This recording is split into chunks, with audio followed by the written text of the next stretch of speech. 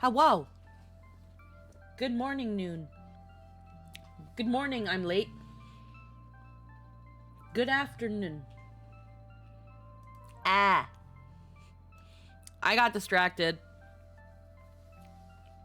I had a lot of dissociation. Disassociation. There we go. That's what happened. I woke up. I was like, oh man. It's like 45 minutes to noon. I got some time to get a couple things done here and there. Answer a DM, ask a question. Oh man. Did all that. Got a coffee. And then like disassociated for half an hour. Like it was like 10 to noon and then my body was like,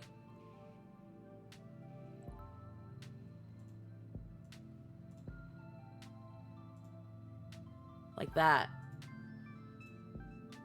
And then I was just and then when I finally snapped out of it, I looked at the clock and I was like, oh shit. Well, no. There's more details. I woke up, brushed my teeth, and then took a nap.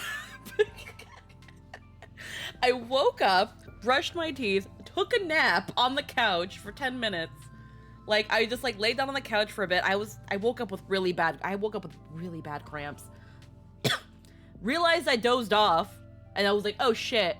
And Jester was like, it's only been 10 minutes. And I was like, oh, shit. By that time, it was already, like, 25 minutes to noon, and I was like, okay, gotta do stuff. And then I disassociated. There's the proper timeline. That's what happened. So, yeah, we're late. we're late, because I disassociated. And had a moment of what the fuck am I doing and where am I? And that's interesting. But we're here. Yeah, but Lynn, are naps great 10 minutes after you wake up?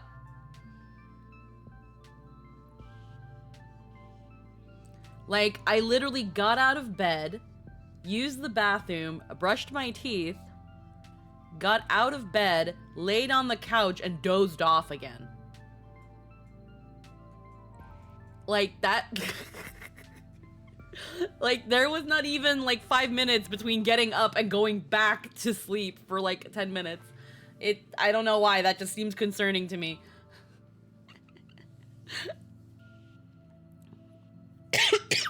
Like, I just had a moment of, like, what the fuck am I doing? It's weird. But yeah, I was looking at something really quick while I was kind of waiting for the rest of the time to pass. Could be a sign you didn't get enough sleep, I guess. Like, again, I woke up to some major cramping and I was like, oh my god, what's going on? It's too early for this. But yeah, I mean, is that not the quintessential call for 5 more minutes? I guess. It's just, I feel like once you get out of bed, it's like now you are awake, quote unquote. You are now in the state of awake. Question mark, awake. And I don't know, that just, it kind of like feels weird to get up out of bed, move around, and then just pass out again. But either way, after that little, hi Lynn. After that little snooze, I definitely felt a little bit better. Based on what Jester said, it's the call for 10 more minutes. Yeah, I guess so. Like, I just hate that it's always something that doesn't let me sleep. Whether it be something like a cramp or my back. Like, yesterday was my back. My back just was killing me.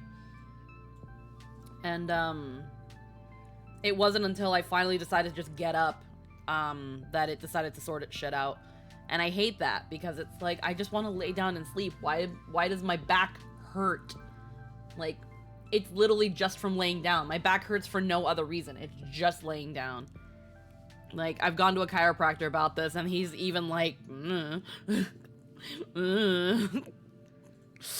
like, it sucks, but it is what it is. At least I don't wake up, like, super cranky or anything. I just wake up being like, yeah, okay, I guess this is my life now, and then roll out of bed. I guess this is my life. That's a boon, I suppose. I mean, I don't think it's too much of a boon that because of my back, I can't sleep more than like 7 or 8 hours, because Obviously. Because if what I'm trying to do requires me to be able to get 7 to 8 hours of sleep a night, and I literally physically cannot, it's physically not possible, then I'm just fucking doomed. Then I'm just fucking doomed. And that makes me sad for various reasons. But at least you aren't grumpy. Small victories are sometimes all we get. Yeah, I guess. It's that thing of like, before I used to be grumpy about it, then I just became sad. Then it was just sad of just like, this is my life, isn't it? This is just, I wake up, it's just, I sleep, my back hurt, I am awake, and then I guess until I get up, the pain just gets worse. And I don't know. I hate it. And I hate that, like, the time that I was going to a chiropractor, it's only really resulted in maybe like another half hour of sleep. But I also haven't been to a chiropractor in a while because the chiropractor costs money. Like, even with insurance, it costs money to go to the chiropractor. Let's see. Okay.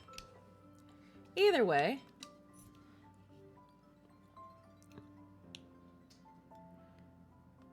What's going on here? I guess, yeah, I can do some of these things now. I'm not sure. Check-in event.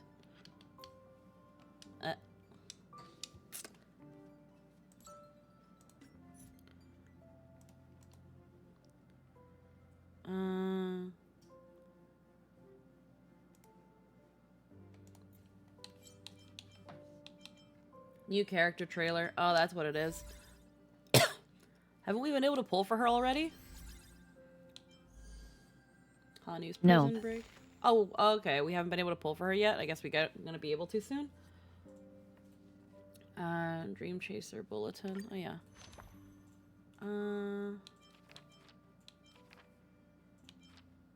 Already done this. What am I missing?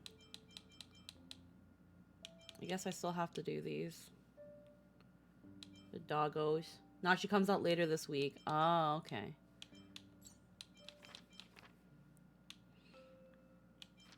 Job posting. And a good way to get some Stellar Jade. Honey's prison break.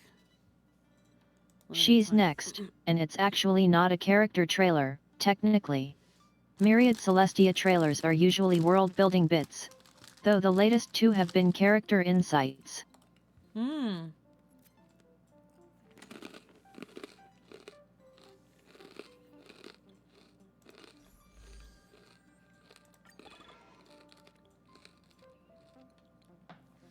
Select character to claim after fulfilling requirements.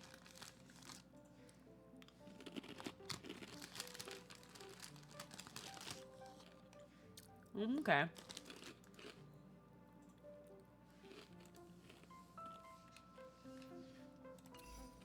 Okay, so I know we have quite the laundry list. This is just not going to go away, is it? Thank you. We have quite the laundry list of things to do that I kind of want to get rid of.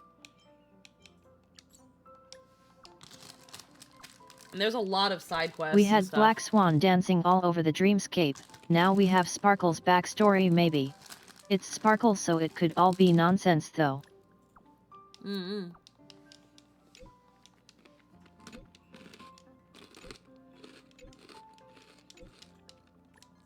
I don't know why I thought she was out already, because I saw a video on Twitter of the Chinese version. And I'm guessing it was like a trial of her.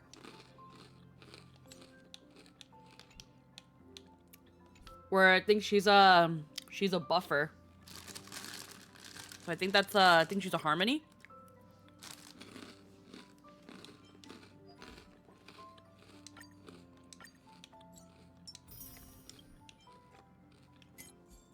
Yeah, people leak stuff all the time, it's kind of a problem.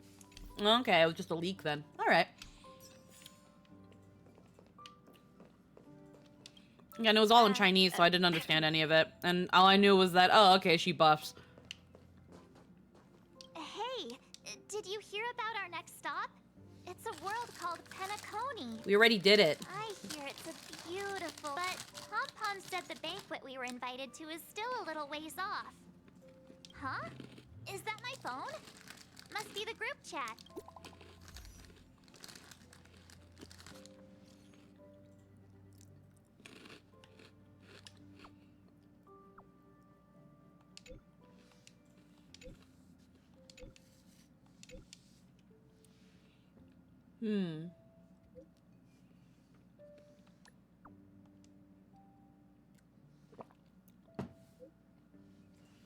That's the beta? Oh, it's a leak of the beta.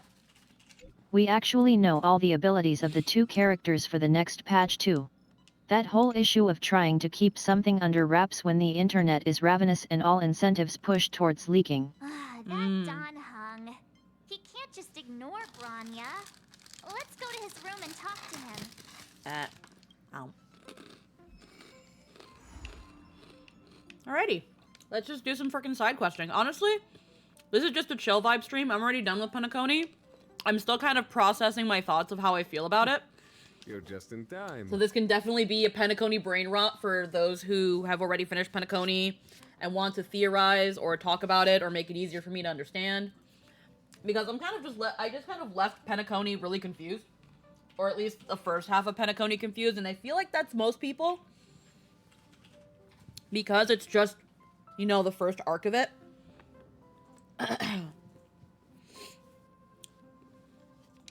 But I can't say that I'm in any head that I can... I don't think I can make any interesting theories about it. I hear that you... I'm not much of a... It just, you know, yeah, Being there's... the first tester to break NDA and leak means you get clout and big view numbers. Also yes, Penacony gives you a massive number of questions and very few answers. Yeah, it's that thing of, right now I don't have much in terms of theories. Clearly there's some shit going on, but I couldn't tell you what it is or like where it would be going. Have you played through the new area? Yes, Emiya.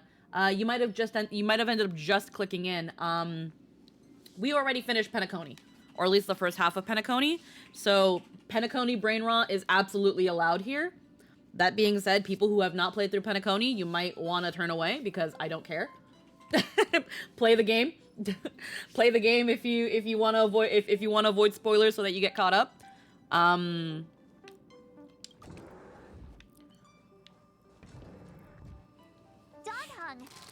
Now we're just doing side quests just to kill time, level up. Because I do got to get my characters up. Yes, I saw it. Then why didn't you reply? Bronya's a good friend of ours. Why do you hate Bronya so much? I'm sorry. I'm just not in the mood for idle chat. There's been a lot weighing on my mind since the Luofu. It was tough on the spirit.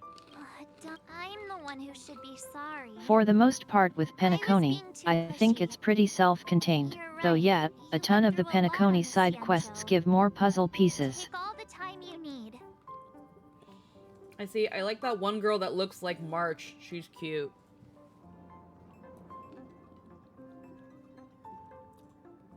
A girl that looks like March? Are you talking about Firefly? They look nothing alike.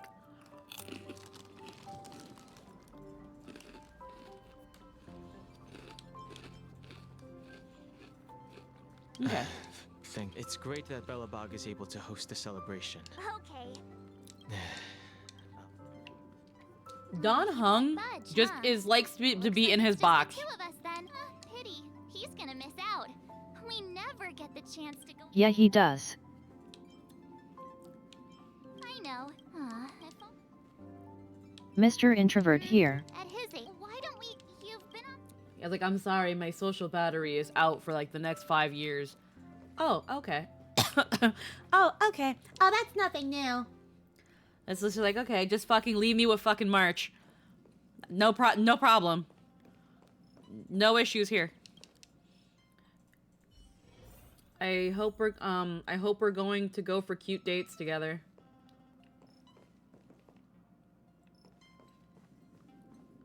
Again, do you mean Firefly? Because Firefly looks nothing like March. Also, now I'm starting to question if you've done My man, Patagonia. you are a nameless on the Astral Express under the path of the Trailblaze. Get yourself some motivation. That's a big smile on your face. What's the good news? Like, if you mean Firefly, first off, they look nothing like March, and now I'm wondering if you've actually played through Penacony, because you just said, I hope we're going to go for cute dates together. Like, what? Himeko, there's a celebration coming up on Eurillo 6, organized by the Supreme Guardian, and we're invited. Don Hung won't be going anywhere for a while. He's still resting up. Don Hung won't so go anywhere wanna because come he's with a stick us? in the mud. I mean, considering how you helped us out with Cocolia, I'm Thanks for the invite, but I'm afraid my hands are full right now. Make the most of the festivities. You've earned it. navigators really do. Let me go pack some stuff for the trip. Fun fact, Robin's design is actually based on an old March design. Robin doesn't look anything like March either, though. These characters do not look alike.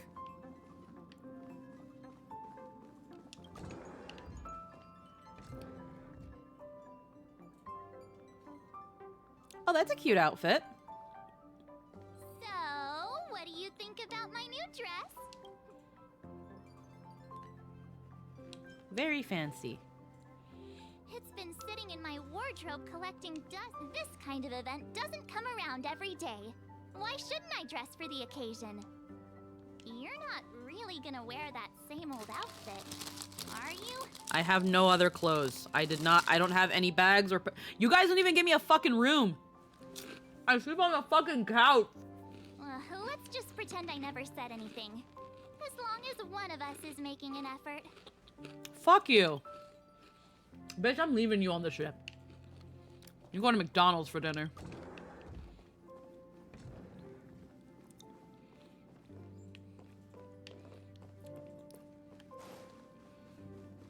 Ice Queen to go meet the Ice Queen. No, she's going to McDonald's. I ain't taking her nowhere.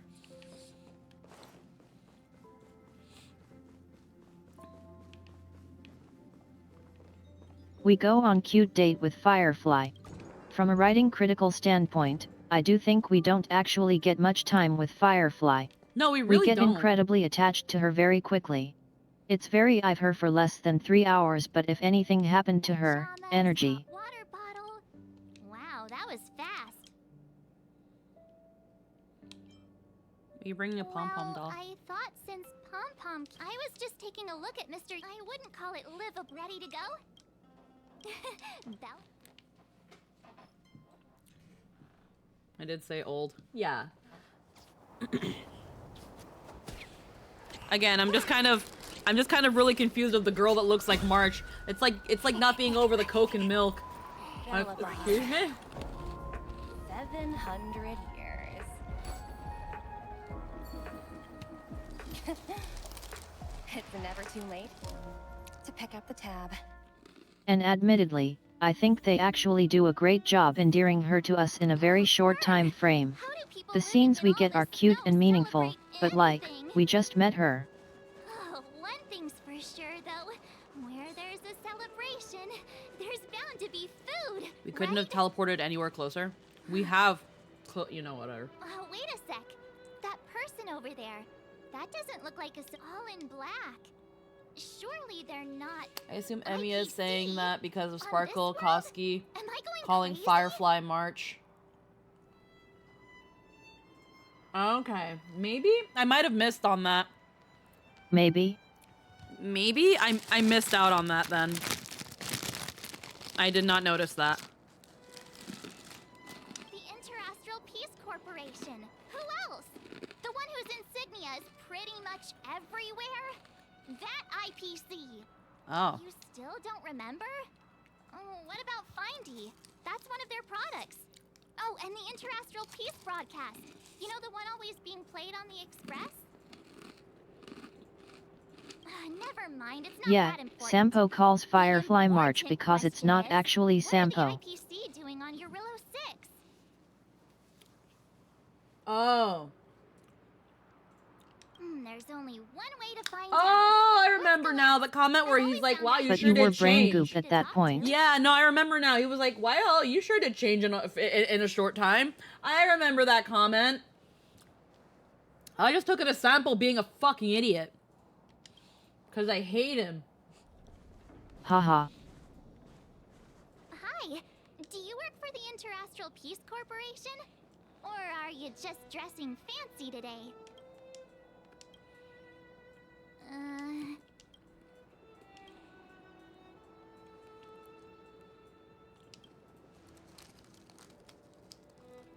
Boss, encounter with 2 unknowns. Want me to take them out? Over. He's great. Take us In that out? he's an absolute rat bastard and the actor has a ton of fun with him. Oh, absolutely. Just hang tight for a second. I'm on my way. Don't. Is that Zila? It sounded like Zila. Oh, no, never Glad to mind. make your acquaintance. I'm Topaz, an investment expert from the Interastral Peace Corporation. I'm here on Eurillo 6 for a special business assignment. You just tell your soldiers to fucking kill on sight? Do your job. You'll have to forgive my colleague here. People skills Peace aren't Corps, as- kill on sight. Please don't take it to heart. No, I will. Phew, you scared the life out of me. We're here for the celebrations. We're not looking for more conflicts. Oh, right.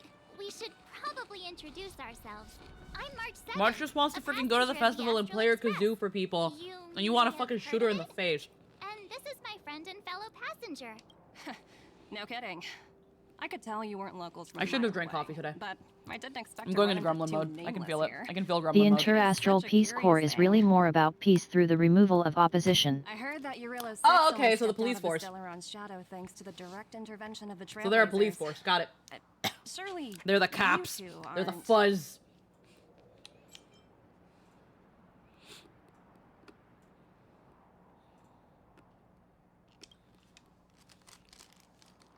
Huh? Jeez, can you be a little more humble? No. I never imagined I'd run into living legends. Yet I think here. of them like Must be your capitalism lucky made day, manifest. huh, Numby? Oh, you put a little bow on its butt. Wow, Miss Topaz. You're really young for an IPC executive. That's impressive. Start 'em young. More good luck, I suppose. But it's not as cushy as you think. Scurrying from one side of the galaxy to the other. Going wherever businesses require me to be. Huh.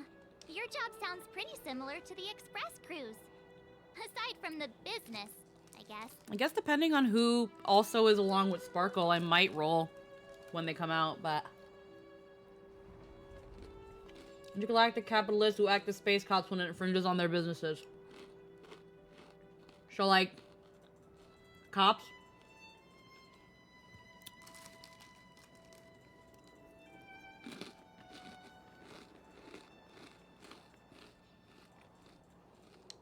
Oh, Branya moves fast. Yeah, I thought so. It's only just over and she's already opened talks with the IPC.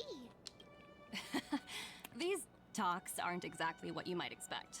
But I have to agree. The Supreme Guardian definitely knows how to govern a city. They're functionally That's the similar to reason the I'm here on United Eurillo Nations, 6, or to more meet with her. specifically like how the United States uses the UN to advance economic interests by any means necessary. Mm-hmm.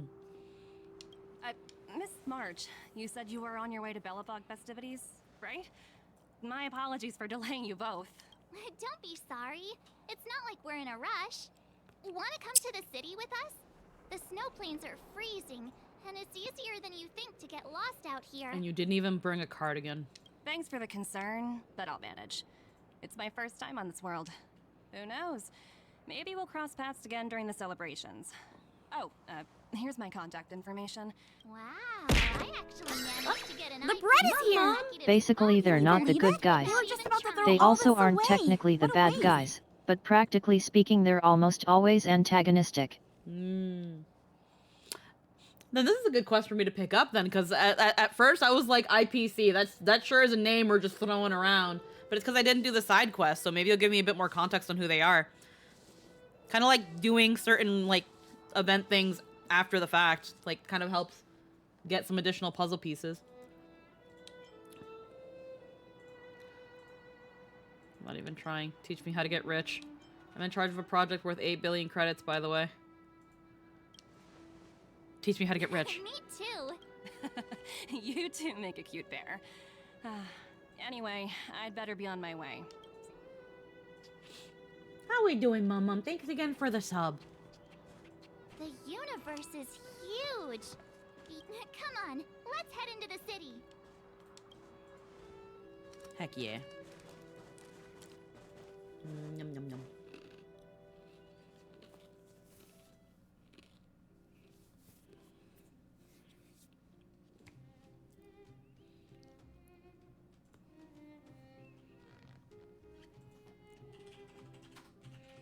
Wow, there are people everywhere. They want to get as much money as they possibly can out of a circumstance, empathy notwithstanding.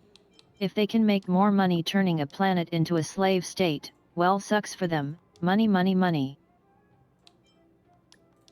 Yeah. Or we're in Bellabog. And now to check out the main event, the food. Come on, keep up.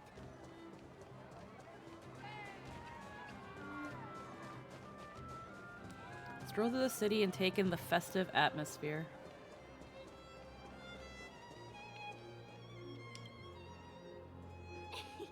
Ta-da! Guess who's back? It's you two. The Supreme Guardian mentioned there'd be mystery guests attending the Soulworm celebrations. I hope you had a smooth journey. I should have dispatched Silvermane guards to welcome. Aw, it's fine. You Understood. Please make sure you keep your personal belongings safe. got it. Bye for now.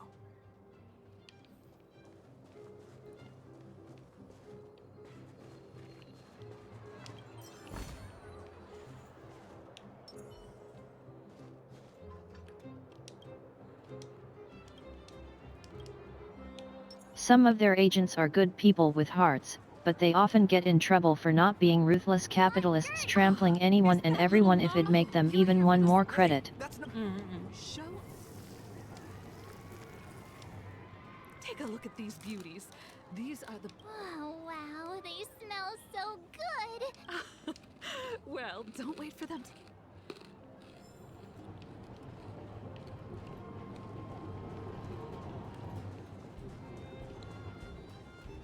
March's outfit is really, really cute.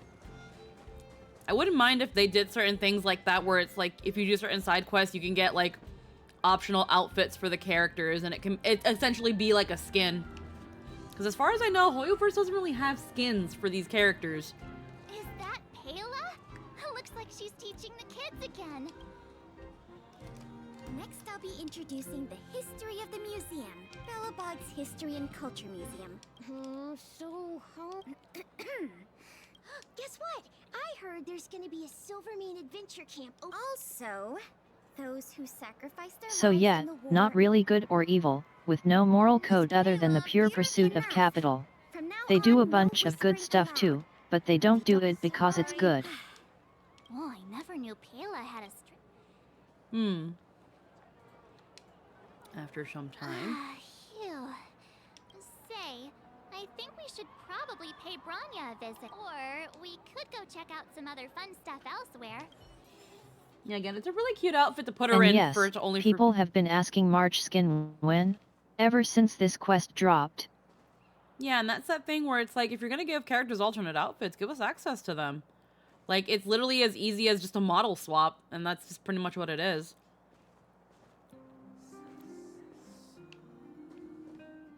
Like They almost certainly will. Main question is when.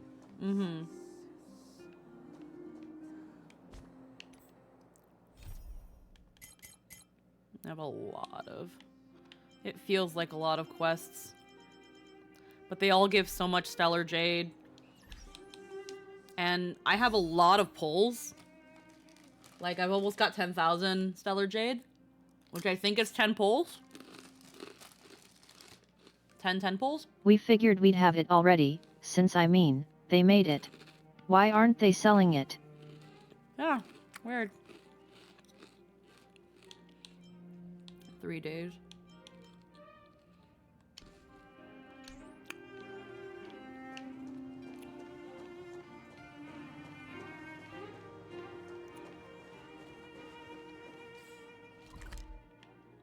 Just real quick so I don't miss anything. And I guess it could be a test design for another version of her, seeing how the community responds, but dunno. It's cute. I miss Elysia. Huh. I understand the difficulties that this world is facing, Supreme Guardian.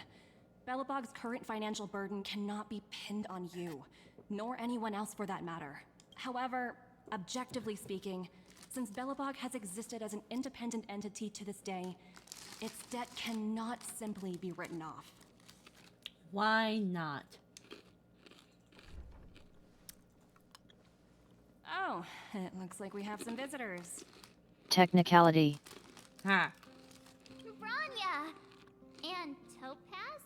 You're here too? I guess you've already started your business talks. We'll get out of your way if... It's no bother. We've pretty much wrapped things up already anyway. Please consider my plans carefully, Supreme Guardian. If Eurilo 6 wants to rebuild its connections with the rest of the galaxy, your credit record with the IPC will be of great importance. You've made yourself clear, Miss Topaz. I'll require some time to consider my next course of action. Naturally. However, while you're deliberating, my colleague... I'm sorry our business got in the way of a reunion with old friends. I'll get out of your way. It's still, technically, the same nation state, on paper, which means it's still technically liable.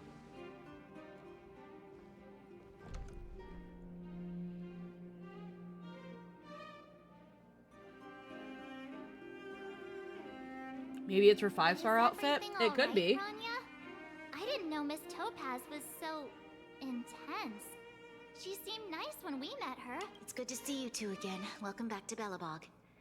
I planned a special reception, but I had to deal with an unexpected guest. The lady you just witnessed, she claims to represent the IPC. There's no need to keep either of you in the dark. To tell the truth... No international too much court would weighing on my admit mind that, right now but to well, even think the about the Salmon IPC Festival. basically is the international court, and they say they win. Yeah. I only heard the word debt. Okay. I'm sure you've heard pieces of Belobog's history the first time you visited. The Legion's invasion 700 years ago. It seems that much of Belobog's history from that time was buried deep beneath the snow. Those memories were lost and weren't passed down to the subsequent generations of Supreme Guardians. Topaz shared with me the story of the Stellaron's descent upon Eurilo 6. How the original outsiders stationed here foresaw the impending disaster and chose to leave in large numbers. Among those outsiders were several investors from the Interastral Peace Corporation. Before they departed, they did something noteworthy. They sought out architects who refused to leave, those who insisted on defending their homes. The IPC provided these architects with significant funds to aid them against the coming disaster. It was with those funds that Belobog was able to construct its immense walls. Even the initial funding for the development of the first batch of automatons was drawn from the same pool. Wow, that's a pretty incredible story. So, does that mean Topaz's business here is to collect a debt from Belobog? Yes, I'm afraid so. That's ridiculous! And what's with the timing? What took them so long to get here? If it wasn't for us eliminating the Stellaron, they'd have nothing to collect. It's obvious they're just trying to take advantage. According to her account, the repayment period agreed upon by the architects and the IPC investors was 280 years. However, less than a century after the loan was taken out, The connection between Yarillo 6 and the rest of the galaxy was completely severed. The IPC deemed that the disaster had caused irreparable damage, and that there was no civilization left to reclaim the debt from. Remember, such, kids, if they you want to be a considered good the ode capitalist, some permanent counterintuitively, you can actually make a lot more money by offering loans to people who can't pay them, as opposed to those who can. It wasn't until the Stellaron crisis was resolved that the IPC discovered that Belobog had survived. And that's when they sent Topaz over to collect the debt. And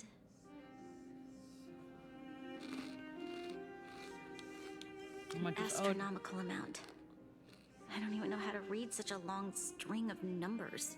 Before you both arrived, Topaz warned me that if the payments were delayed, the IPC would give her the authority to employ strong measures. Oh, I had no idea things were like this. Here I was thinking the IPC had come to rebuild Belobog, not extort it. Oh, they'll rebuild Belobog if they don't pay. It's not gonna be called Belobog anymore. Or Yarillo 6. They'll just fucking foreclose the planet.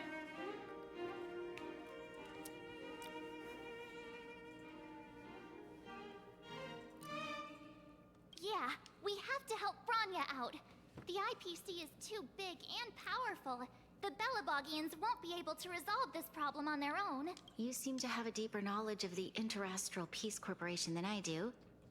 But if the records are accurate, and they truly have a presence throughout the galaxy, the IPC could crush Belobog like a bug if they wanted to.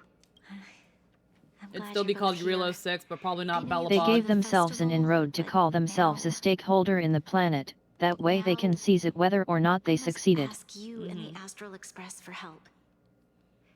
Do you think you could persuade Topaz to reevaluate the situation? Capitalism. The Express's reputation precedes it. Have no fear, Bronya. Yeah, Thank you so much, both of you. While you're out looking for Topaz, I'll see. I'll take this. I'll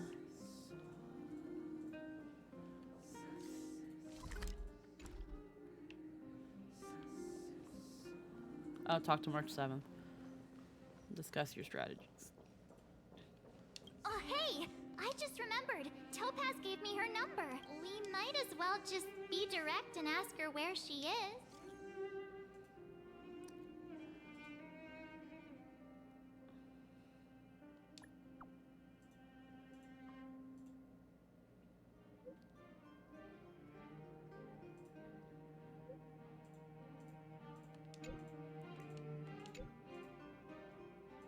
Investing in planets to try and forcibly take them over if they ever show promise is a bit of a pattern with these guys.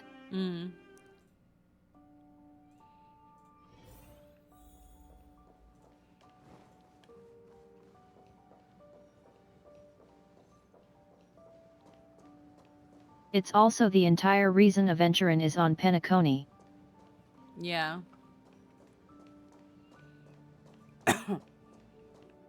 Look for Topaz.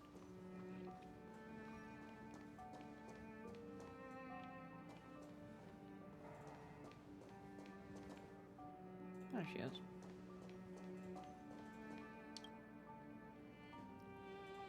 Oh, it's you two again. This is the third time today we've run into each other. We sent you a message. Did my secret reply function tell you where I was? It's a system developed by the... What do you make of this painting? I'm no expert, but just from the artist's strokes, I can tell it's no ordinary piece. It portrays a certain Her kind pants of really accentuate her butt. sorrow, you know? Not your everyday kind of sadness. It runs much deeper than that. It's as if the artist had condensed history into one poignant but sorrowful image. The artist's brushwork depicts several generations' hardships. Not at all. The analysis of an aficionado. The Express has visited many worlds. I'm sure the Nameless have a far greater knowledge of such things than myself. I suppose what I'm trying to say is, what I'm drawn to isn't the style in which a piece is painted, but its overall value. Its intrinsic value may only be 50,000 credits, but its added value might push the total up to 200,000. Sorry for crashing your artist party, but we came to talk to you about something else. Used to belong to the IPC as a dead asset frontier prison, family took it over, turned it into an extremely profitable luxury resort, and now Aventurin is there to find any justification to steal the planet back. Also yes, they call her Taupe-ass for a reason. Taupe-ass. Not exactly. Let's walk and talk. Most exhibits in this museum are of little value. But with a keen eye, it's possible to find a diamond in the rough, so to speak. Miss Topaz, Bronya's already told us about Belobog's debt situation. Oh. You two are closer than I expected with her. So, how can I help? Not sure in the arrangement? We, help me out here. Oh, yeah, there's a You little know mole I'm on her not thigh. good at this kind of thing. Thought it was a smudge on my fucking screen again. God damn it. Yeah. Same thing with Black Swan's back. I was like, the fuck is on my screen? And then she moves and I'm like, oh, it's in the game.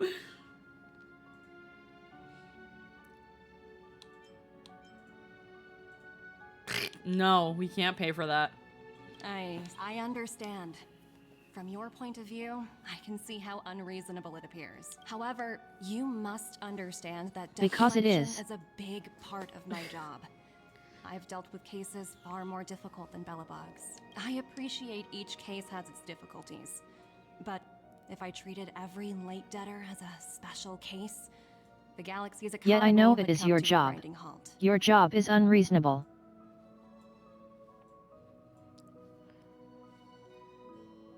Galaxy's economy comes to a grinding halt. What a heartless way of seeing things.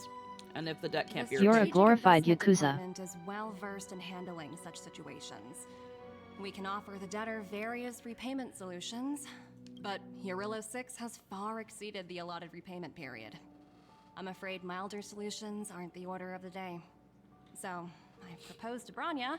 Oops, almost gave away trade secrets there, didn't I? That was a close one. I proposed Well, to Mafia. Yakuza wouldn't let you in, what with being a woman.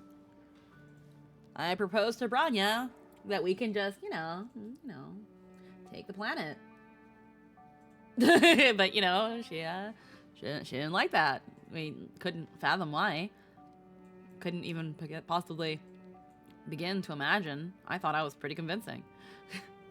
She also says she's seen worse. Girl literally could not have looked into what actually happened here. The exhibits here are pretty ordinary. I estimate they're probably not worth much. Let's keep moving. Right now, she's fucking doing appraisal. So you're basically saying the Belabogians must pay off their ancestors' debts. When you think about it, it's just another part of the cycle of life. I'm not sure it's as poetic as that. Wow, look! Is that little critter native to Eurilo 6? It's so white and fluffy. Where can I find a live one? You like animals? It's probably extinct. I absolutely adore them. Have you guys met Numby yet? Oh, where'd they go? They must be off playing somewhere. Come to think of it, this little guy is on display here probably means it's already extinct, right?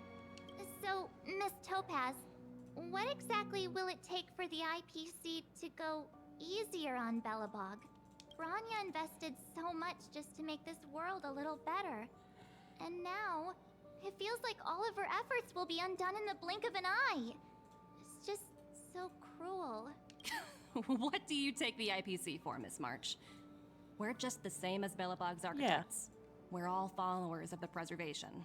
No matter what solutions we propose, we will always take the welfare of the people of Belobog into consideration. Otherwise, we'd be no different from the Legion, would we? So you're saying there's nothing to worry about? But Bronya... Don't worry yourself too much. The Supreme Guardian is a wise person. She'll understand. But, to answer your question directly, it'd take a miracle. I'll complete the Arillo 6 project no matter what obstacles I encounter. This isn't going as planned. What should we do? I wouldn't waste too much energy on this matter. Why not make the most of the festive atmosphere? Oh, looks like one of my colleagues is after me. My apologies, but I should probably take this. Bye! So, what now? We spent ages trying to convince her and she didn't move an inch. We didn't promise Bronya we'd succeed. She sort of made sense. We should keep pestering her. Well, yeah, but I guess Miss Topaz is just doing her job. And as far as the Express is concerned, You can just sign over the rights of the planet to me, and by the planet I mean all of your citizens, and also the planet. I'm asking you to sell yourself, your people, and your home to us in order to square off a predatory loan we made multiple Amber eras ago. Totally reasonable. I don't see the problem. Did someone send you a message?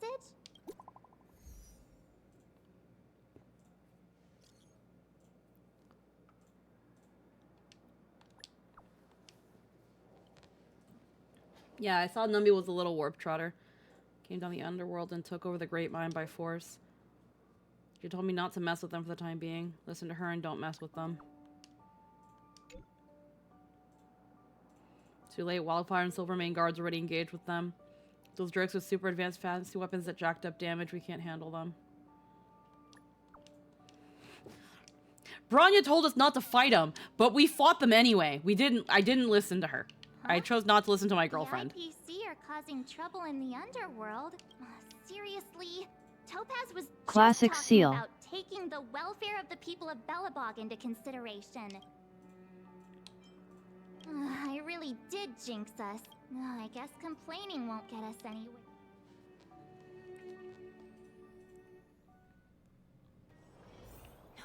No. Must I return to the Hall of Karma so soon? I can't. Unless Sister is with me. Hey! Am I glad to see you two here? I'm not sure how much longer we can hold out.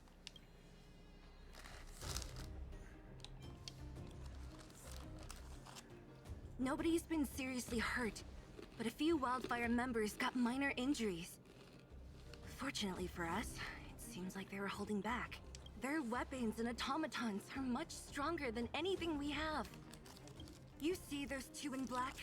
They've been guarding the mine entrance. They're not letting anyone in or out. Hey, just because you have fancy equipment doesn't mean you can bully us. Who do you think you are?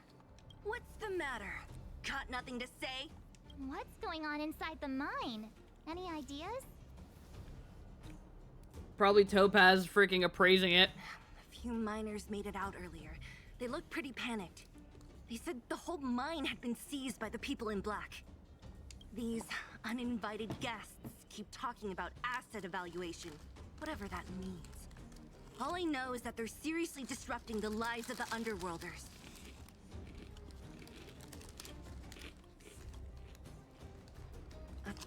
Who?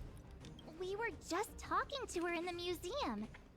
Do you think her cronies are acting without her authorization? The person you're talking about. Are they in charge of the people in black?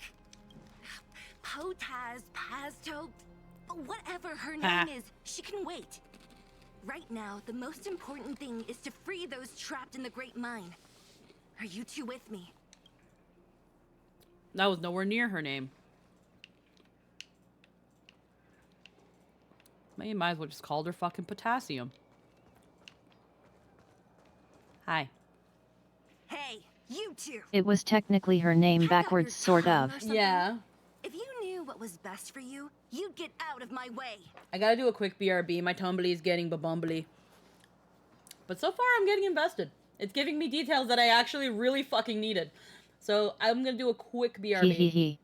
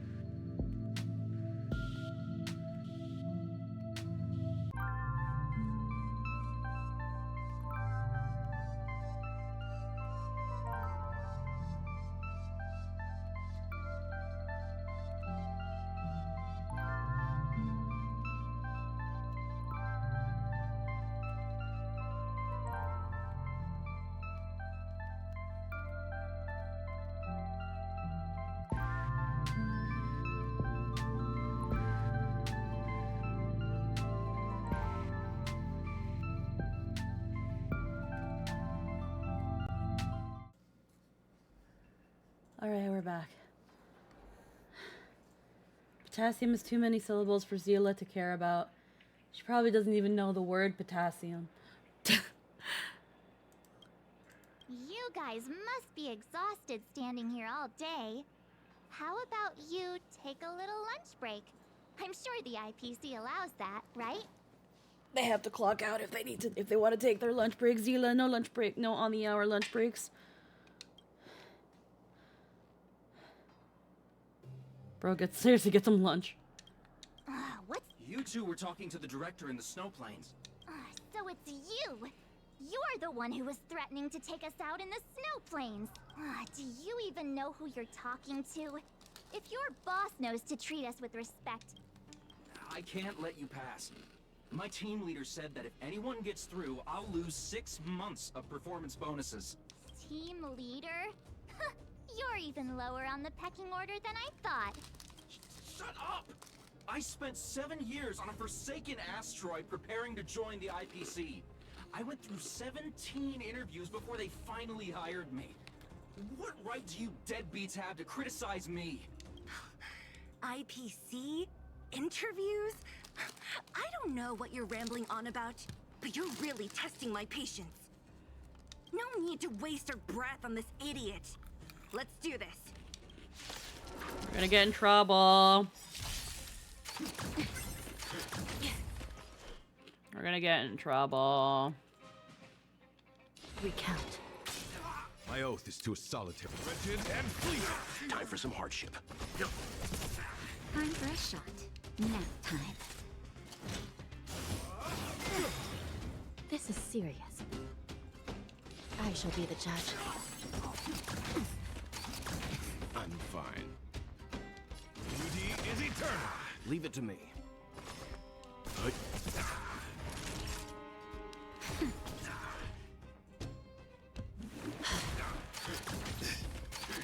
I'm okay. Rigid and fleet. Let's begin. Nap time. Flesh wound. Leave it to me. Stand down. Not...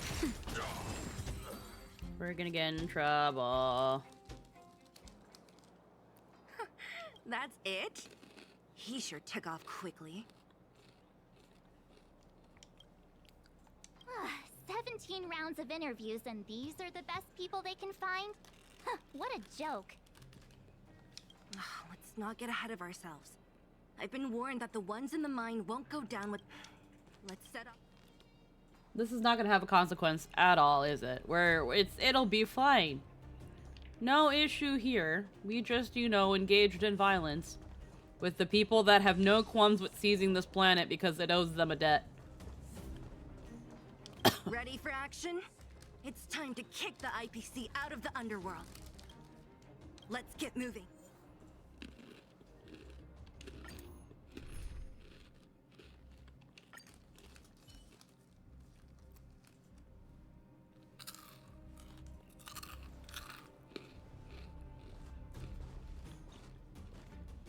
Daddy! Hello, it's Mr. Svarog, isn't it? And this cute little girl must be Clara. Hello, miss. Are you... I'm Topaz. I've come to have a chat with Mr. Svarog. Clara, go inside and wait for me. Huh? But if you have a guest, maybe I should... Go inside. She is not a guest. Neither is she a friend. Go, Clara. Everything will be fine.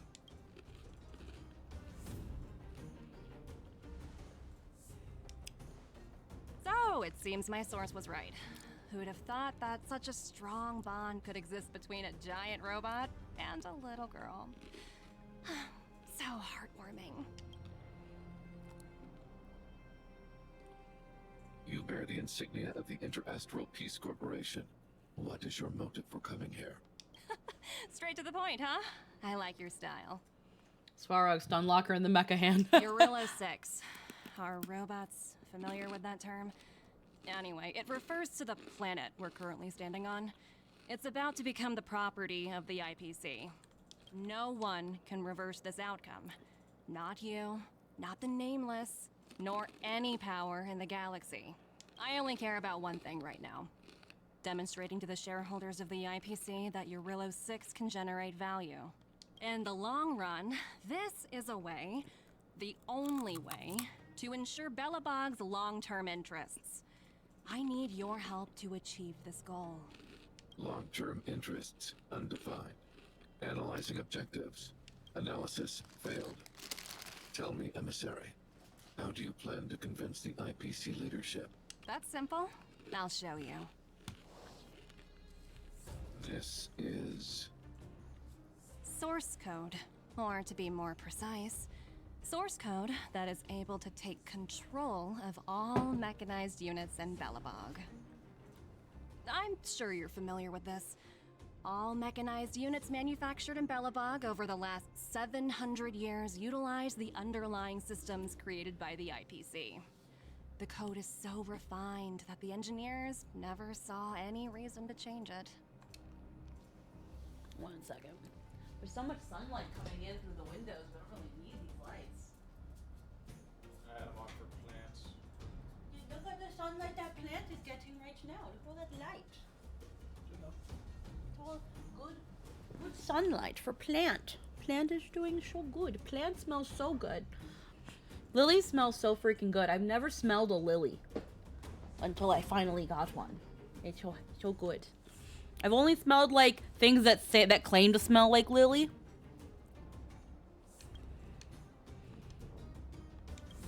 I assume you're also aware that there was once a large automaton factory in the underworld. Thousands upon thousands of automatons, enough to crush the Legion's vanguard, lay dormant within. This is my bargaining chip for negotiating with the higher-ups. I'll convince them that Eurillo 6 has a place in the company's long-term strategies. But first, I need a guide to show me where these automatons are buried. I understand. Your long-term interests can be defined as the survival of civilization at a macro level. What are your intentions for the people currently living here? Their future has already been purchased. All I can do is make them accept this fact, using a relatively peaceful approach.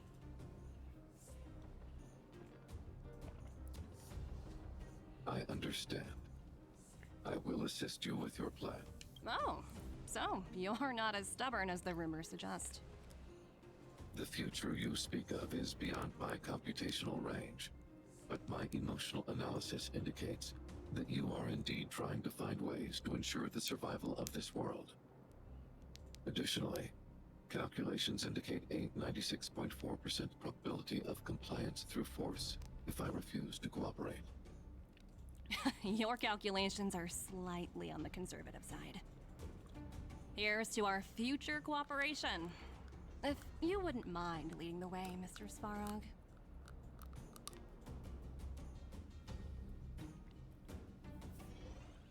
You on the Great Mind with Zila and the Trailblazer.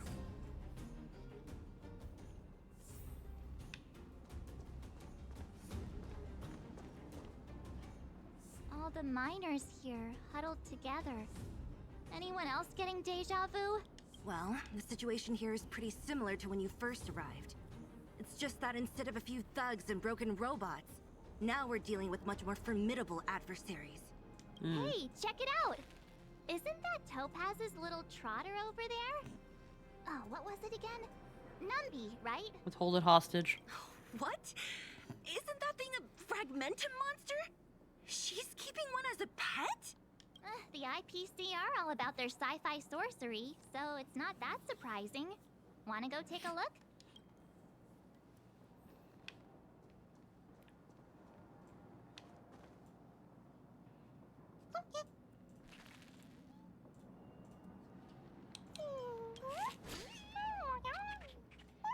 Sounds like you two are getting along. What's Numby saying? Fuck if I know. Not sure. Strong accent, Topaz. Seriously? You actually speak Trotter? Look, you guys. Looks like it wants to leave. Oh, looks like they want to find their master. Let's follow them.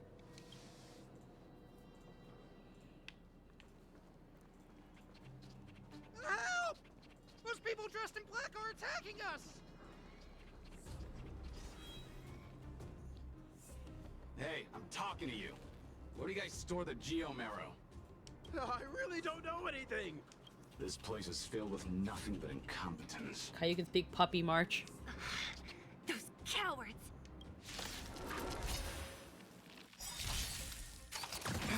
This is serious.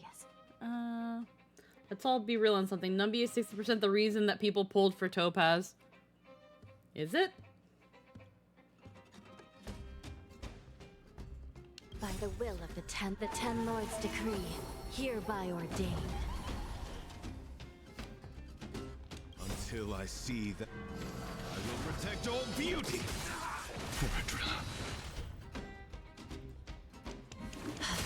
Embrace virtue.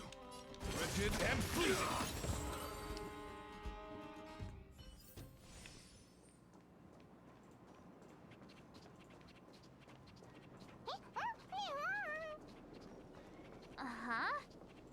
Looks like Numby's in a good mood. But aren't they on the IPC side? Strange. Numby is adorable.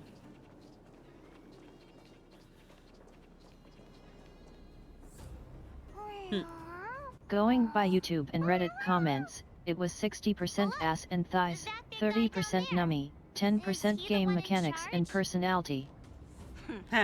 We'll see who's really in charge. Huh? Where'd Numby go? Down there. Wow. For something so short and stubby, they're surprisingly nimble. Well, guess that's that. Topaz We're on was our own largely now. carried on Let's thirst. keep going. She looks okay, but like... Yeah, I mean...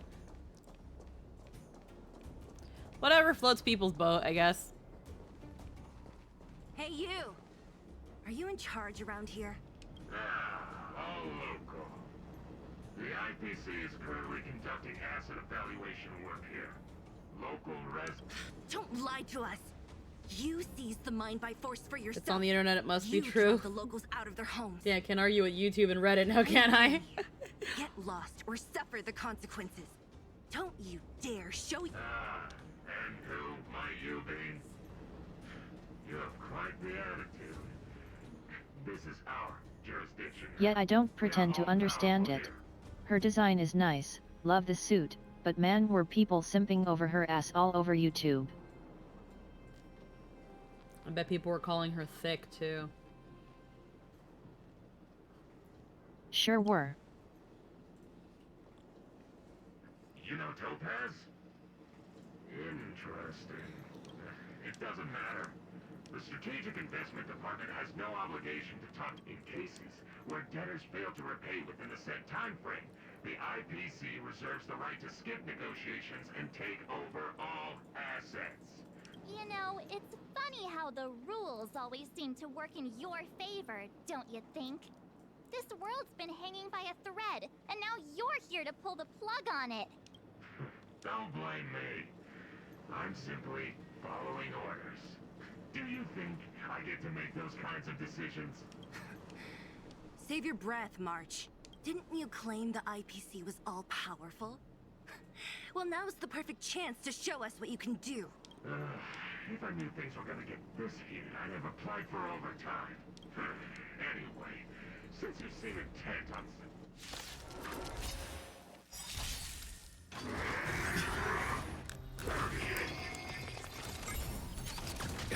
The smell of sin. At the same time, even if they actually made a legitimate chubby girl, the internet would probably eat her up. But God forbid an actual chubby girl does anything.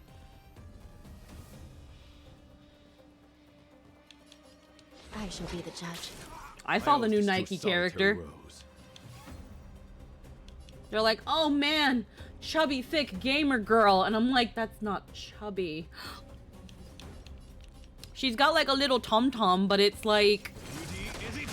Y'all eat that shit up until it's a real person.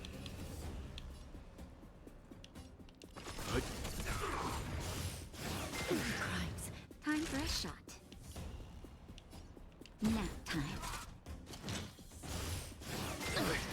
Ah, fuck. Killed Argenty. I wasn't paying attention. Okay. You know nothing of the weight behind this power. Survive or be destroyed. There is no other choice. I even noticed that they killed Argenty. I'm gonna say it though, men ruin good characters. Take a great design and all we hear is damn check her ass and titties. It reminds me of that one Genshin character who was supposed to be super muscular, but just like every other model. You mean Ito? You mean how Ito was done so dirty? They could have given me big, thick himbo, and then they were like, no, because Genshin are fucking cowards.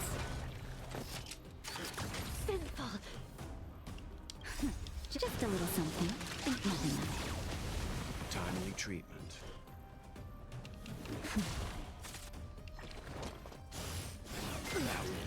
And then you have and then freaking... Sumeru happened and the hottest characters are mini-boss enemies. Or the fact that some of the heckin' I'm gonna die. With ultra-jacked sand raiders. By the will of the 10 lords. And then you have like the actual characters in Sumeru and no one's any... And the darkest person looks like coffee creamer. Like, the darkest person is my coffee right now. Like coffee with extra cream. And I'm like, oh man. It's so diversity. good to stand here and do nothing. The mere thought of having to return to mountains of criminal reports in the Hall of Karma makes me wish I could stand here forever and ever. Like, holy shit, anything darker than a coffee biscuit is too scary for this fucking company.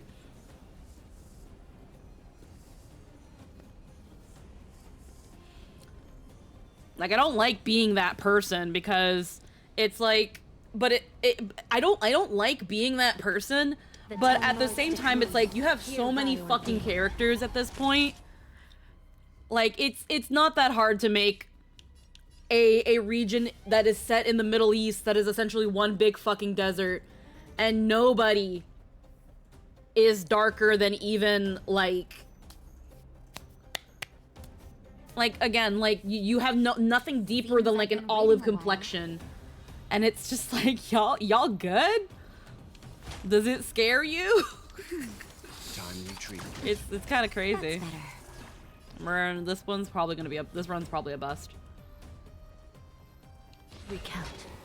Which I find fascinating, because I know you all are also thirsting hard for dark skin. Yeah. Timely treatment. To be fair, this is the company that had their fan base try to break in and murder their heads over putting a Chinese character in a bunny suit. You know nothing. Yeah, they also have a really big cat killing problem. I see how much traction dark elves get. Well, that's also because, unfortunately, there's a little bit of an over-eroticization of dark skin and darker skin characters. When they do exist, they tend to get a lot more over-sexualized and fetishized than their more lighter skin counterparts, and that's just a thing that is very notable that happens in fictional media.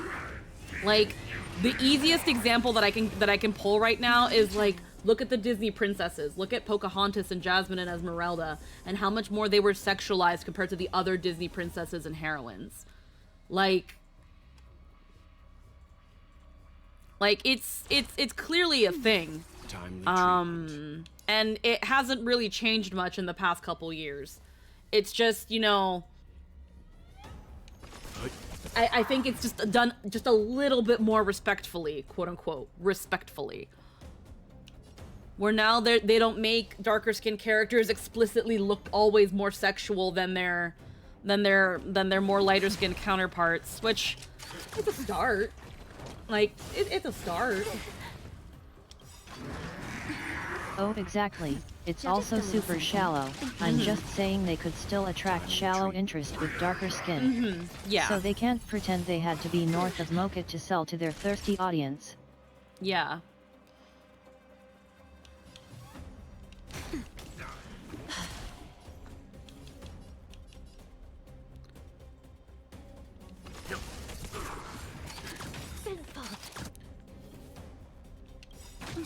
By the will of the 10 lords. Also, yes, I've seen Ravan in Vestige. The 10 lords decree. And D&D Drow are just BDSM cult.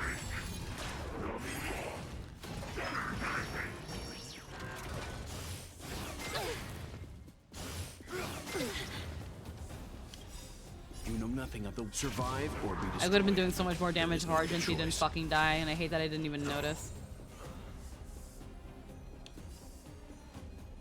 I shall be the judge. Let's begin.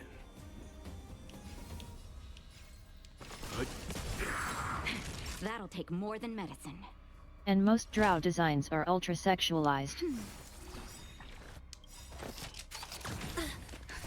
Just a little something. Think nothing of it. Timely treatment. This is serious. And then on top of that, whenever there is a case of like a darker skinned character, then there's always that one crowd of people who will freaking whitewash them. Like, I think there was, they did it with some characters in Baldur's Gate. They did it with some of the characters, I think, in Genshin that are darker skinned. They were like, here's a lighter mod. Where they whitewash them, and it's just like, really? Do we really gotta do this? The D&D goddess of good drow is literally a that's nudist. just people trying to drum up outrage for publicity. Oh yeah, no, I know.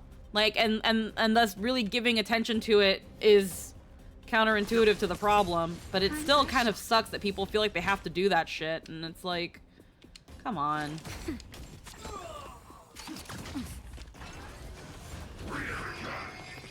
As long as it keeps working, they'll keep doing it. Yeah, I just gotta kill the big guy. He's just gonna keep calling more people.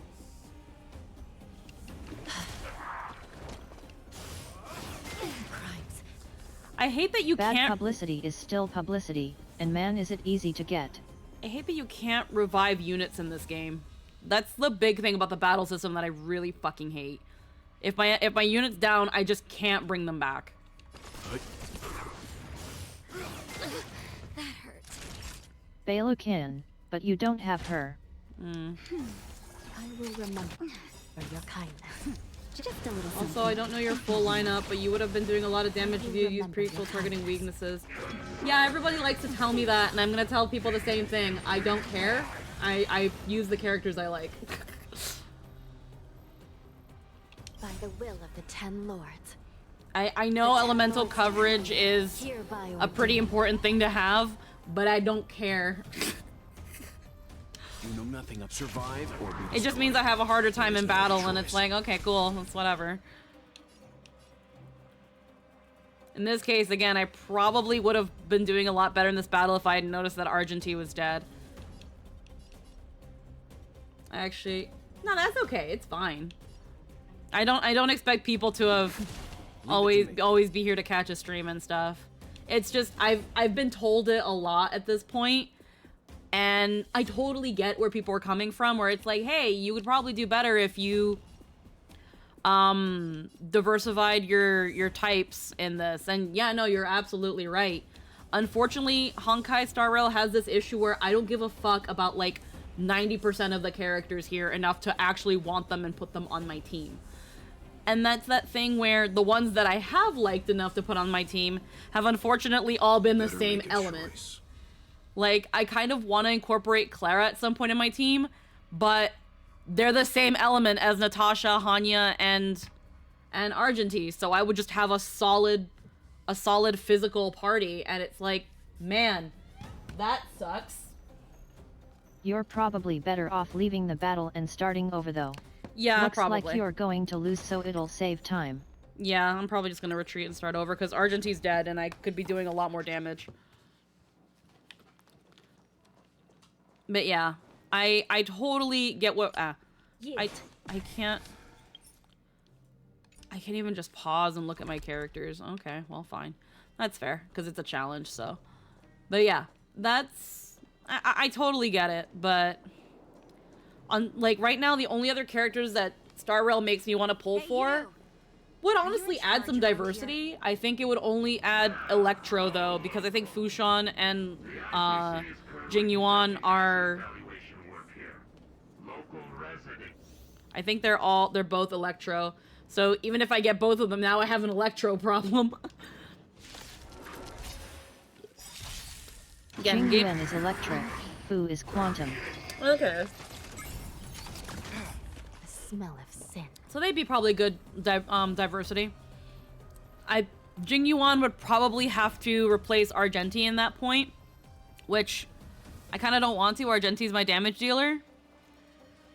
And It's so good to stand here and do nothing. and I would need The mere thought of having to return to mountains of criminal reports in the Hall of Karma makes me wish I could stand here forever and ever and ever. Fushuan would probably replace Hanya. And I would probably still have Natasha because she's my healer until I get a better one.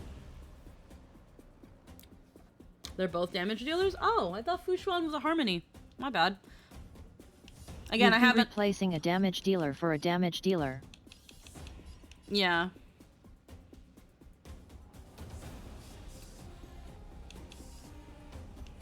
I honestly should just be prioritizing the big guy because he's just going to keep calling ads. Recount. My guiding light. Argenti for Jing Yuan. Basically, it'd give you coverage options. Yeah, no, that's what I mean. Like, I'd probably be switching Jing Yuan for Argenti. And or Fu Argenti is for a Jing mega Yuan. tank. Yeah. Fushuan is a shielder. Oh, okay, so she's preservation. Okay. Better make a choice. I might be replacing Welt You with her generally then. don't need a healer if you are using her. Generally. Generally. Knowing my ass, though, I usually need a healer. I'm really bad at keeping an eye on people's health.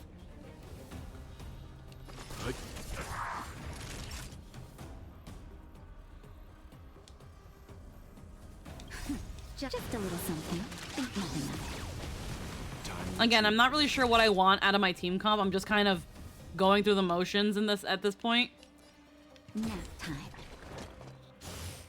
I'm definitely kind of a bit more into the story than the battle system. I kind of hate the battle system. I've dealt with worse ones, but this one's not that good either. Sounds like you. Yeah.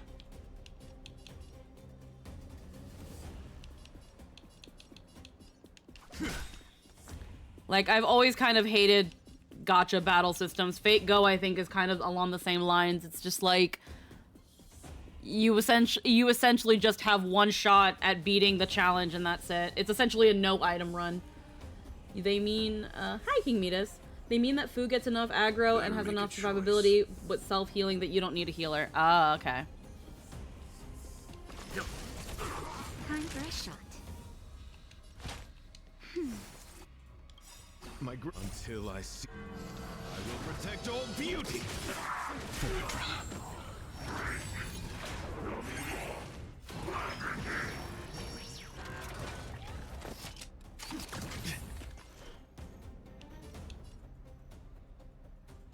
I shall be the judge. My oath is to a solitary. Beauty is eternal. Leave it to me.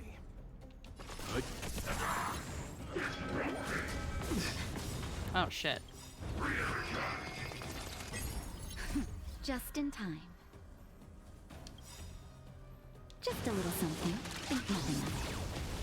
I will remember your You know kindness. nothing of the weight behind this power. Survive or be destroyed. There is no other choice. Naughty child. Let's bring our That's Argenti back a little bit My more. gratitude is yours. Recount. By the will of the 10 lords, the 10 lords decree. Being 800 on hereby Argenti crit feels ordain. wrong. I've spent too long on higher equilibrium. Yeah, I'm only on equilibrium too, and if I want to even ascend my characters more, I have to go on a higher equilibrium, which then makes the game harder. So then it's like, okay, so You who wander. there is really no easy mode to the game.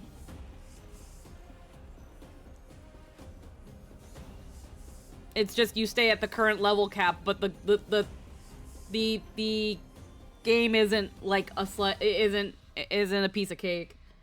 So my brain had a tangent that resulted in me buying something neat, and the tangent started with thinking about Polo, and resulted in me going to GameStop where I found and bought Zelda merch, including a nice mug.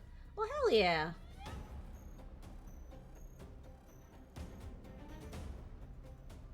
Speaking of nice mugs, We have a nice mug. We have several nice mugs on our merch store. If you heckin' go to ! Merch. It just seemed like a good segue. Me and Lynn are on it. Along with various things. I actually might see if I want to take some of the art, the brain rot art and turn that into mugs. The tangent started with wondering what Polo would do to improve hot cocoa. To improve on hot cocoa. Put red pepper in it. Yeah. Honestly, red pepper chocolate is actually pretty good. So, yeah, no, being able to incorporate, like, again, other flavor profiles. And maybe make it so that it doesn't rely on dairy so that you have a higher scope of what you can add to it. Because, like, for example, to add raspberry, natural strawberry, or any sort of citrus, cranberry, like, those all curdle milk. I know from experience. So being able to make hot chocolate that doesn't rely on dairy, there you go. You've just expanded all the flavors that you can add to it. So it would essentially be infusing other flavors to it, making it a more richer, decadent experience while essentially not compromising that decadence and that richness while taking away dairy. Because, again, she would assume that there are some races that can't have dairy. The lactose intolerant, obviously. Oops, Capla. Noted that someday drink red pepper hot cocoa from my new wooden Zelda mug. Wooden? Oh. Yeah. It's gotta be, like, a special kind of red pepper. You can't just, like, put chili powder in your hot cocoa. Let's see. Oh, I have no skill points. Fuck. Okay. Well. Oh, I gotta click the game. You want to see I can put it? Yeah, no, put it in the Zelda chat. Share your mug. Why not? It'd be fucked if Donu and Donuts can't have... Yes. That's also a thing. Trying to make... If Donu and Darknuts can't have freaking chocolate, she'd find a way to freaking make it safe for them. Also, hello! JN Press rating with a party of 20. How are you guys doing today? Welcome to the stream, everybody. El Raido. Hello. Juniper Raid. Hello, everybody. Let me give you a quick heckin' shout out. Oh, hello. JNP. There we go. Hello and welcome. How are you doing today? How was your stream? What are you doing? Hope you're engaging in some self-care and chillax and max and all coolin'. Shooting some b-ball laps that are schoolin'. My name is Wikichiona. I'm a variety VTuber. I do a little bit of everything and do none of it well. Was also playing Star Rail. Heck yeah. We're playing Star Rail. We've already done all of Penacony that's available at the moment. Now we're just doing some side quests, getting a little bit more context, and just filling out the grocery list and talking about various things while I do it. Welcome Linkster68. Welcome Bazelg. Welcome that box of beans. Welcome Jane Press. Yeah. Hope you guys had a good one. Wow, you're so far. I was progressing the main story. Yeah. 68? 66, probably typed the wrong one. This is Limbot. She's actually my friend. It is an actual person. She just uses a text-to-speech. Been procrastinating? Yeah. Let's see. Yeah, hello and welcome, everybody. Thank you for the raid, and I hope you're engaging in some self-care and some time to relax after your stream. I did it all day one. Stand down. Yeah, I only recently got into Star Rail. I word things like that on purpose because it makes it seem like I'm a chat bot. I think it's funny. Yeah. I shall be the judge. There have been some people who have thought that Lynn was legitimately an AI. That's better.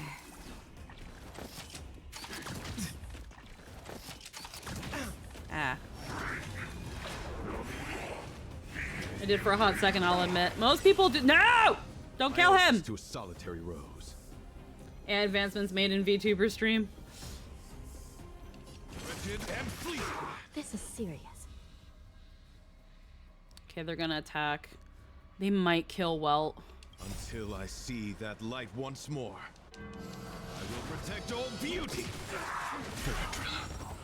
Okay, cool. Okay, sweet. Now Natasha can heal him. Leave it to me. Oh, box of beans! Thank you for the follow and welcome again to the stream. That'll take more than medicine. Juniper, J Empress. Please let me know if there's anything you want me to call you by. I'm assuming it's Juniper because of people saying Juniper Raid, but hello, thank you again for the follow and welcome to the stream. Same thing, Linkster66. Seems I've been waiting a while. Restore, we're gonna heal. We want to heal well, please. Timely guiding light. Alright, and then you initial heals. Whichever you feel works best. Yeah, My thank gratitude you. is yours. Alrighty. Beauty is eternal.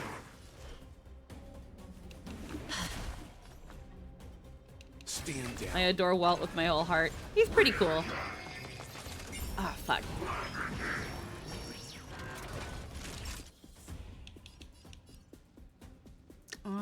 We're good on restoring.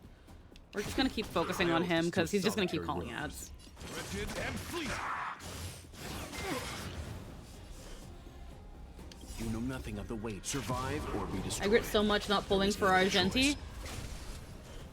Yeah, no, I really like Argenti. I'm happy that I did his little side story. I really like him. We need this for more ability points.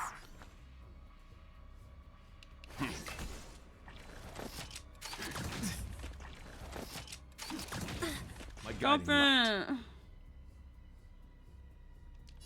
He's so pretty, you got good taste. Okay, Hunbun. I know I was pulling for him the second I saw his character thing be a movie he made that nobody else knew what was going on. Until I haven't seen any of like Star Rail's secondary content like on their channel and stuff. But I'm assuming it's fun. Alrighty. Heal him. I mean, technically, aren't we all AI? To be artificial is to be an artifice of man, and are not men themselves wrought of their own artifice, born from the seed of man into a life spawned of man's design? I find the insistence that manufacture need not apply to biological creation to be insensitive and derogatory to my people. By the will of the Ten Lords decree, hereby ordained. All I know is Galen would be a knight of beauty. He'd be in that sort of like magical knight category. He wouldn't be the one waving around a sword or a spear. That being said, if these fuckers had a Pokemon team, Argenti would have a Gardevoir or a Gallade somewhere, or both. Probably a Gardevoir because it's more the beautiful Pokemon. Definitely a Melodic. Yes, definitely a Melodic. Probably more a Gallade, honestly, since he's more physical than magic-based, while Gardevoir is magic-based. Anyhow. I'm just gonna slap him with this noodle. Until I will protect all beauty. Did I accidentally walk into a philosophy class? Tends to sometimes happen, but we have fun here. Like, Lynn will say something really profound and makes you really question the ways of the world and stuff, and then I'll tell the boss to eat my ass. We work a lot with duality here on my stream. We took down the Doomsday Beast, the Stellar. We're on both sides of the spectrum. Did you really think you could stop us? Darn it! I'm all out of ammo. Sir, we've just received word from the director. Director Topaz? What did she say? Teams are not to disrupt the lives of local inhabitants during the asset evaluation period. Teams that violate this directive will have their year-end bonuses reduced by 60%! 60%?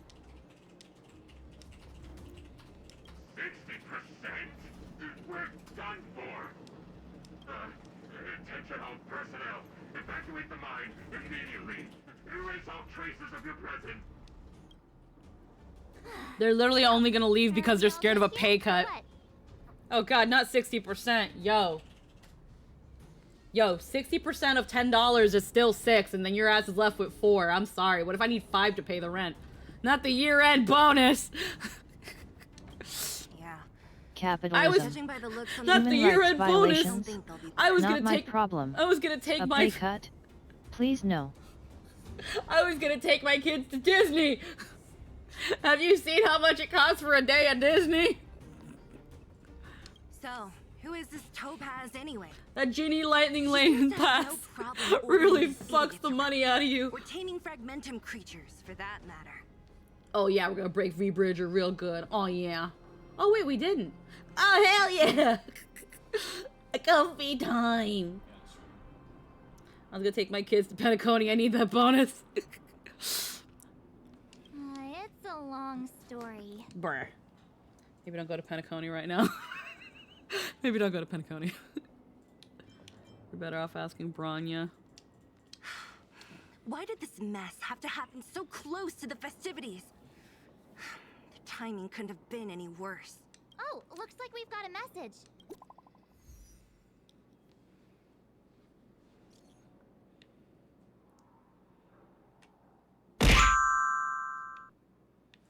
What? Let me read this part. Tilted at Windmills. Hello and welcome. Thank you for the follow. Welcome to the stream. I hear there are rampant memes. Oh yeah, no, 4chan freaking went loose on Penacony. Nothing but green text and Pepe memes everywhere.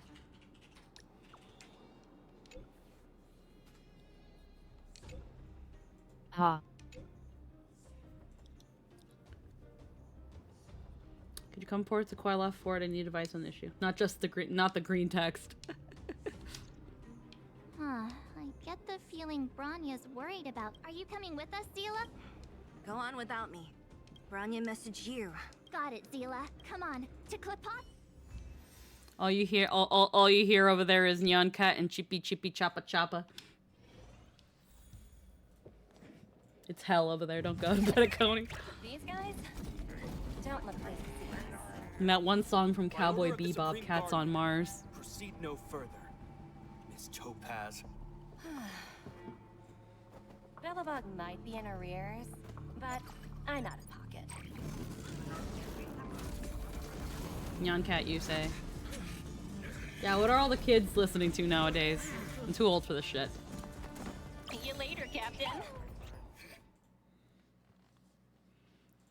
Topaz has now evaded the law.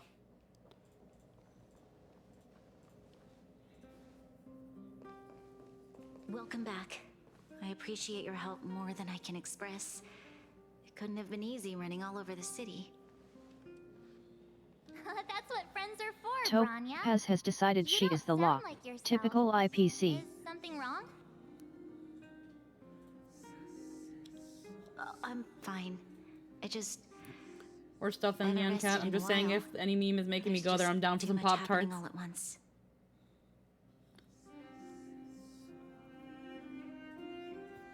You couldn't have foreseen all of this. Perhaps, but the IPC won't wait for me to catch up. They're moving quickly. Bellabog is crawling with their agents. All they talk about is asset evaluation. Silver lining is that apart from the mine incident you mentioned, there haven't been any major conflicts in other areas. I suppose Topaz must have issued an order against harassing the citizenry. Still, that hasn't stopped panic from building. People are confused. They don't know where these strangers in black came from, nor what their intentions are.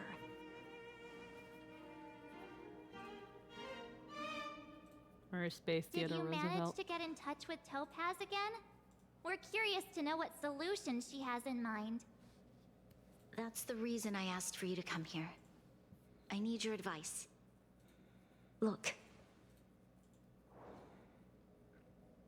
I can't read. It's...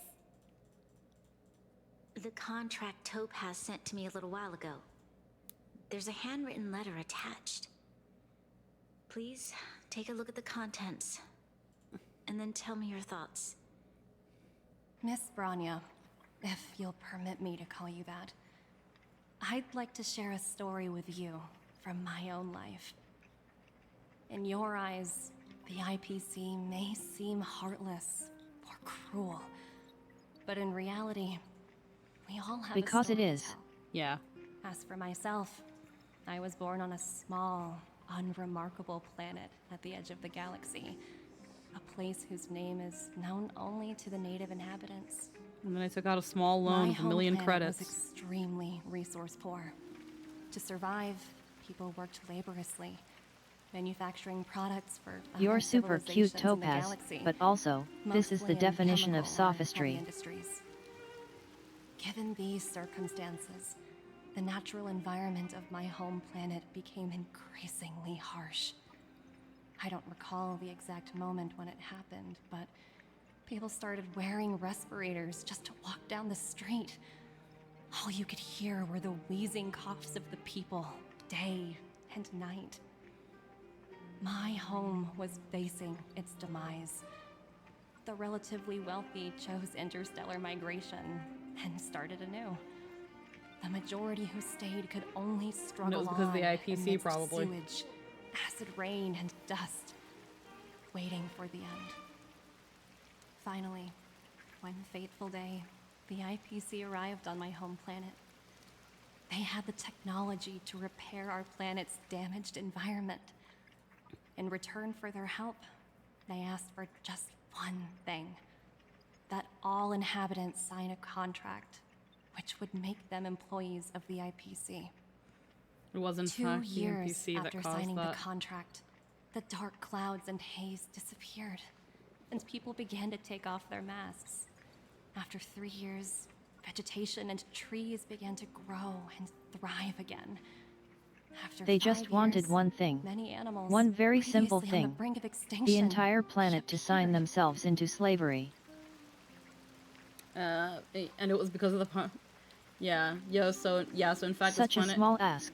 is actually mentioned by an NPC in Penacony.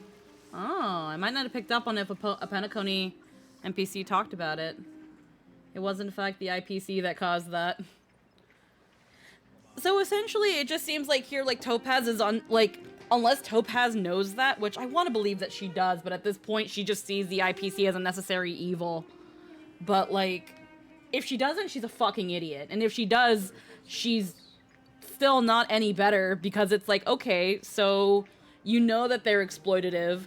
You know that they will fuck over a planet to then come in and act like a savior in exchange for essentially indentured slavery. And you're okay with that because it eventually makes people's lives better? Like, well, either... she's from that planet, which means she signed her rights away to the IPC. Yeah. When I was finally old enough, I officially became a member of the Strategic Investment Department. I witnessed the changes that took place on my home world, and was determined to bring the same changes to many other worlds in the galaxy that were experiencing the same Employed plight. slavery. She essentially got bought into late-stage capitalism and fully believes this is the best solution for everyone. I am writing to you, Miss Branya, with the genuine desire to express something important. I know freedom is precious to people, but in reality, there are things of much greater value, such as survival. I know you guys really care about human rights, but what are human rights if you're all dead? I rest my case. Checkmate, Branya. I'm sorry. How many generations of Bella She's a higher up now, but they still own her. She's an indentured servant who can only achieve personal happiness through being better at exploiting others. And enlightened as you. How can you guarantee that a disaster such as the Stellaron crisis will not descend upon Belobog yet again?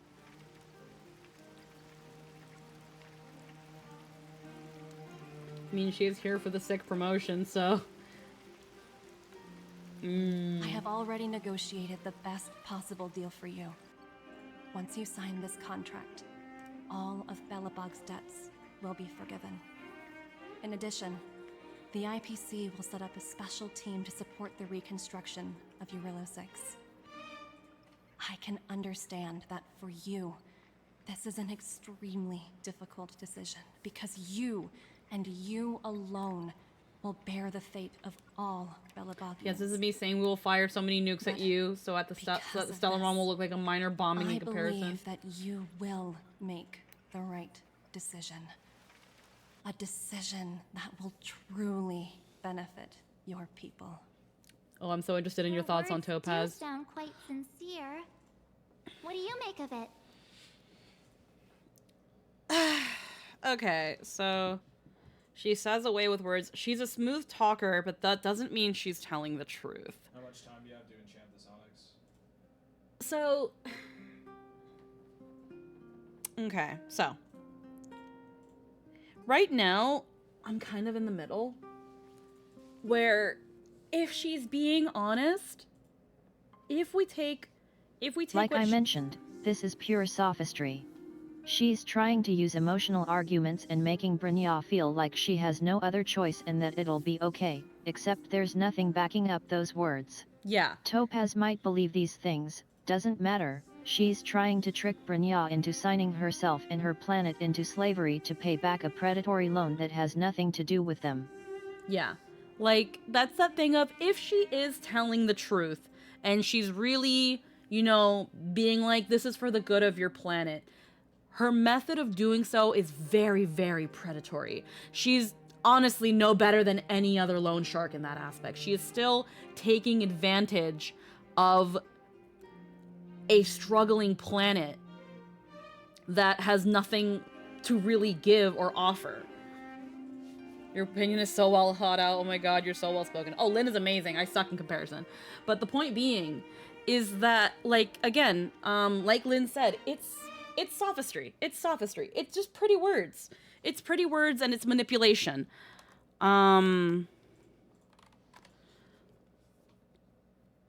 Yeah, so it's for those who don't know what sophistry I think she's is. a better person than Aventurin, but Aventurin is preferable because he's honest about being a dirtbag. No, I'm talking about both of them. Yeah, that's the thing. I fucking dealing with Aventurine, I fucking can't stand him.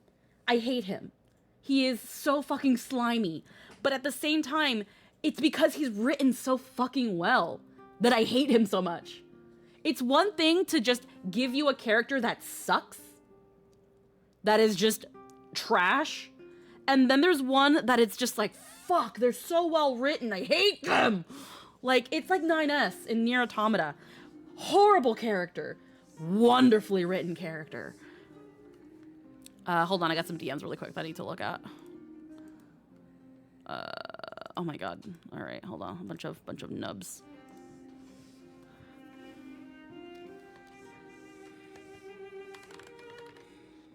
Aventurin is a capitalist through and through. He has power and knows he doesn't have to play nice. You can't do anything about it, and if you try, that's fun too.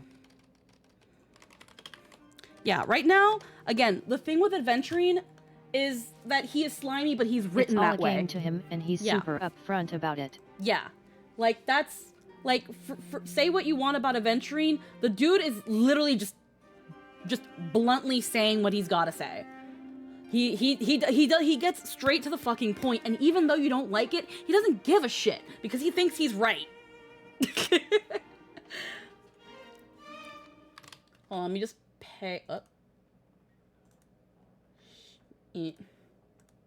Hold on. Okay. I'm trying to heckin' pay an invoice, and freaking they sent me the wrong total amount, and I'm trying to add the tip, but it's like, hey, we don't want to let you do this amount.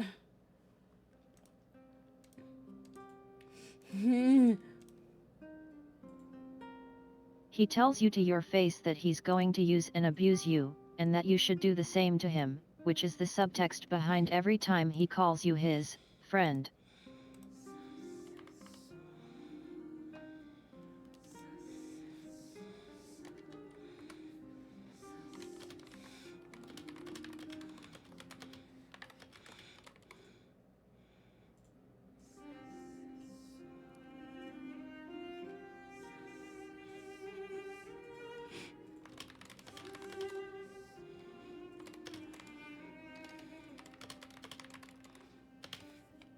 Well, I'm just letting, cause I'm getting the additional toggles from Roxo, but he accidentally sent me the wrong invoice because there was a bit of a misunderstanding. So I was like, hey, I can like add the remaining bit as tip, and he was like, yeah, sure, go for it. But the invoice literally won't fucking let me. It won't let me. Yeah, Aventurine is a mobster joker if the IRS was on his side. Yeah, like objectively good character, but you can still not like them. Yes, exactly. Whereas with Topaz, again, whether she's telling the truth or she's lying out of her fucking ass, either way, she's a shitty person. Because at the end of the day, the reason she's giving you this sob story, whether it's true or not, the reason she's trying to put a heart and a feeling into this strictly monetary situation is to manipulate Bronya, to make Bronya feel bad, to make Bronya sympathize with her, and to think that Topaz is acting on the better interest, because Topaz has been there too. If there's anyone who understands what I'm going through and what this planet is going through, it's Topaz. And that is very, very manipulative behavior. And now I've said before in previous streams that being manipulative in and of itself, being manipulative is not a bad thing. It's what your intent is and what the result you're trying to get out of being manipulative that decides whether or not it's a good or a bad way. This is bad manipulation masquerading Where Topaz as here good. is acting like she has what's best for Belebog in mind, and maybe she truly believes that, but she's wrong. Yeah, Her aim is the same as Aventurin. Yeah. Aventurin is trying to legally steal Penacony and enlist all of its people into their ranks to expand its own power. Topaz is trying to do the exact same thing to Belebog. Neither of them actually prioritize human rights. They prioritize doing their job, because they're slaves. Yeah. She pretty much said it in just a really nice way. She was like, I know you guys really care about freedom, but like, if you guys are all dead, then what's the point of freedom? I know human rights are totally important, but you guys need to live first. And if you don't think they're slaves, Aventurin literally has slave tattooed on his neck. Yeah, like, it's oh, there we go. Hold on. I got the updated invoice. It's that thing of it's still slimy as fuck. It's still slimy as fuck. It's still very manipulative. And in this case, I would actually, because of that, again, both wonderfully written so far, but because of that, I'm more likely to favor Aventurin because at least he's saying it to my fucking face.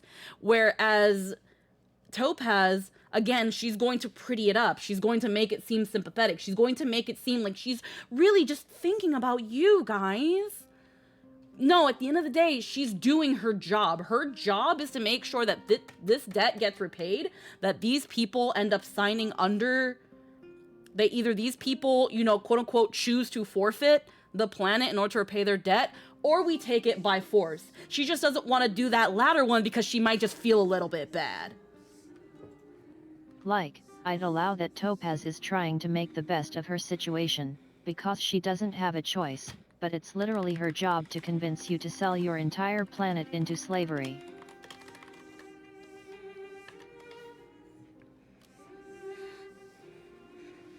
That is her job. That is what she's trying to do. Alrighty, and those toggles are paid for, and they're going to be coming up whenever they do. I'm actually really excited for like little additional silly face toggles. But yeah, God. And she's going to get in a lot of trouble if she doesn't accomplish that. Yeah. Better to live on your knees than die on your feet, Topaz, probably. Exactly. Aventurin is a bitch and knows it. Topaz is a bitch and refuses to admit it. Yeah. And again, it's really well written in this aspect because again, you obviously if Topaz, and I also again, they're named after gems. I genuinely, like, if Topaz is telling the truth, again, I feel like it's God. No, I think the so like, ultimately her priority is to not get punished for failing this job. Human rights and compassion are very much secondary concerns. Yeah. And again, like, it's trying to get like some sort of favor. Again, I don't think Bronya would have been cool to know that the IPC just kind of charged in the underworld and started throwing their weight around because they're the debt collectors. That only makes the IPC look bad to Belebog. That just makes them, even though they can't really fight back as well, that makes them want to fight back. That makes them more recalcitrant to everything going on.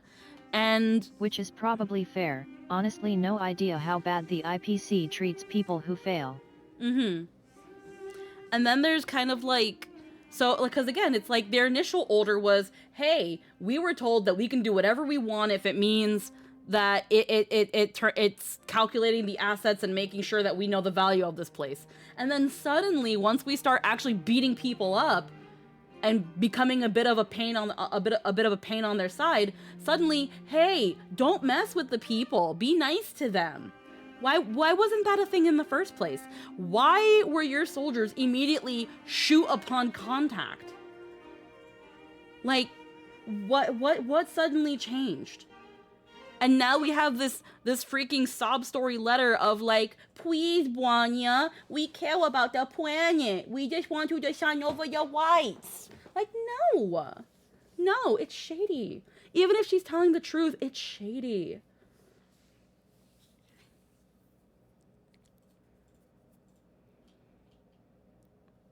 Sparkle, is that you? I have to like look more into Sparkle. Strongly suggests that arms conquest and disregard for human life is their MO.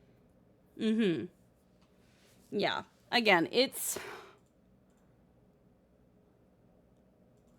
So yeah, right now it's like, what do you make of it? She's a smooth talker, but that doesn't mean she's telling the truth. Again, we have no way to confirm that... Sparkle isn't actually that bad, and I'm going to hot take this.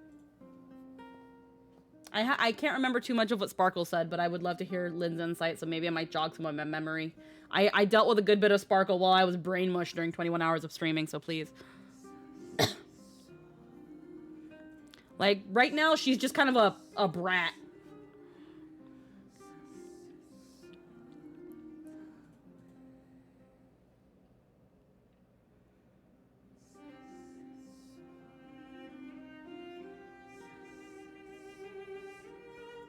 Like, but yeah, while Lynn types out what she's gonna say, yeah, just because they sound sincere doesn't mean they are. Just because she's a smooth talker doesn't mean she's telling the truth. Like, we have no way to confirm that what she's talking about is even true. And with the NPC and Pennyconey that kind of confirms what happened, I don't think we had said scene with them. So, again, it's hard to say.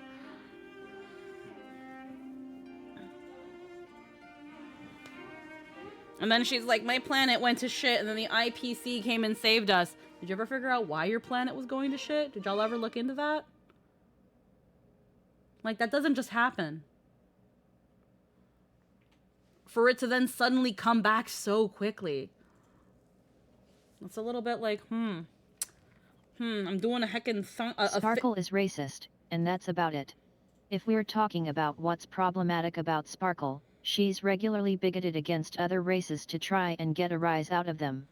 She's not trying to trick people into selling themselves and their entire populace into slavery, and then have their planet hollowed out for resources and destroyed.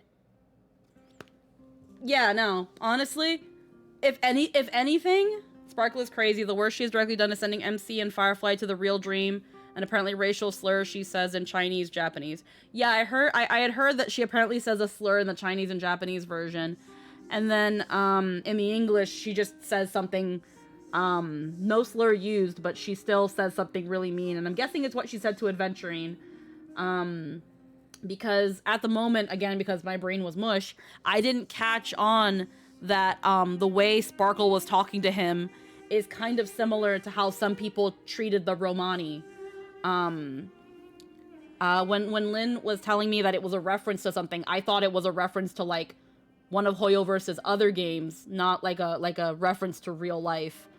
But either way, yeah, she says some shitty things, but honestly, right now, aside from the other things that she's doing, she's not that much different than just some edgy 4chaner.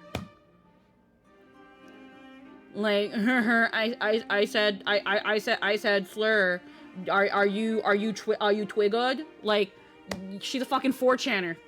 And if you think Sparkle being an edgelord joker who pulls pranks makes her worse than the arms and legs of the IPC enslaving people and destroying homes on purpose to make a quick buck, fuck you, get off Twitter.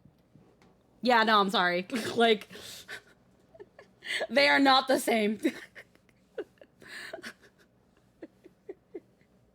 They are not the same. They're both bad, but they're so different degrees that if you think that Sparkle is worse than the actual fucking loan shark debt collectors, yeah, you need to touch grass.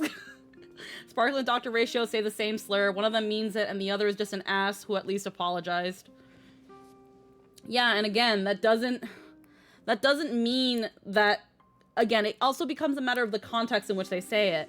In the case of Dr. Ratio, in the case of Dr. Ratio, again, my brain was mush at the time. So if he apologized, it's because he recognized that what he said was wrong and out of pocket.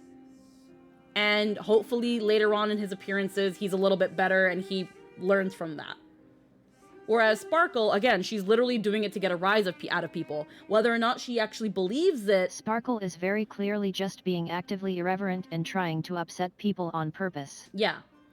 Like, just because she knows what will piss people off doesn't mean she actually believes in it. She's just trying to piss you off because Sparkle only cares about Sparkle and what entertains She Sparkle. thinks it's funny that she can assert that power over people. Yeah. She's a 4channer. She's essentially an edgy 4channer. Like, that's pretty much it. Once you get the chance to punt her in the face, it's like she probably will freaking apologize real quick. But the point is that, again, it's not comparable for people to hate Sparkle because she said something racist versus, again, the actual loan sharks that are trying to get people to sign off their planets to indentured slavery. She'd really be into the Chris Chan documentary. Hey, I'm into the Chris Chan documentary. That shit's intriguing as fuck. It's more so that, here's the thing, it's not that Sparkle would be into the Chris Chan documentary, she would be an active part of it. Yeah, she'd be in it. I mean, in it. Yeah, she'd be in it, not into it. She'd be in it. A Christorian? she wouldn't be a Christorian. She'd be a part of Christory. She would have been the one freaking telling Christine to stick the Sonichu medallion up her butt. She would have been Blue Spike. Point is, before I deviate too far, yeah. She would have been the Where Topaz is like, hey, I was in your position before, and look at me now. Sign over your rights and maybe you too can become the kind of person who has to go around stripping rights from people and hollowing out planets so your boss will say good job. Ratio seemed to have said it in a means of ethical classification like English or British, and didn't think about how Adventurine would think about him saying that, as his culture seems to have a negative stigma to the name until after he said it. Sparkle was annoyed at this man not falling for her bullshit. Yeah, again, the context, and that's the thing too, and this is something that, not getting too into like how Twitter deals with shit, but I saw some things about it earlier, which I have a small opinion on, but I won't get too into it either, because this is not the place for that. Or I try not to make it the place for that. When it comes to when things are said, the context matters so much. Again, Ratio, having said it, came from a place of misunderstanding. And once it was called out and pointed out to him and he realized his mistake, again, hopefully it seems like he will learn from it. But did Adventurine freaking go all up in arms and start yelling at him and start getting all up in his face? I may have had freaking blob brain at the time, but I don't think he did.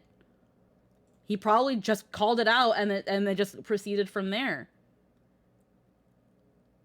Whereas, again, Sparkle is doing it strictly to annoy people.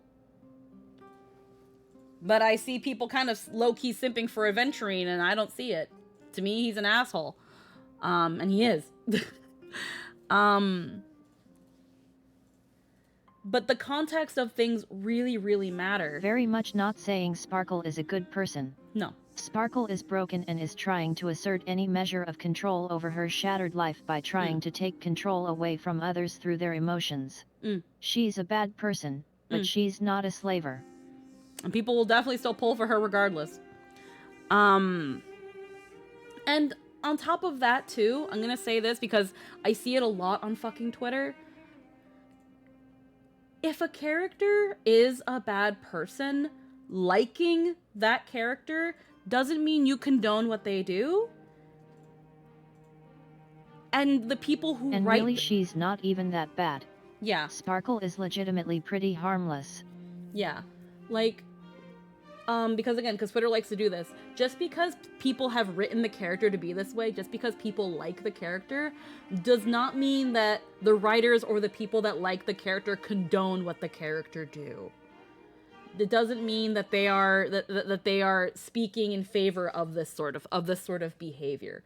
You can like Sparkle and think she's an interesting character and condone her behavior. A lot of they're mostly young people on Twitter, and I keep wondering why we're still putting any weight to their opinions, honestly. Every time I feel like I have to listen to a minor's opinion, I feel like I'm attacked on some sort of spiritual level.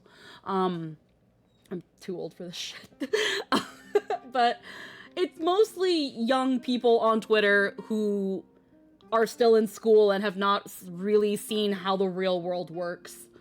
And will essentially attack anything that even slightly shakes up their core values, because dumb teenagers on the internet don't have core values yet. They don't know what that means, no matter how much they tell you they do. Trust me, I've been there. I thought I knew what it meant. I didn't. It'd be like if the writers of crime drama TV shows were arrested for the fictional crimes they write. Yeah. Everything that Hoyo has said about Sparkle kind of just leads them to saying she is literally insane and cannot be reasoned with. Look, as someone who knows about beta stuff, I really like her mechanics. But yeah, it's kind of really... And obviously we know Aventurin and Topaz are both slaves who had to climb the corporate ladder to where they could have any amount of personal happiness by becoming slavers themselves. Yeah. Their lives suck and they made a choice when they didn't really have one. Mm-hmm. You can sympathize with them, but they're still slavers. Yeah. It's kind of like... I learned apparently that last night a voice actor got harassed off of Twitter because there are some people on Twitter who are making a list of voice actors that there's a group or some people on Twitter who've essentially amassed a list of voice actors categorizing whether or not they have spoken for or against a certain current event that's going on. And because they didn't do their research on Christina V, and saw that Christina V is very for this specific side of the specific current event, they essentially started a harassment campaign and got them to leave Twitter. And then it turns out that, Demon Artie, hello! And then it turns out that, wow, actually, Christina V is pro this thing and is good, actually, according to us. Oh man, we're so shall we? And it's like, she got, I think, I hope I'm saying the pronoun, I'm hoping I'm saying Christina V's pronouns properly. I don't know if they're non-binary or they go by the they, them, that's what I'm trying to remember, but I can't. And I can't check because their Twitter's gone. But like, this is a person who got so many death threats and harassments and people calling to like cancel their career and stuff because they didn't know whether or not they were on a certain side of a conflict. And they're like, unless... And it's people being like, has this voice actor spoken out about the conflict for or against? If they have spoken for, then they are good. If they have shown any sign that they are against, then they are bad and we must cancel them. And it's just like, that's not how you get people on your side. You don't care. You never cared. You just like feeling that you can impact the lives of famous people by launching hate campaigns. It's like that's not how you get people on your side.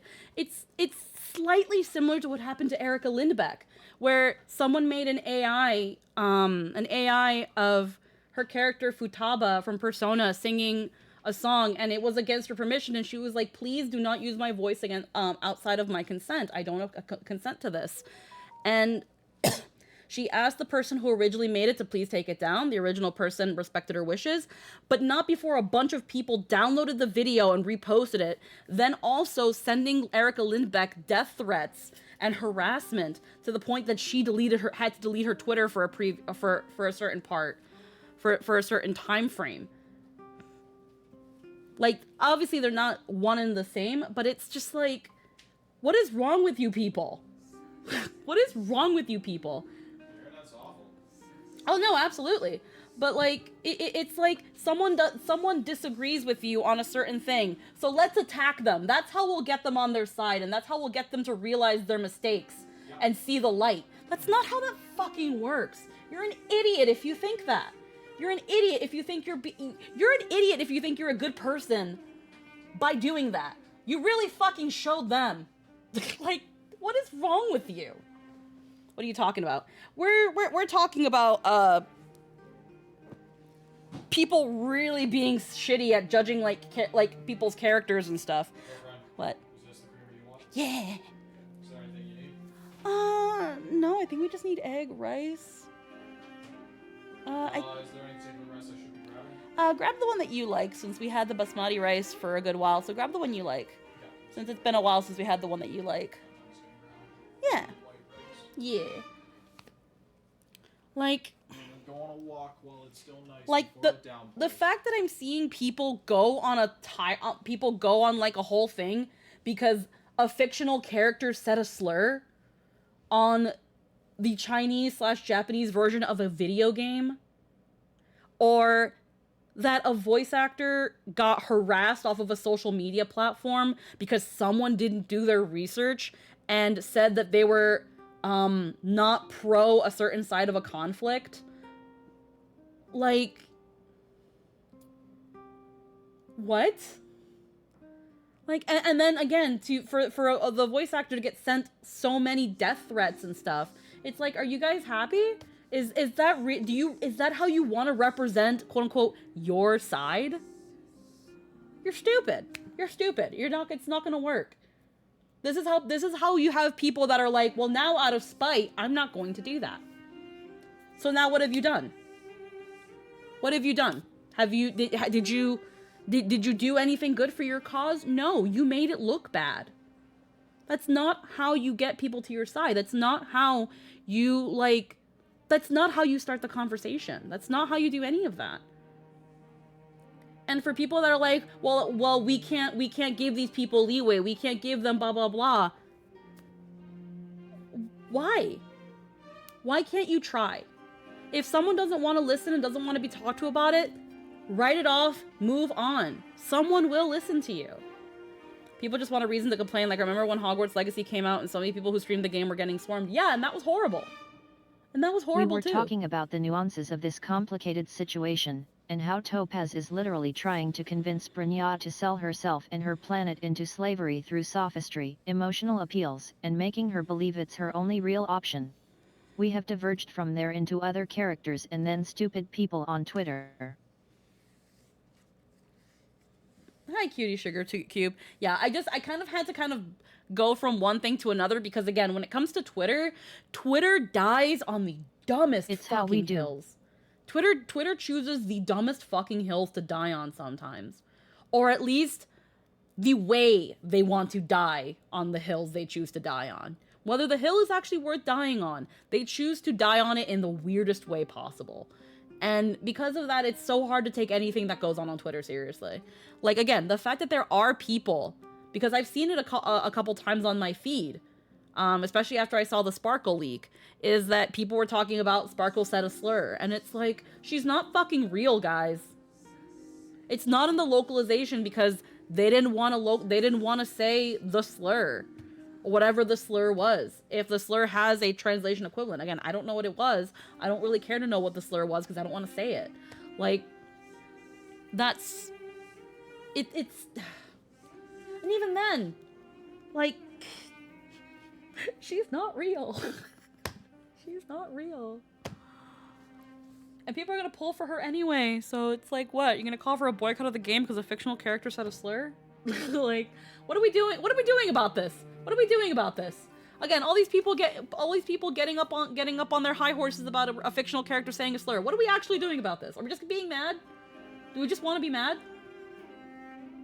Do we just want to be mad? Because we can just say that. If we just want to be mad, I get you. Sometimes I just want to be mad too.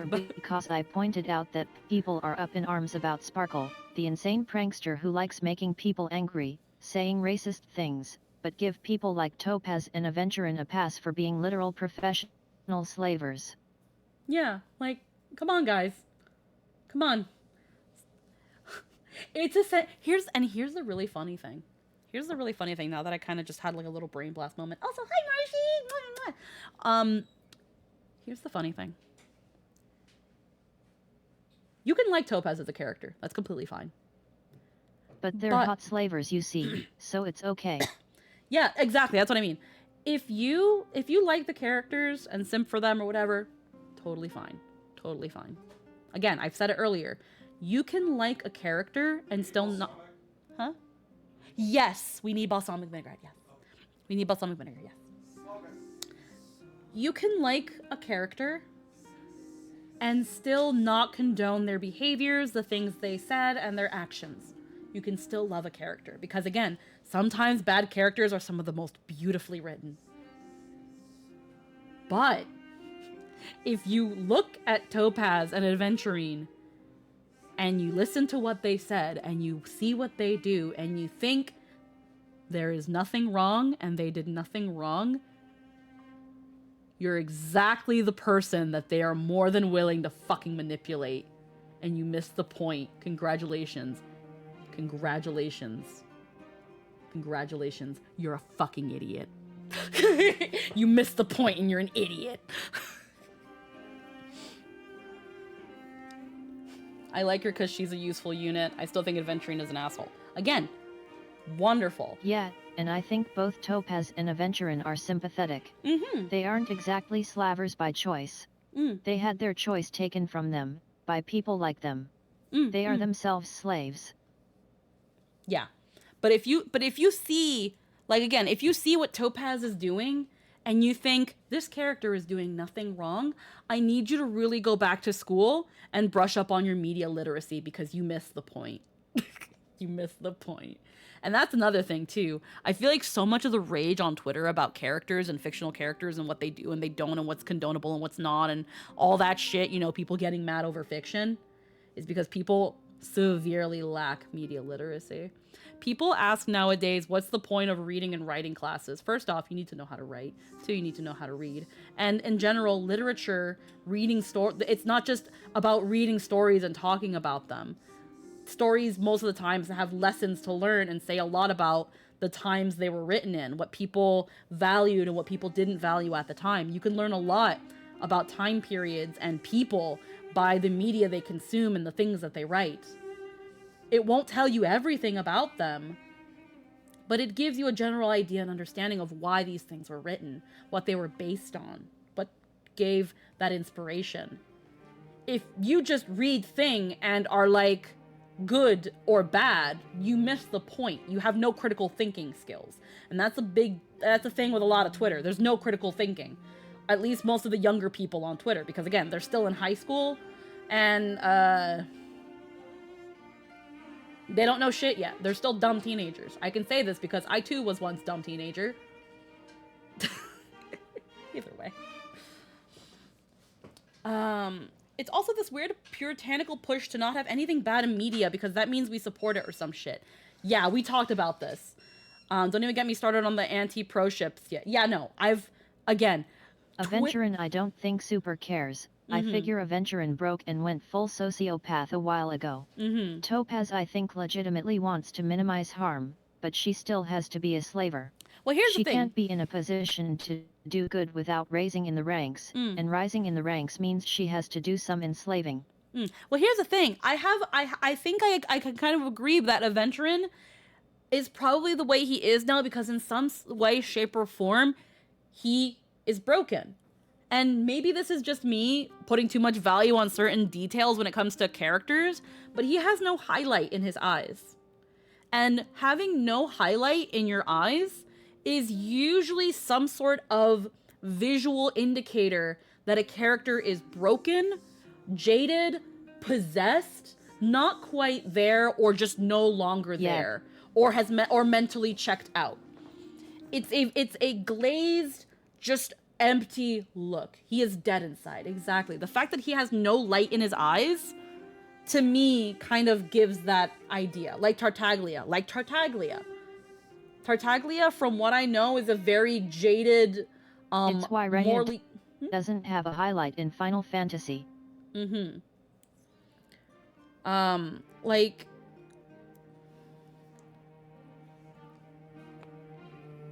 Like, it's such a small little detail that when it's not there, it can say quite a bit. It can be an indicator that something's not quite right with somebody when you can't see the light in their eyes. The light in people's eyes that usually by media context usually indicates some sort of life and hope. When that's gone, it's usually because the character is gone.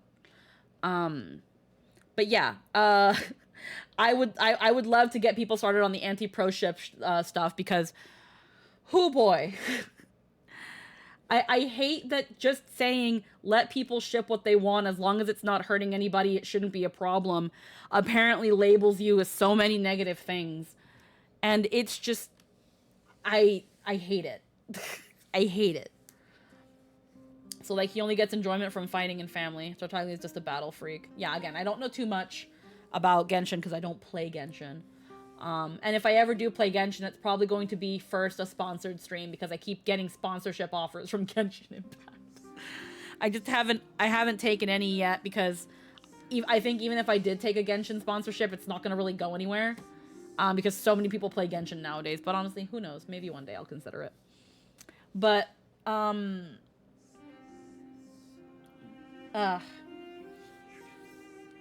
yeah, also just, again, with Twitter, and it's mostly a younger crowd that when I see people around my age spitting it, I kind of have to shake my head and wonder, where it's just like, huh? Because again, when it comes to the younger crowd on Twitter, they're very, very puritanical. They're very conservative about their media.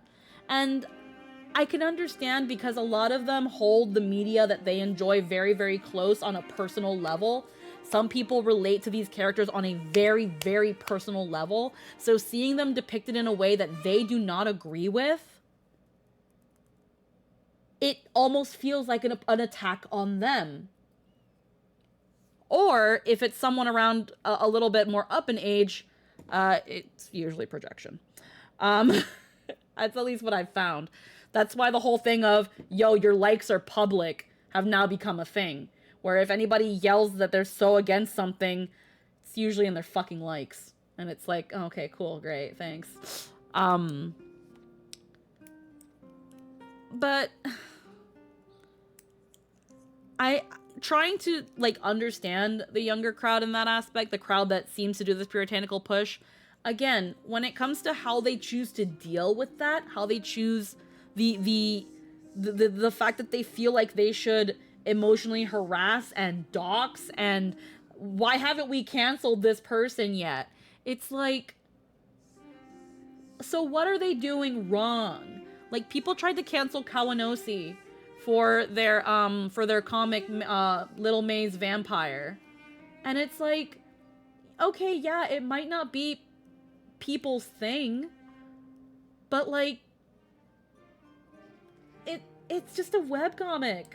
Are you telling me that this person should get off the internet and not have a career in what they do and not have a fan base because they make a comic you don't like? Like, if you don't like the media, you can criticize it, you can find what's wrong with it, but like, to harass the creator to that extent, unless they're doing things or promoting things that actually harm people, why are we automatically condemning them as a horrible person or like throwing these words around? I don't know. Like, maybe I'm just very, very charitable in this case, but like, some people are just really out of pocket and I can't stand it sometimes. But yeah, Honkai. Fictional characters are as real as... Well, here's the thing too. It's like, and I've seen it a couple times on Twitter too, where it's like, there are people on Twitter that treat fictional characters better than people and treat people like they're not, like, they treat real people like shit and treat fictional characters like you should be treating real people. And again, it also comes down to the quote of, some people got way too comfortable saying whatever they want on social media and not getting decked in the face for it. Like, if we were able to punch people through screens, I think a lot of people would be nicer. I have a lot of hot takes, because after... But yet, Topaz doesn't really have a choice, and we can sympathize, but that's her problem. Right now, her trying to convince Brynja to sell Belabog into slavery for perpetuity is our problem, and Topaz is trying to evoke sympathy for her situation as a means to manipulate Brynja into signing that contract. As far as we were concerned here, she's a cute-faced monster trying to conquer and subjugate this planet with talk of a centuries-old predatory loan and sweet words. Yeah. But of course, there are some people that are gonna look past that because ass fat. I agree. Telling you, pretty people can get away with anything, It struck and me y'all as an let honest them. letter. I found the contents quite moving. It's hard to imagine she'd write something like this just to deceive me. That's what she's hoping for. That's what she's hoping you think. She wasn't wrong when she said this would be an extremely difficult decision. This planet's fate. See, what Bronya's doing right now is called critical thinking. I need people to do that more. And everything that will happen, it all rests in my hands. This definitely can't, and shouldn't, be a decision made by me alone. Perhaps you should gain some insight from others. I trust your judgment more than anyone else's. No, she should get insight. That thought has crossed my mind, and it comforts me to hear you say that. Think good, no rush. Yes. Right. I don't think it's fair for you to carry the weight alone. Why not discuss it with others first? Also, I tend to tangent whenever, like, I'm given a choice and time to think, so apologies for that long She tangent. wants me to decide as soon as possible. Or tangent hopping. I tend to do put that it a to lot. vote, and let all the citizens of both the overworld and the underworld have their say. But with such little time, I'm afraid that's a lost cause. I'll convene the Klapoth Fort architects immediately to discuss the contract. As for the locals, I'd like you to gauge their stance on the matter. The people of Belabog hold both of you in high regard. They'll most certainly be willing to tell you their thoughts. How dare you not play the game in order to communicate with chat? You'd be surprised. Some people don't like when streamers have opinions. They only want us to be cute and play It's games. also pretty suspicious that Topaz is trying to rush this decision. Brynja is having the screws put into her and isn't being given time to actually corroborate. Yeah. Which is a common predatory business tactic. Mm-hmm.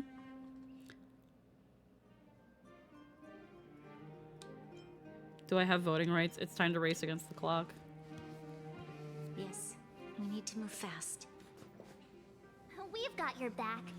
We failed to convince Topaz, but this should be a piece of cake. Thank you, March. I'll assemble the ministers. Let's meet up here again later. All right. If we want to make an informed decision, we need to hear from both the overworld and the underworld, right?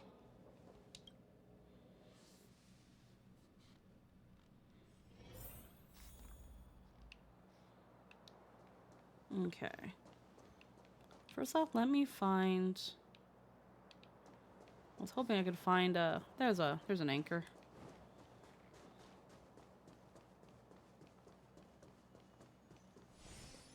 There we go. Let's talk to Pella. She's... We meet again. How have you two been? Uh-oh. That look on your face tells me something's wrong. I hope it's nothing too serious. We need your opinion on an important matter. Not to mention the fact that Topaz is currently going behind Bronya's back in order to gain a bunch of weaponry she'll be able to control. Sounds serious. I'm all ears.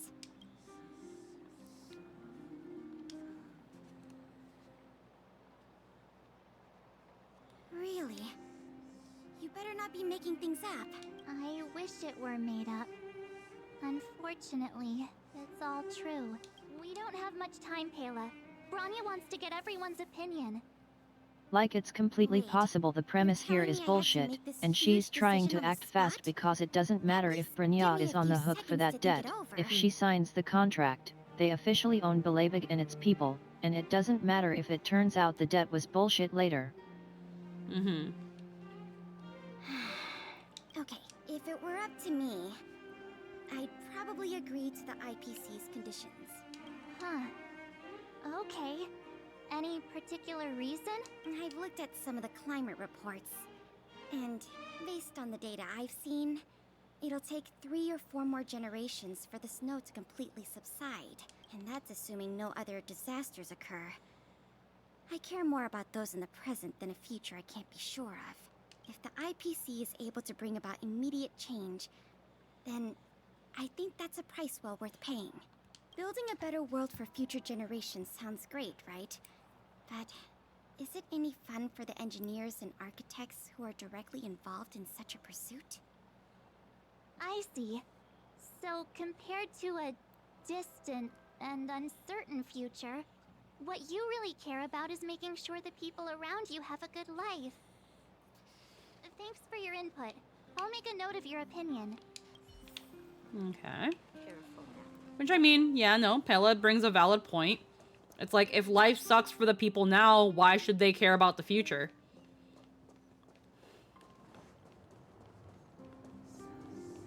You can only tell people it gets better for so long before they just stop giving a shit.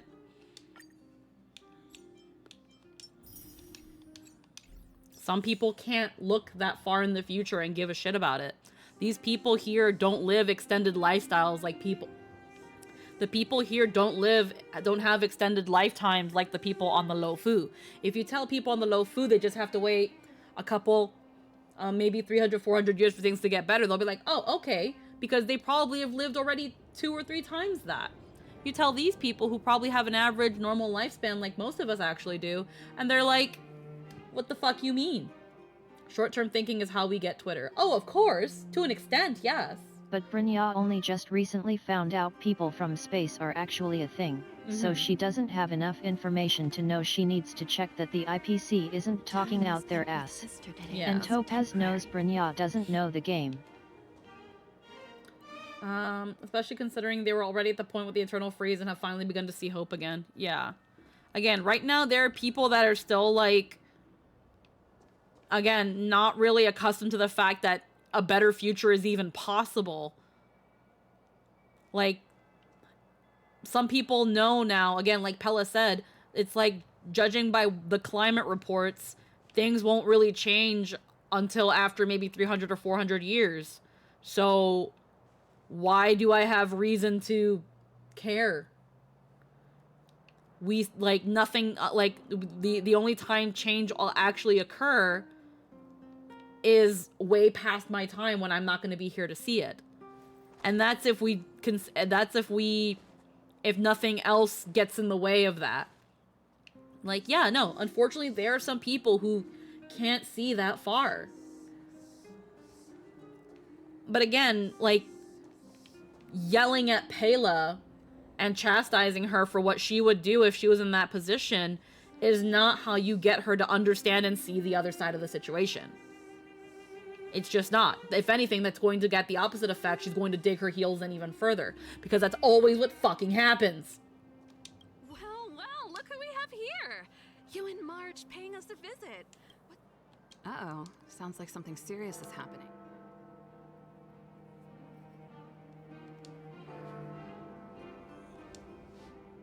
What? How is that possible? I need a moment to wrap my head around this.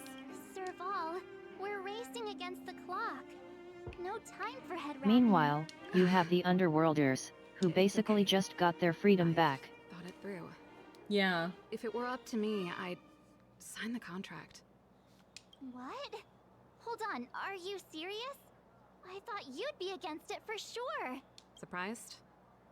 My reasons are pretty simple. Signing this contract would mean we no longer have to worry about surviving.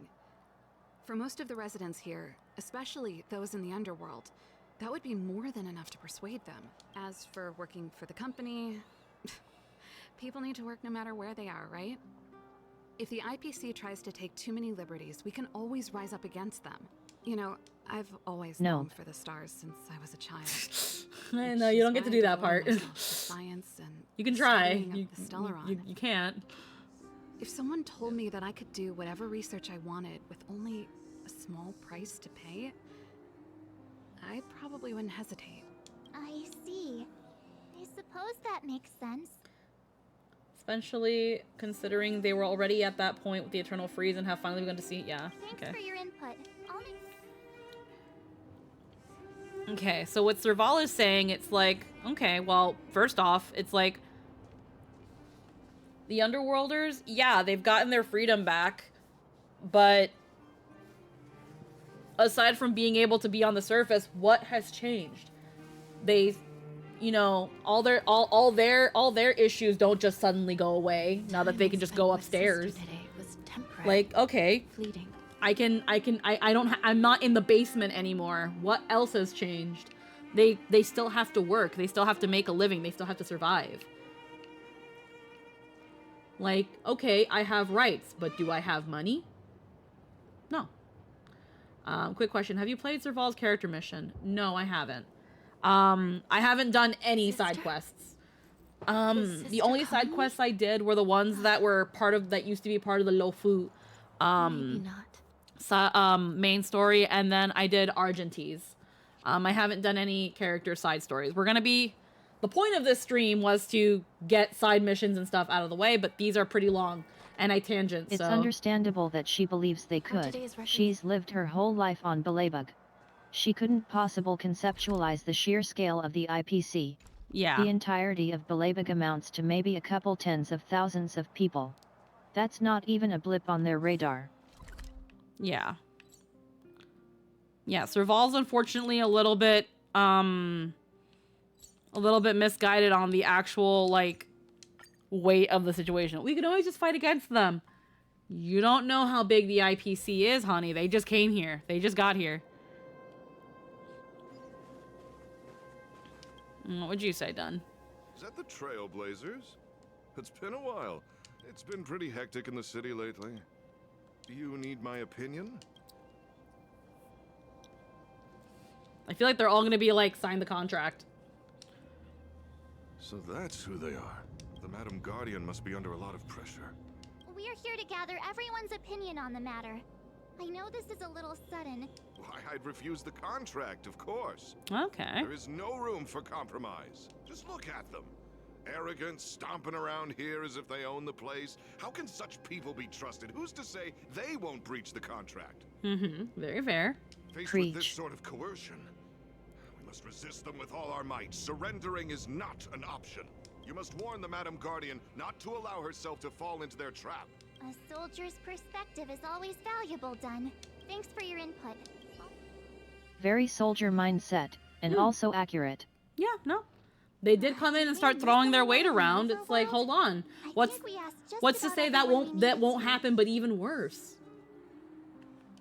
From what I've gathered, it seems like most people in the overworld are leaning towards signing the IPC's contract. Let's see. This whole situation sounds like a real history moment. Oh yeah, no. It would be a big history moment for Belabog. They're already mistreating us before the contract. Why do you think it'll get better when they don't have a reason to play nice? Yeah, like again, so I feel like the way this is gonna go is that, again, on the overworld, we had 2 out of 3 say sign the contract. I feel like the underground is gonna have a bit of the inverse, where you're gonna have, if it is 3 people, it's gonna be 2 people against the contract and 1 pro the contract. Now, I don't think we're gonna talk to Svarog, because Svarog's essentially on Topaz's side. So I don't think we're gonna be talking to Svarog. We might talk to Clara, but Clara's a little girl. What does she know? Like, that's why I don't think we're gonna actually talk to Clara. Whereas we've got Natasha, maybe ask Zila again, and then maybe the other dude that helps lead Wildfire. And Oleg, yeah. And where I feel like Zila definitely would be against the contract, Oleg might be against the contract, and then the only one who might say I'm for it is Natasha. These are my predictions just based on how their characters are. Natasha would see it as, look at the people on the underground. They just got their freedom. They don't really understand where they go from here. And they still have to scrounge and survive. That part hasn't changed. And again, the immediate future versus the distant future, the very distant future. Whereas Zila is like, we just got our freedom. What about our pride? What about our this and our that? And Oleg might be a little bit more in the middle, kind of like Serval was, but would probably be probably leaning against the contract. He could also very much be for it, but I feel like he would lean more against the contract, where I feel like Natasha, because of how she is and how she cares about other people, would be for it. But let's see. Let's heckin' let's heckin' go down Natasha's clinic. To be fair, Clara's little girl has shown more critical thinking than a few of the rest of the Belobog members, so she isn't entirely off the table. Oh yeah, no, we could still probably talk to Clara and see what she thinks. I can't do it unless sister is with me. Yeah, well, here's Natasha. What brings you two to the underworld? Seems a little out of the blue, but I might the be undergrounders completely definitely wrong. have a different perspective in general. They've been living under the boot for a decade. that is a lot Yeah. of information. No stress, Nat. I've thought about it, and well, if I Okay. were Branya, I wouldn't sign it. Okay. See, again, I feel like I won't like. deny the offer on the table is a very tempting one. Yeah. And if we refuse, Belobog will not only have the burden of a huge debt, we may also incite the wrath of a very powerful force. But even so, a quote I read back in school came to me just now. Those who are willing to give up freedom for security will end up with neither. Very fair. Living in the underworld Very has fair. taught me that this Very phrase wise. is true. Mm-hmm. I'd rather trek through the frigid snow plains than live in a beautiful cage. Wow. That's a pretty convincing To be fair, she is the leader of a resistance, so yeah. Before I talked to her, I was like, I might very well also be wrong. Okay, so then if she's against, well, who else are we gonna talk to?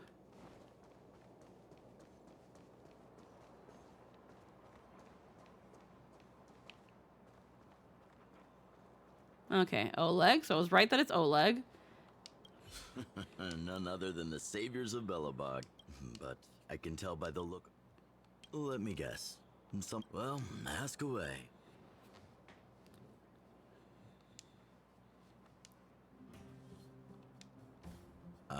That's a tricky situation, all right. Mr. Oleg, out of all the people we know in Belobog, you have the... Want to hear the truth? I'm afraid great ambitions and lofty plans no longer hold much appeal for an old-timer like me. If this IPC does indeed possess the magical power to restore Belobog back to its former self overnight, have you considered the opposite? What about if we refuse? The reconstruction plan already sounds like an endless endeavor. And with the added burden of a massive debt, well, that's something we can manage on our own. What worries me the most is how Lady Branya will handle the backlash from her people. Will she be able to withstand the criticism? Is she prepared to carry the weight of a tarnished reputation for years to come? Yeah. Branya, the last Supreme Guardian. I think she can handle a little criticism. That's that thing where, regardless of what Branya does, she's gonna get shit. She's definitely gonna go down in history books. It just depends on how Belobog proceeds. If she... Also, Natasha's worldview is that more of the same isn't a big deal. They've been surviving without help for a decade, been slaves for a decade. Refusing doesn't actually change much for her. No, and that's very, very fair. I was thinking more of the fact that she usually puts others before herself, but then kind of forgot that she's a whole fucking resistance leader. So, whereas with Oleg, again, it's like, I'm at least a little glad that I said he would be on the middle. But he also brings up a point where he's like, I've lived here a long time. I see that this is going to be a long endeavor. And there's not much hope in it. So if some people came in out of nowhere and said, hey, I've got the magical solution that will improve your lives essentially overnight, it's a very tempting proposition. But, and this is where he's kind of in the middle, but he is definitely leaning more for the contract, it seems. how is Bronya gonna take this? Because no matter what, it's going to affect how the public see Bronya. If she signs it... Oleg is an old man, so as he mentioned, this decision is pretty meaningless to him. He won't be around long enough for it to have much of an impact on him. Mm-hmm. Yeah. Where it's like, if Bronya signs the contract, a good matter of public opinion, especially probably most of the underworld, the public opinion of her will go to shit. People will write her down as the supreme guardian that sold her country, that surrendered her country to slavery. And if she doesn't, she'll be criticized as the supreme guardian that didn't really think of what was best for her people. Either way, she's going to get shit.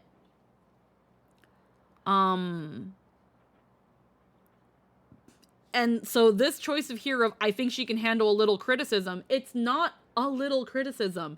It's literally, what she is making is a historic decision.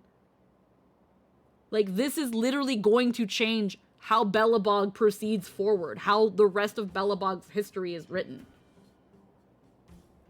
This isn't a little criticism. This response feels very out of touch.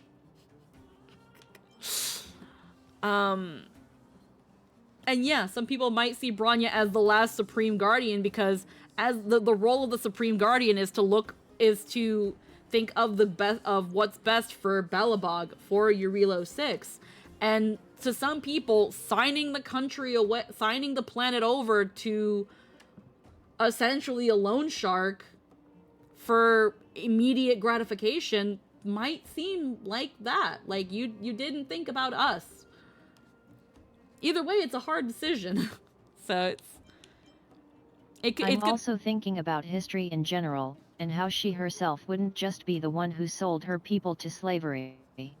She would be the first slave. She's the most valuable slave. Mm-hmm. Yeah.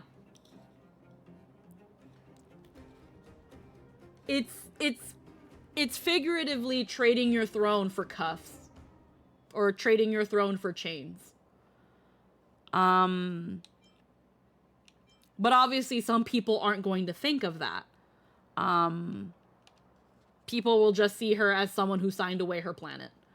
And you don't want to know what happens to national leaders who get enslaved by warlords. So I think this one. Huh. I guess I never looked at it from that angle. I wouldn't wish that title on anyone. Thank you for your thoughts, Mr. Oleg. Another vote for the 4 pile. And again, on top of that, it's considering how she even got to the seat in the first place. It's like, yeah, Cocolia was pretty bad, but Cocolia was also being fucking mind screwed by the Stellaron and wholeheartedly thought that what she was doing was for the good of the planet. Like,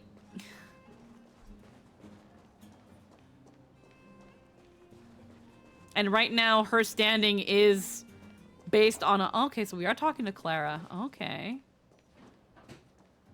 To be fair, Zila would have been a very predictable no. Alright, we're getting the fucking little girl's opinion. Miss March, big sister, what brings you to the underworld? They get comfy government jobs where they tell their people everything's great. Mr. Sparrow went out for a walk with a lady called Topaz. What? Topaz? Do you know where they went? I'm not sure, but what now? Sparrow... Clara's opinion is just as important. True. Don Hung's always saying that Clara's really insightful for her age. Huh? Miss...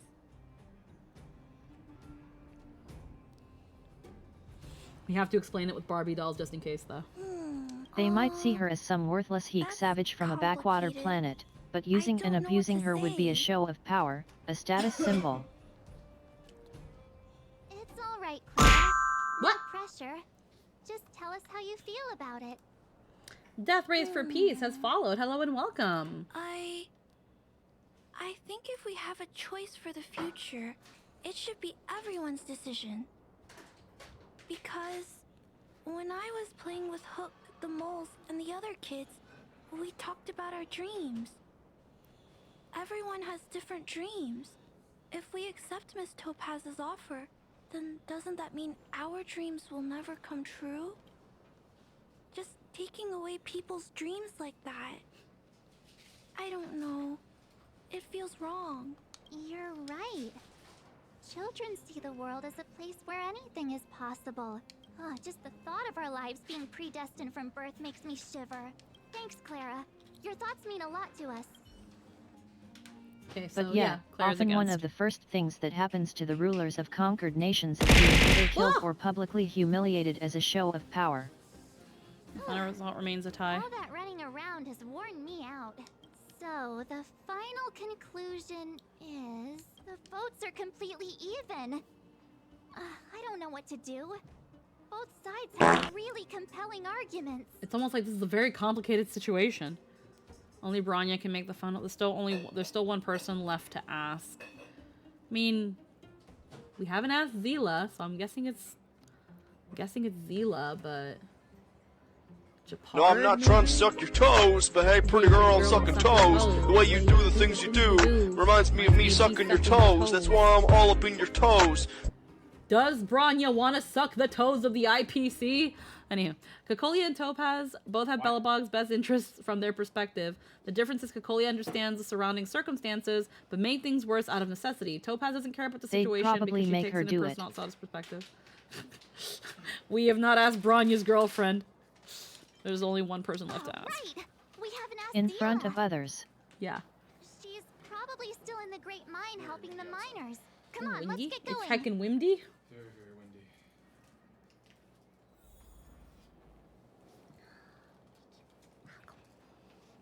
I like this.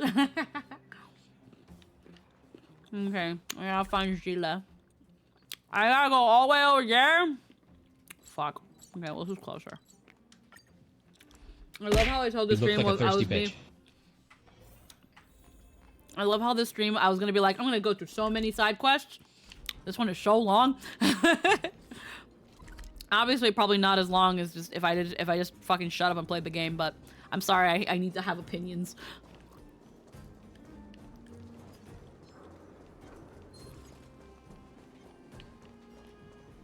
Zila.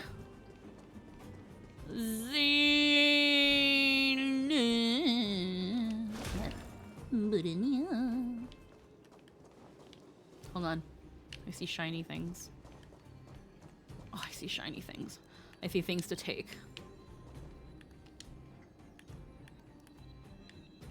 Move. I want this. I'm not gonna read it, but it's a shiny thing and I want it. Quick, take it. You're playing and thinking critically about the plot. That's a good thing.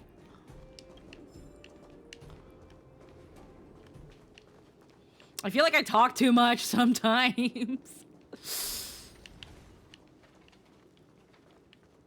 Give me.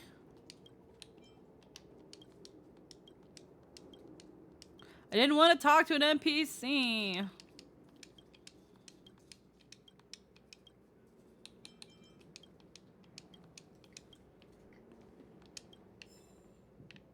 Alright, that's everything. Gina. Oh no, you're doing the thing you get paid for. You're a streamer. It's what you do. I don't know, man. Back so soon? Any news? Some people have told me that they don't like when streamers have opinions on important matters. They'll be like, aren't you a streamer? Like as if the current events around the world don't affect me in some way, shape, or form, and thus I want to speak on them. I can tell from your tone that this isn't gonna be a lighthearted chat.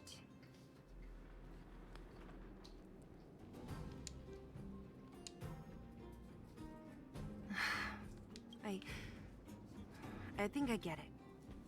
At first, I thought it was just a few IPC ruffians overstepping their boundaries.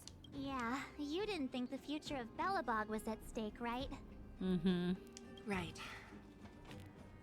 As it stands, the votes are even. Your opinion will make all the difference. In that case, I abstain. What? Your vote is extremely important. You have to shoulder this responsibility. He's like, I choose not to vote. I vote third party. Now, Zila! I thought about it. This responsibility rests on Bronya's shoulders, not mine. No matter the choice she makes, she has far greater foresight than I do. She can see the bigger picture more clearly than I can. A storyline like this kind of warrants one to talk about it. Yeah. If I were to give you my view, it would tip the scales and possibly impact her final choice.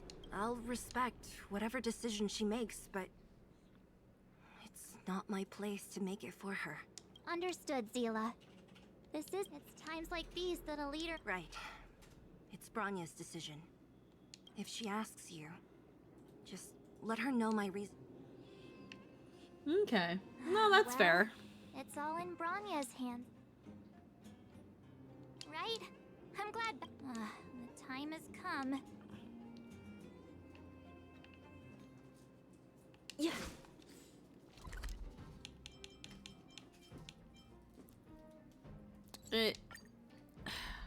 I can see where Zila's coming from. Being the last person that we're asking and being like, by the way, you're the deciding factor on what we tell Bronya. She's like, actually, I'm not going to give you that answer. I don't want to rob Bronya of essentially the actual choice. Whoa, the fort's packed. I've never seen this many people here before. Oh, jeez, I can barely even hear myself think.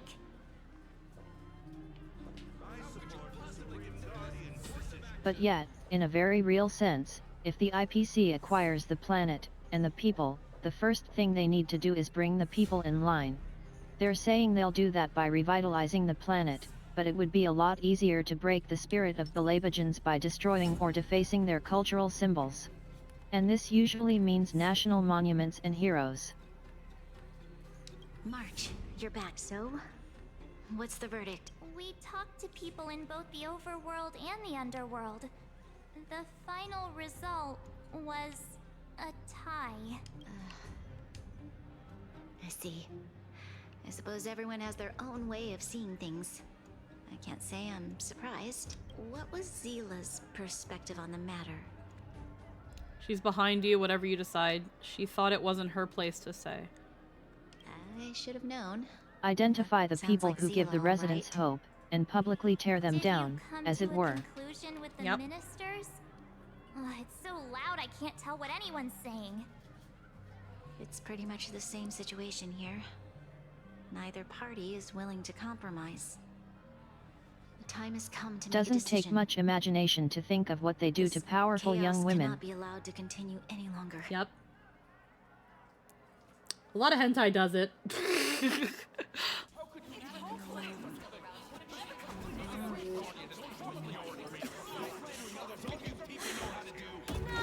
All of you! I know what to do. Dojins love it. Wait!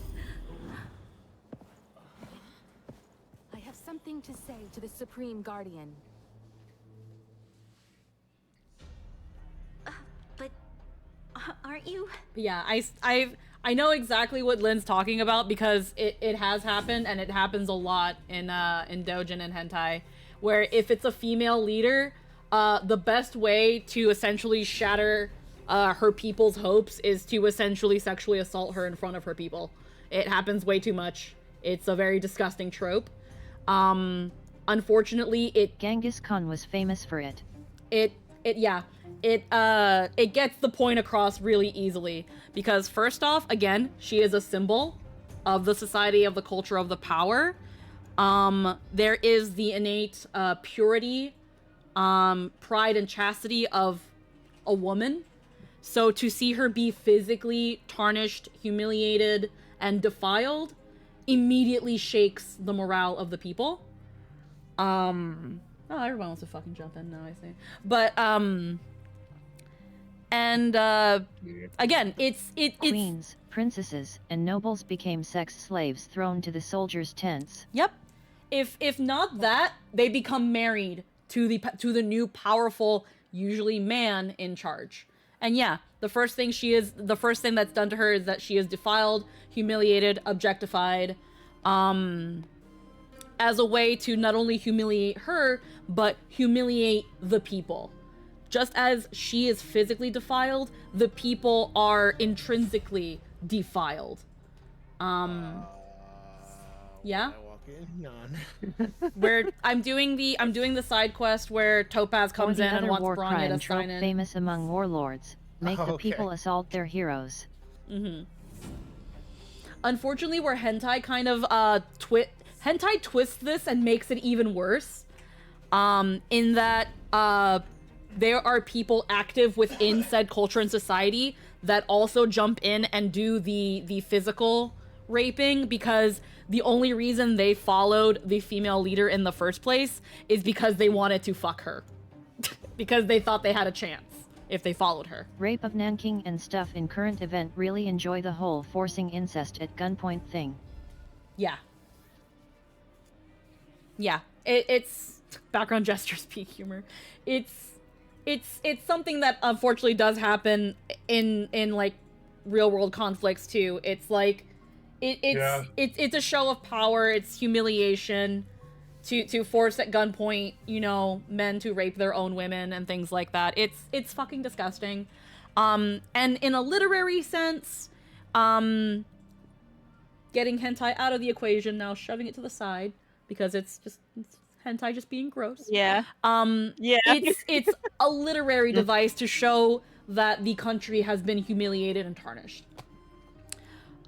So, if, not saying that Honkai will ever go there, but theoretically, in the position that Bronya would put herself in, if Honkai went there, I would not be surprised if she then ended up being subjected to the chauvinistic, power-hungry, power-trippy man that is then put in charge of Belobog, that she would then either be forced to marry or be forced to be subservient of, because the moment she does not listen, the big man in charge will then hover his hand over the fucking kill switch button and Belobog goes bye-bye.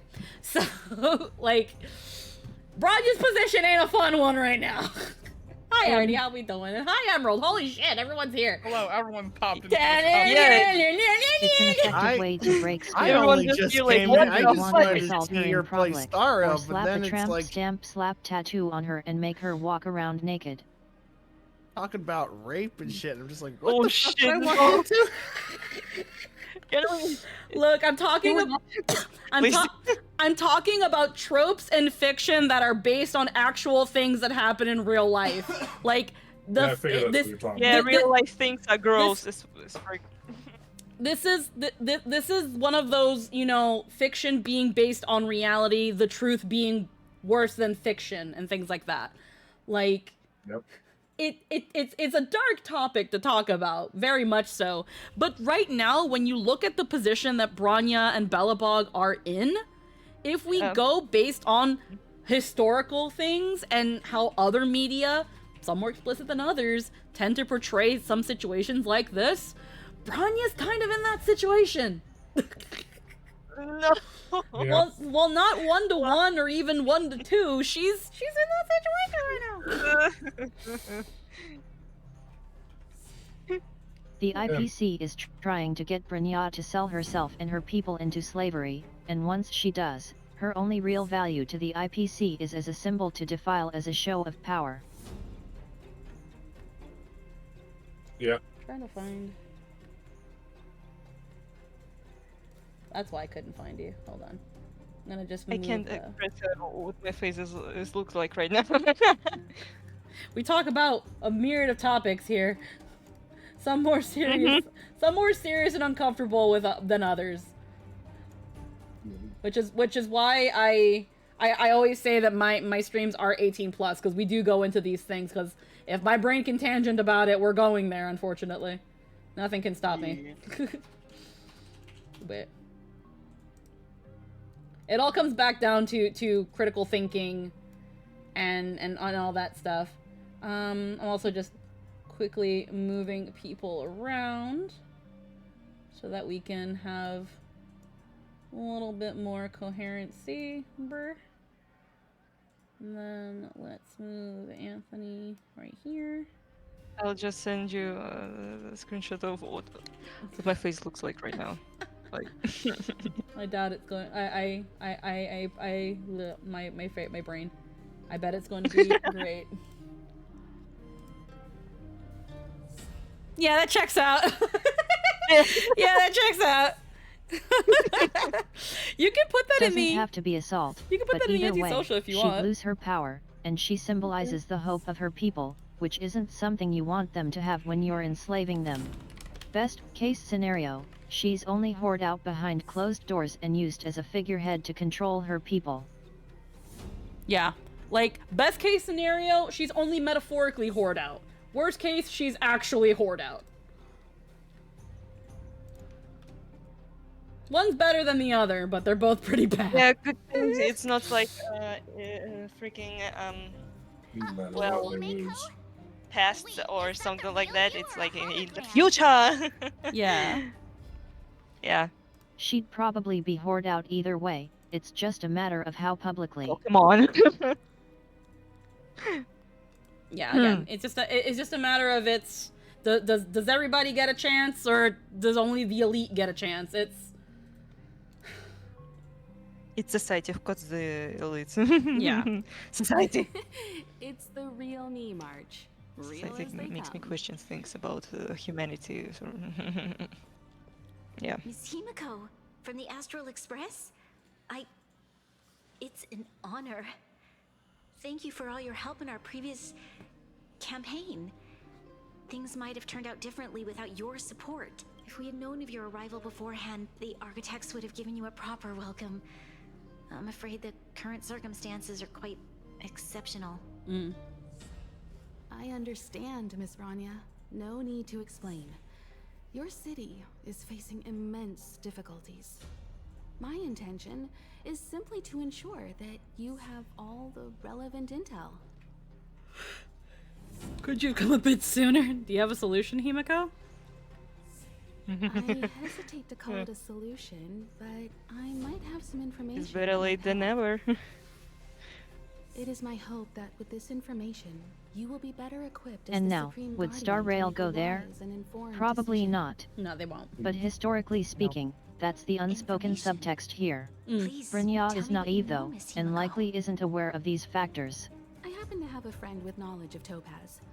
What Topaz said about her home world is indeed true, which is why she believes that the IPC's takeover of Belobog is the only way of ensuring the city's survival.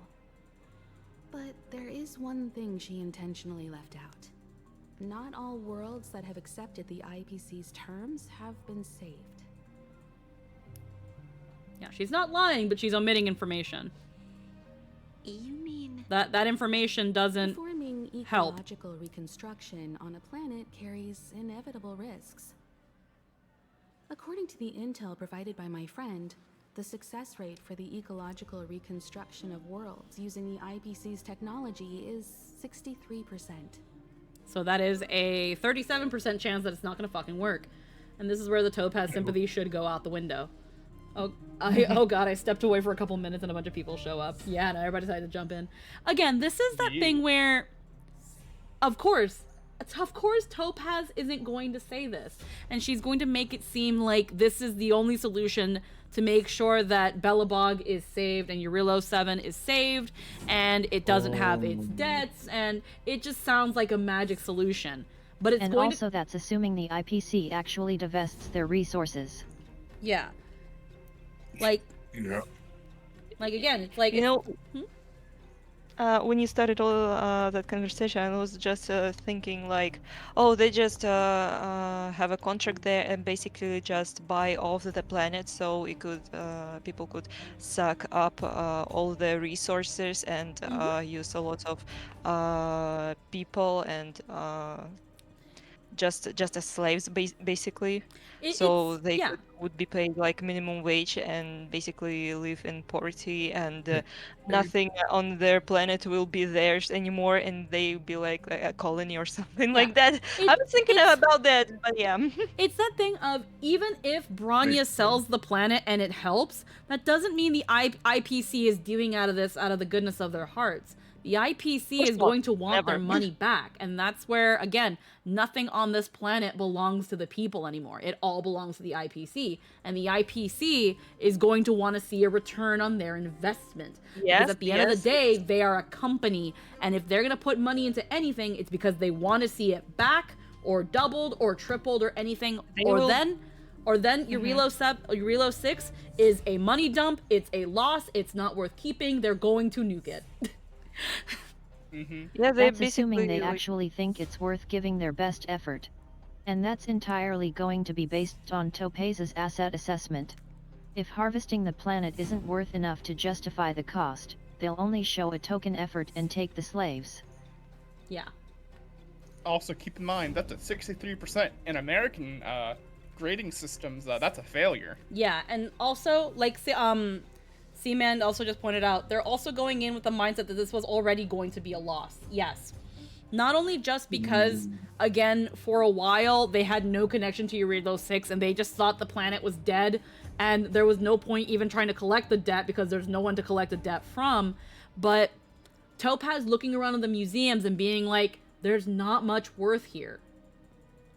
Like, they're already looking at this being like, there's not... Topaz is here to liquidate the planet. Yeah.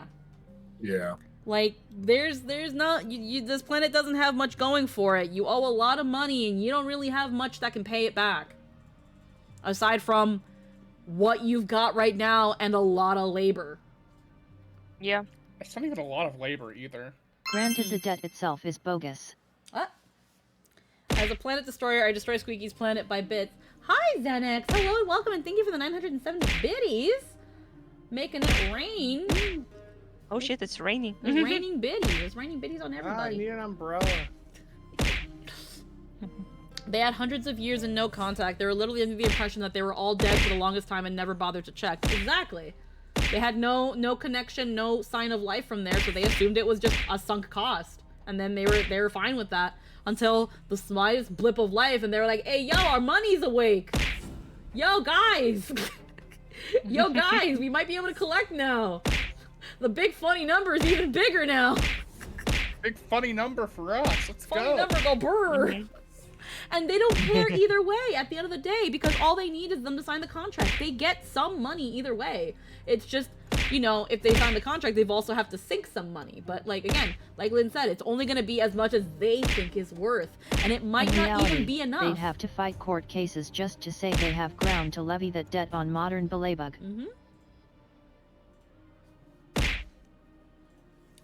This is technically leftovers with my friend's stream. I hang out with him and play games of MechWarrior. Yeah, no worries. Always appreciate anybody willing to give bits. Or anything to the stream. But yeah, that's, again, so yeah. I think Topaz is trying to get this done quick and dirty because her case is weak. Yeah. And again, it's, like Himiko is saying, it's not that Topaz isn't telling the truth, it's just she's omitting details, because if she gives you all the details, it might just sway your decision elsewhere. She knows that you're thinking about the greater good of the planet, and that you probably won't take anything more than an absolute guarantee. Topaz cannot give her that guarantee, and instead gives her a sob story. Which, yes, it's a true sob story, still a sob story. What happened with Topaz's planet? It's not even a great rate, it's slightly better than chance. Yeah. It's just a little more than 50%. And that's if they try. Yeah, and that's if they try, which again, if they already see the planet as a net loss, why would they? And because they would only probably give the bare minimum, people's lives aren't going to instantly improve. And then on top of that, the people that are already pushing around their power before the contract is even signed is gonna be like, you fuckers should be grateful that we're even giving you the bare minimum. It's just gonna be a shit show. And again, Himiko is trying to say, like, this isn't even a guarantee that it's gonna work, and Topaz has not told you about the planets that haven't worked. Zenex with another 2,000 biddies. Hello, thank you so much. Hey, it's always a gamble on fate. If you draw, you might receive. If you don't, the world ends, and then you go to the next one, and then next until someone gets it right. This will be my final power move. But yeah, It's the thing of, at the end of the day, Bronya, like, what happened with Topaz's world has nothing to do with Bronya. Bronya doesn't need to give a shit about it. That's not Bronya's problem. What Bronya cares about is her planet. And rightly so. Bronya has no jurisdiction or even knowledge until the sob story happened, which is what makes Topaz even more shitty in that regard. That she is omitting these facts because she knows that if she is transparent with Bronya, that it's not going to work out in her favor. It's telling Bronya to sign the contract, but telling her to not mind the fine print, or positioning the papers in a way you can't see the fine print. Bronya hasn't looked at that, because Bronya didn't even know there was fine print in the first place. So, yeah. Only 63% of planets succeed? That's not exactly comforting. And admittedly, the people of Belaba don't number that many. Even enlisting all of them into slavery, it's nice, but one city's worth of slaves isn't that great a resource to the IPC, unless some of those slaves have special value. The most they can offer is some resources and robots. But that's it. There are so many bits, huh? Hello. But yeah, all they could offer are just resources and robots. They could just make like a lot of manufactories on the planet. They could basically destroy it. Yeah. Kinda. As a person like, who's been to... like in some cities there is a lot of factories and it's impossible to live in there, but also there is a lot of resources and people are making money and feeding their families because of it. And it would be like really cheap because it's only resources they have. So And say, one thing Topaz found out here, is that Bronya is actually higher value than originally expected. Hey yos, I'm sick but chillin'. Hell yeah. Not for the sick part, but for the chillin'. Mostly because of her connection to the Nameless. Yeah, the fact that they're friends with the Astral Express. As a person who's been to meetings involving gambling addiction and alcohol addiction, I understand people have the worst luck or the good luck. And I've been to those meetings at the age of 9, and it made me sure I don't gamble or drink because I want to keep a good hand. I mean, having a drink or two and like going to a casino one and done isn't going to set you up for failure. But if you feel like you have a general addictive personality, then I can understand why you would want to be careful. I wanted to bring these numbers, these probabilities to light. I think it's only fair that you know all the facts before making a decision. Ultimately, it's up to you, Supreme Guardian, to make the final call. All of that conversation is because Thank you, Miss Himiko. whoever's game. This information is of great help. Regardless of how alluring their promises may be, this contract is nothing more than a gamble. As a leader, I cannot let the future of Belobog hinge on a roll of the dice. Bless you. Now that you've decided, I don't have to pretend to be impartial anymore. I think you're making the right choice, Bronya. Astral friends, I have an idea, but for it to work, I'll need everyone's cooperation. I need some time to rally all the residents in the city. And then, I'll meet with Topaz again.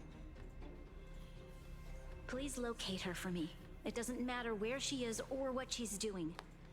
And if the IPC is still trying to take over Belobog's assets, I ask that you do everything in your power to stop them. Oh, they already kind of are. Don't worry. Leave it to us. We'll find her. It won't be easy dealing with her, but these two will help me get the job done. Belobog's future is not for sale. And we'll never forget the friends who stood by us in our time of need. Not once, but twice. Stay safe, everyone. From an economic perspective... But yet, I'm sure all the IPC grunts here feel like having to treat Brynja like someone worthy of respect is sickening, and just want to get this over with so they don't have to pretend the hillbilly princess is their equal. See, from an economic perspective, their best gain outside of the connection with the Express from all this would probably be the kids, because a lot of kids are highly skilled in mechanics, and being able to train them at a young age to work with new tech gives a good promise for talent. Personally, I love the game because it gives me that personality to remember my experiences meeting people. I was a sociable kid, and I met people in my grandparents who had problems, and I understand I might have that. We like gambling with our lives, and the dice always decides the fate in the end. It pretty much became our family's motto. We can talk here, Japard. Share your recruits to the crew. The more details, the better. Supreme Guardian ordered me to garrison the Rivet Town with Silvermane guards and automatons to stop the IPC's infiltration. The defense went smoothly at first, but then Topaz herself appeared with some super special technology that allowed her to seize control of all our automatons in an instant. It seems Topaz is... Everyone stop typing! I'm fucking reading. Seems Topaz is heading for the certain... Seems Topaz is heading for a certain area in the depths of Rivet Down. For some reason, Svarog is with her too. Svarog, is he trying to go against us again? I hope not. My instinct tells me that there's something else behind this, but I'm not sure. I don't know for sure yet. At least we know where we can find Topaz.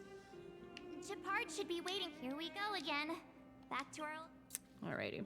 Not justifying it, but Topaz doing is at least a guarantee to not half-ass it and bump it up to 80%. But unfortunately, she also doesn't realize the difference between her planet and Eurilo 6. Squeaky, stop reading text and focus on the story. We're just the pony ride. Sister? No, I like reading chat, Xanax. I like reading Hella, chat. Serval, and Clara would be valuable as technicians and scholars. Seal would probably be forced into collections as an assassin, and best case scenario for Brynja is working her way into Topaz's job.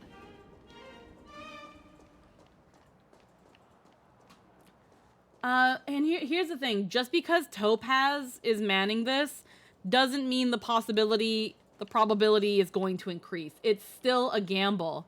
Like, you can't guarantee that after they get the signature that Topaz is going to give a shit anymore. End of the day, she gave a sob story with the sole intention of getting Brynja to sign the contract. And that is a manipulation. That is a manipulation tactic, and a very dirty one. She's a dirty bitch. Obviously, we've seen two facets of the IPC. We've seen Topaz is way more likely to actually try, but she's still trying to get Brynja to sign her people into slavery. I can't do it unless Himiko literally said she would. Sister is with me. On a flimsy justification. Yeah. Sister calling me? Again, it's a flimsy justification. It's not enough. Once again, not justifying. Oh no, I know you're not justifying it, Destroya. Again, it's a flimsy justification, and and even then, it's still not worth signing the contract. That's why once Brynja made her decision, Himeko was like, now that you've made your decision, I can tell you that I wouldn't sign that fucking contract. Topaz is trying to be the best of a bad organization. It's still a horrible organization. Like, again, I know that no one's justifying it here, but again, the character that said it also immediately said right after, I still wouldn't fucking do it. It's still a gamble, and it's not worth it. Okay, so you go from 63 to 80%. Again, 80% is a lot nicer than 37, but it's still a small, it's still just a small percentage, and that's only up to 80%. That 80% isn't guaranteed. It could go from 63 to 65%. It can go to 70%. Like that 80% is not guaranteed. It's just where it could go, as high as it could go. There's still that 20%. You know how many times I've missed an 80% chance of anything in video games? So many fucking times that it's bullshit. Like, you can still lose that gamble. I'm sorry. Also, I will never sign that contract. It's so much bad flavor. I would gladly gamble if it's my own life, but I'm gambling with a whole planet. That's a scummy deal. And then Seaman says that is not at all what Himeko meant there. Just to make sure, are you saying with what I said or what Destroya said, Seaman? Remember, we need to kind of be a little bit specific when we speak in the chat, just in case, because I don't want to misunderstand anybody. The Supreme Guardian has briefed me on the situation and asked that I assist you in locating Topaz. Ready to enter Rivet Town? We'll go in together when everyone is set. Let's see. She means Topaz has an 80% success. This means it's a 20% chance if she is in charge. The percent chance is still there. Okay. Bro, there was a less than 1% chance for that white lily to fucking spoil, and it did. Yeah, I know.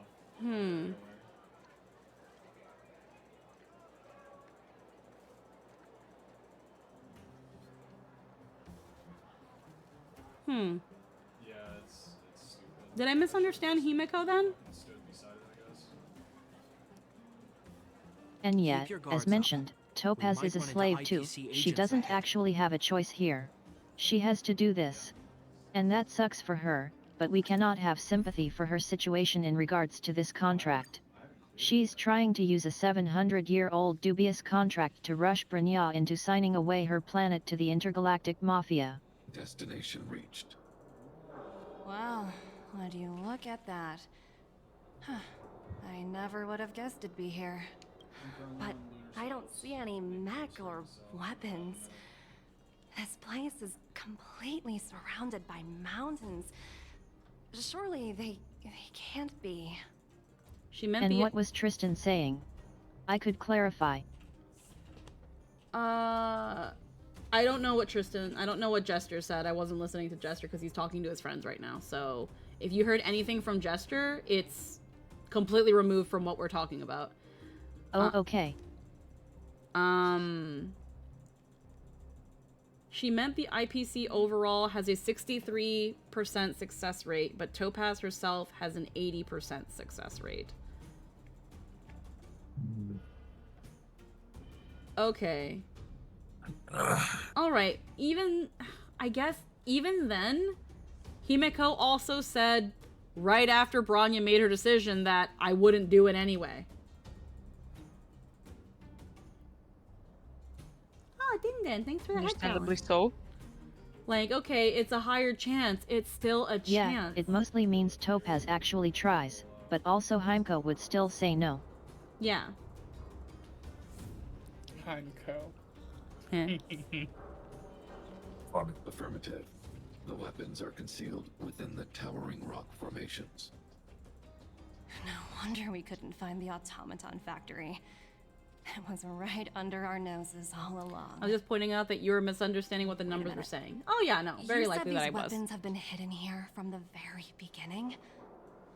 That means the architects of Eurillo 6 never used them in their fight against the Legion. Correct. After the IPC departed from this world more than 700 years ago, no one has possessed the necessary knowledge for activating these weapons. It's a high chance, but how bad is the fall? The failure is always a dangerous one. The high can lead to a stall failure, and the failure can ruin someone if they're going for the full house. The architects used the IPC blueprints to construct replica automatons. However, the overwhelming majority of the combatants, commanded by Elisa Rand, were human. I see. The stories about this world are truly captivating. I would like to ask you a question, Topaz. You're awful polite for a big robot. Ask. Don't be shy. If the IPC does not intervene, this world is doomed. Are you convinced of this conclusion beyond any doubt? Yes. I've gone through countless case studies, and they all point to the same conclusion. Any world that comes into contact with a Stellaron is doomed. On the surface, things may appear to be getting better since the Astral Express lent a helping hand. But sooner or later, the underlying problems will resurface. A looming crisis can often lie hidden beneath the illusion of prosperity, unnoticed by many. Understood. Understood. That's it? You don't have any thoughts on the matter? Emotional readings indicate that your response is sincere and accurate. That is all I wish to confirm regarding this matter. And I think that's not just because it's not a guarantee, but because Topaz hid that fact and tried to push her into it. And if she wasn't telling you that, what else is she hiding? You can't trust her, and if you can't trust her, better to play the odds on the side you understand. You kind of get that feeling when you watch her If only trailer. my anyway. colleagues had the same self-awareness as you. Come on, Numby. We've got some assessing to do.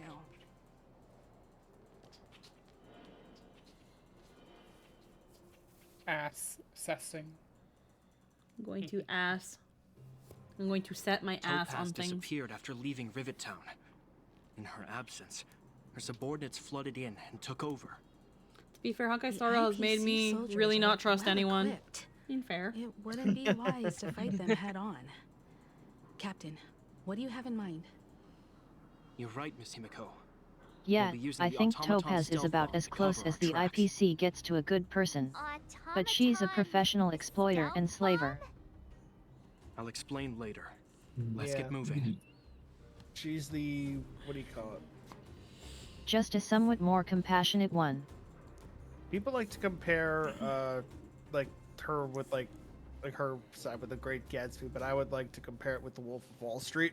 Well, I was actually gonna point out as well where it's like, and to be fair, slavers really love people that people can sympathize with, and getting those sympathetic people in their ranks.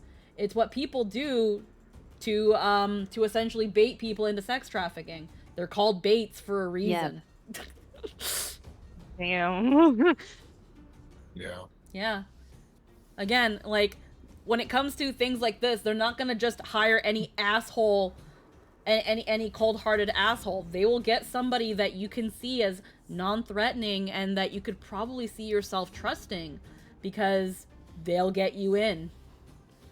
It's kind of like how they say, like, for a lot of drugs and stuff, most people get into drugs via someone they know, because you trust your friends. You mostly trust your family. So if you see someone you know doing it and not facing immediate consequences, you are more likely to think that if you do it, you'll be fine. Look at person you trust. They're fine and they do the thing. Or again, sometimes someone that you are more sympathetic towards or trusting asks you to do something that's a little bit questionable. But why would this person you trust not think in any other way outside of your best interest? Next thing you know, you're on the hook, and that's how they have you. Manipulations. Yeah. It's manipulation, it's baiting. I was watching we're gonna go into a heavy topic here. I was watching a documentary about Jeffrey Epstein. Basically, we might be fighting against the destruction in the lore, Is that but J. I Aubrey figure one? the IPC is a greater antagonistic force in a lot of ways. Heck, they manufacture the sort of tragedies that gave birth to Nanook in the first place. Like, to slightly tangent for a little bit now that I'm on this train, is that I was watching I was watching a documentary by J. Aubrey, really good, about Jeffrey Epstein. And one of the ways he was able to get most of the girls that he then ended up trafficking was something very menial. Telling the girl, having they would approach a girl, solicit her for sex, and if she said no, they said, okay, we will give you money to get your friends to do this then. And it kind of became a weird, twisted pyramid scheme of girls telling other girls to do this thing. And if they didn't, at least try to get a girl that will do it so that you get money anyway. There was one girl who was trafficked because Ghislaine Maxwell said, Ghislaine Maxwell knows her reading an anatomy book. She wanted to, this girl wanted to be a massage therapist, but was still studying and hadn't been able to get into an internship or any actual practice. She was approached and Ghislaine was like, hey, I know a really rich man who's looking for a massage therapist. Are you interested in massage therapy? I know just the man who could probably help you. And he's rich and he has connections. And if you do really well, we can maybe kickstart your dream career. And she was probably his one of his most trafficked girls. That's disgusting. Yep. But that's how they get. But that's how they get you. And again, when it comes to a lot of these like sex trafficker things, and just in general things like this, they'll try to bait you with targets that don't seem like an immediate danger. They sex trafficking in general will use a lot of other women and even children to bring people onto their side. Oh. With the child kidnapping, they use other children. Because a young mother is more willing to let her child play with a bunch of little kids and maybe for a moment not pay attention for a second, and that's all the time they need. It happened with a lot of missing children's cases. One specific missing children's case that comes to mind was a mother had her little baby. It was like a 1 or 2 year old baby and 2 slightly older kids. I think the oldest one was like 9 and the other one was 5. They're like, can we play with your son? And she was like, my gut thought it was a little bit weird that these kids wanted to play with a toddler, but they were kids and I didn't see anything that bad, so I let them do it. Her child is still missing to this day, and people think that the child was kidnapped and sold to the underground black market adoption. Because that is a thing that exists. Black market adoptions. People literally stealing and selling babies to other people that want a baby. Because nothing is sacred. Hell, when I used to work at a mall back in Jersey, I was randomly approached by these 2 young girls who said they wanted to talk to me about their religion and if I had time to if I had some time to follow them so that they could talk to me about something. I was just wanting to get to work, so I told them no. But when I told somebody about that, someone was like, yo, you dodged a fucking bullet. Because there are literally some people that do that shit to pull away girls and then they get kidnapped and trafficked. Mm-hmm. But most people just see 2 younger girls that want to talk about their religion and humor it. Because obviously if you have a guy come up to you and ask these questions, you're a little bit like, oh, what the fuck? People are a little bit more apprehensive when a guy does it. But with women and children, we're a little bit more trusting. We're a little bit more susceptible to that. Because obviously we're stronger than women and children. Obviously. We think that we have a chance. No way. We think that if anything happens, we have a chance to fight back. But what we don't know is that the big guys are usually waiting. It's but yeah. It's shady fuckery. Squeaky me. Oh god. Oh, shrimp time! Freaking lemon pepper shrimp didn't play. What the fuck? You're already in. Imagine talking about this kind of topics in that voice. Hold on. Me and you. Another thing with your audio stuff still being. Yeah, I might have to. Hold on. Let me go open voicemail while I do that. Squeaky, me and you can get along involving. You talk about this part. I talk about gambling and don't trust the house to play fair. They'll let you win a good hand a few times and then they'll give you the bait. Then they sink their teeth in. That's how most gamblers get addicted. No, that is kind of how casinos work. And they think they can win all the time until they ruin themselves. Reno and Vegas have this problem that people start living under tunnels because they're gambling addictions. Because they've ruined themselves. I redeemed it before this talk. Oh, okay. It's only kicking in now, though. Oh, it's probably because of the comfy time. But it still should have played it. So let me quickly... There we go. That way I can hear lemon pepper shrimp when it happens. So let me... Because I didn't hear it. I want to play it. Lemon pepper shrimp. There we go. Okay. Now that's out of my system. God damn it, I can't take that seriously. Oh man, isn't it great? I'm gonna be talking about serious topics as a fucking shrimp now for the next 5 minutes. Let's keep going. Fucking God. But yeah, no, when it comes to these sorts of baits and all that things like that, it's very common for the bait to be a very unintimidating figure or figures. It's just more shady tactics used by these sorts of companies and bad actors to get people on their side. They know. That's why you really can't, when it comes to certain things, you really can't trust no bitch. Look, Huh? down there. It's the IPC. Keep noise to a minimum. The way you everyone. said you can't trust no Don't want bitch to alert the in enemy that to the voice. You can't trust no bitch. They'll eat you up and spit you out. This world is hard and dark. This world is hard and dark and waiting for a butthole to stick itself into. I'm looking at the shrimp and saying this shit, and this I can't. If there's any lesson you must learn from this, is to protect your butthole at all times. This is the greatest invention you've ever done for your stream. I love this routine. Use the automaton stealth bomb to wipe out the IPC threats. I'm gonna put a marker on that. Hopefully it works. I might clip it. Remember, try to avoid Put a marker on your butthole? No! In the stream! I have a button that puts a marker on my stream so that if I want to highlight and look for clips, I just look for the markers. Automaton Stealth Bomb. When controlling the Automaton Stealth Bomb, press the attack button to trigger self-detonation and send all enemies in the attack radius to complete the challenge. I lived next to those people in my family, worked in business involving retail and movie production like theaters. My favorite grandpa had a wife that had so much of the money addiction that he didn't give any money to her when he passed away because she would waste it on gambling. I love my grandpa because of that.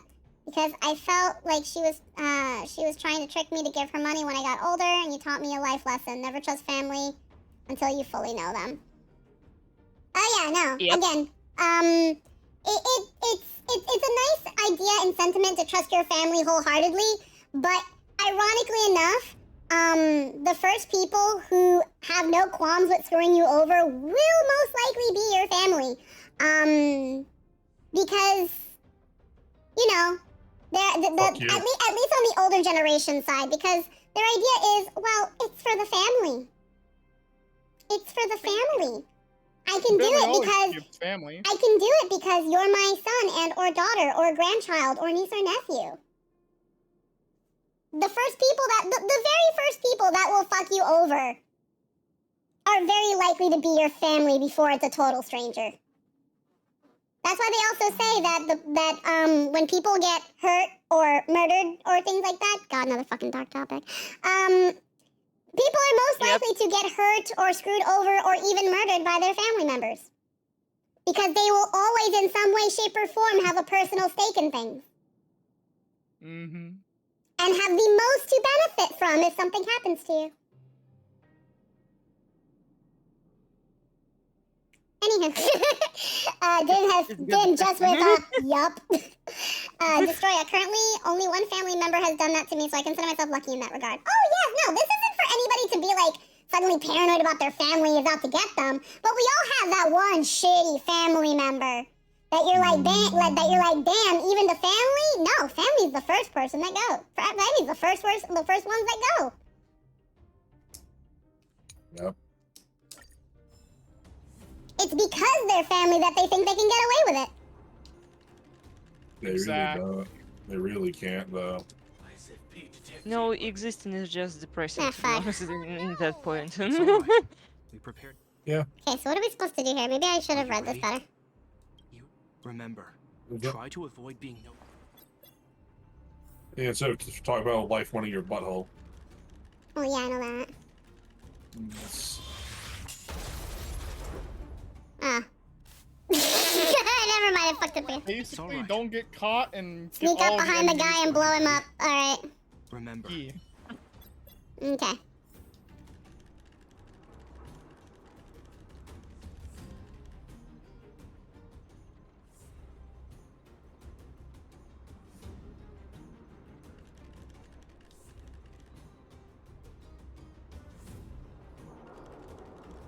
So I was getting food and was AFK for all of that. Wow, squeaky. What? Wow for what? What? Is this something I said? Or was it like the butthole comment? I think it's just a different form. The mistake, however, was leaving behind some other valuables, so pawning that off got me my returns and they had to pay me back. All of the above. You Silvermane guards sure are a righteous bunch. Alrighty. I'm just making a redesign I'm just redesigning Naruto characters right now. I'm just and Oh, listening to that like. Yeah, we talk about just about anything I can get. If it gets in my head, I'm gonna most likely talk about it. Yeah, I kind of get it. But it's okay. It's okay. Yeah. I like it. I've seen standard issue robots like these before. It's an IPC. But still a very field team leader. traumatizing topic to discuss. Oh yeah, I bet, yeah. If you like really think about it, the older thing that happening right now in this world, Let just me know when you're ready. right here, right now, not in the past or something. It just. Also, yes, like most forms of violent crime, it's overwhelmingly going to come from someone you know. Use the. Remember. Yeah. Try Friends to avoid and being family. The people you trust the most.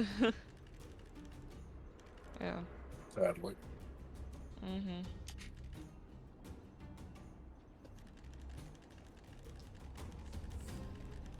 Okay, I gotta.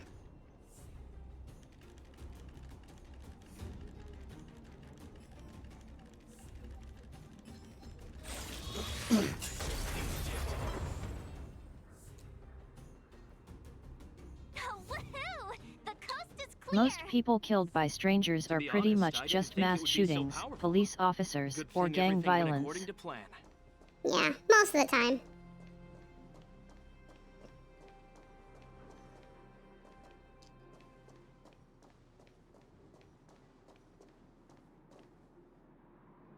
This is the road that Topaz And I mean took when killed she by left police. Rivet Town. That's more common than the Let's inverse. find her. And tell her about. This time. Alrighty. I really want to say something, but I don't know if I should. About freaking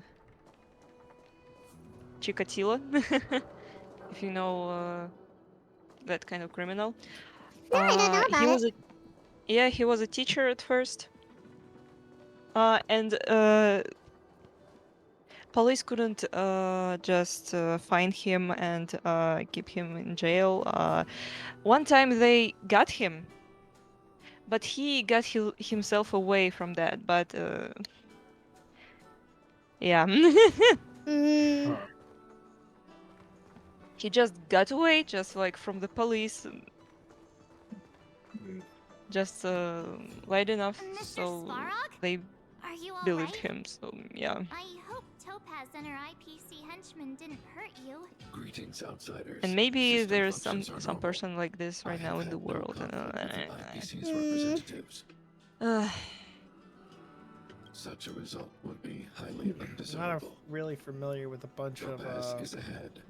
Russian criminals. She I'm had only the aware means of to one. force me to comply with her orders. I can't even remember. I chose not Nikolai. I can't remember his last name, but he went by the name Metal The only Fang. way to preserve He ate Belobog people. is by incorporating it into the IPC. While I do not agree with her And then he viewpoint, lived in the mountains I for lack like the 3 computational years. power to provide evidence to the contrary. And then he While it got is caught. unlikely If you're singled out, it's going to be by someone who knows you, and either you let your guard down, or who your usual guardians won't protect you from. Meaning there could still be conflicts. Don't He worry, got March. caught by The sheep. Express never pursues conflict as a first means. What a fucking But if nerd. it comes Ha. down to it, we won't He had to back get down either. what do you call it, a sheep That's how herding it's permit, always and the been. police, one of the officers was like, right. "Hey, I know this fucking guy. Wait a second. I know this fucking face. He ate my cousin's face." Is Hold actually up, why he wait a went minute. What did I just what? Who? Someone ate someone's face. Oh. Don't worry about that part. Okay. Why would Topaz come here? Is she looking for something? It's possible. Many mysteries lurk beneath the surface of this world.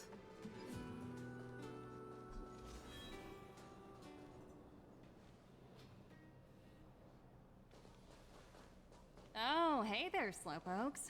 I was starting to think you weren't gonna show up. The face-eating leopard lady party next to shocked Miss when the March leopard looks wants to oddly eat their familiar. face. Yeah, but this guy literally ate their face. That doesn't sound healthy at Pleasure all. to meet you, Miss Topaz. I'm Himiko, Probably high in the salt. Astral Express's navigator. Oh, wow. Or I sugar. remember now. The illustrious Miss Himiko. Some of my colleagues dream about meeting you. Do I have any fans? Himiko is that famous? I'm sure they do. Of course! The Nameless have quite the reputation. You're following in the footsteps of the great Akavili, after all. I'm pleased to see how well everyone's been getting along. Topaz, based on your greeting, I presume you have a good grasp of the current situation? Of course! The deadline has already passed, but Branya still hasn't signed the contract. I think I can guess what's holding her back. Please, don't misunderstand us, Miss Topaz. We have no intention of opposing the IPC or its board of directors, but we have very dear friends on Eurilla 6. Standing idly by and watching them sign an unfair contract goes against everything the Nameless are about. Miss Himeko, sorry for interrupting, but this doesn't sound like a negotiation. We needn't waste our time, March. Shut up, March. The women She are made her talking. decision 10 minutes ago. Hold. No fooling the Astral Express. All right, Jesus. You're absolutely right. Differing views don't necessarily mean one person is right and the other is wrong. However, to keep things moving forward, there's usually only one solution.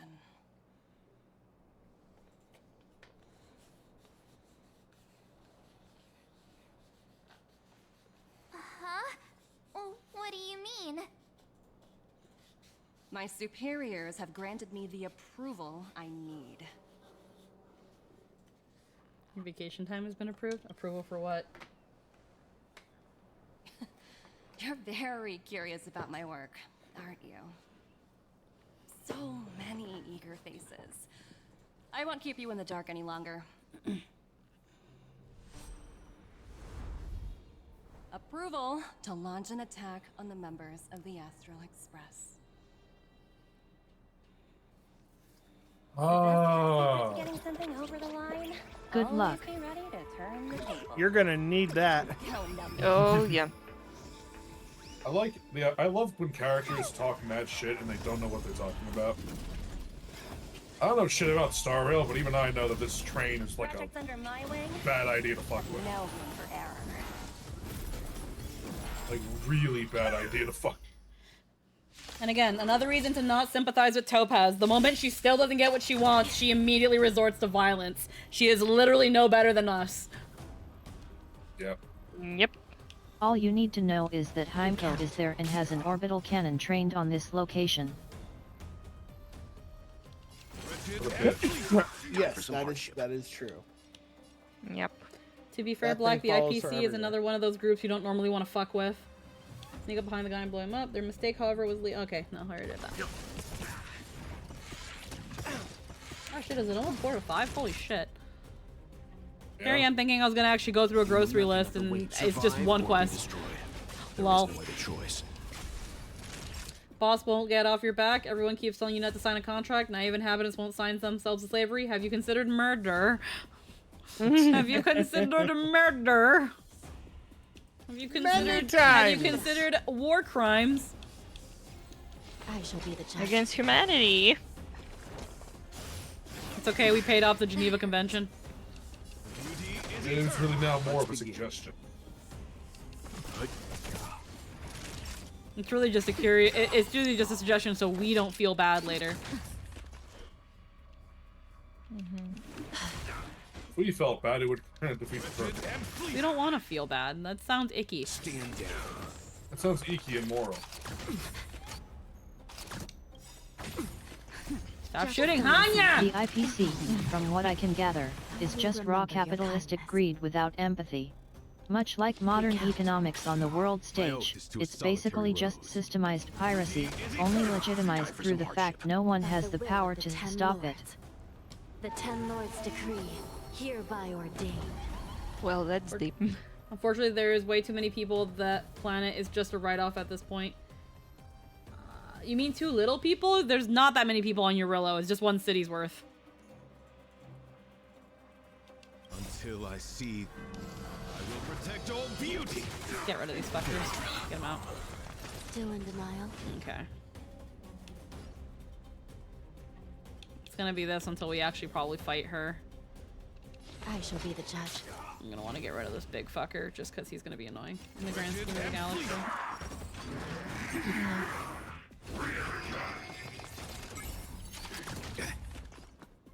Seize their performance points.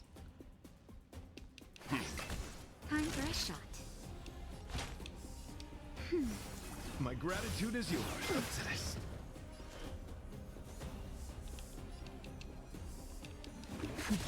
My guiding light. Beauty is eternal.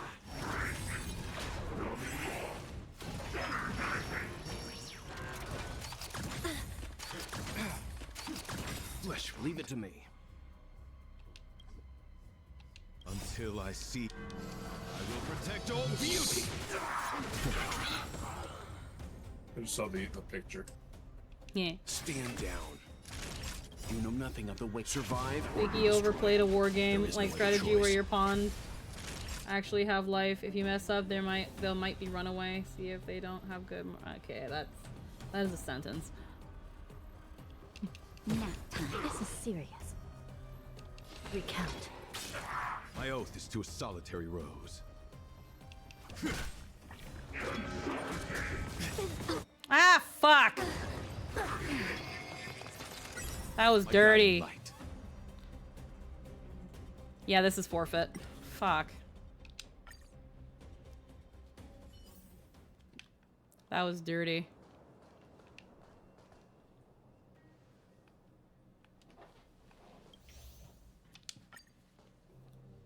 Sorry for bad grammar, text to speech, and me. Yeah, I had a feeling that sounded like text to speech.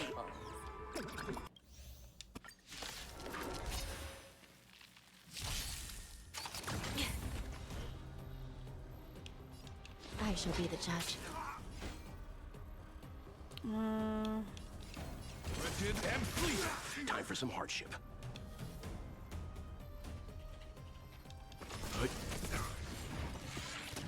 Flesh. But yet, doesn't matter if Topaz is hot, doesn't matter that she's more compassionate than most of the IPC, doesn't even matter that she is, herself, a slave.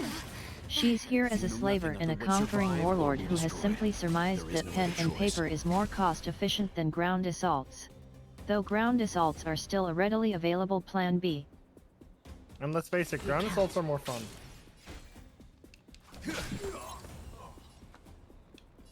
Sure, loss of life is down, but, you know. I want to do a thing. I want to flex my muscles. Because eventually we'll go extinct. Let's begin. Naughty child. Nap time. A lot of diplomats think that way. I'm fine. Still in denial. Just in time. Just a little something. Think nothing of it. Get Argentina to clear this wave. Remember, by the will of the ten Lords' decree, hereby. It costs money, material. No one wants to waste those three. See that light once more. 2. If you can get the first option, if the second is available, they'll use it when the other option's gone. Yeah. I will protect all beauty. Fair. Yeah. Alright. Often provoke others to war just because they want to flex their military arm and diplomacy got boring. Wretched and flee. Until I clear the ads. Will protect all beauty. Yeah, he's gonna bring more ads. Time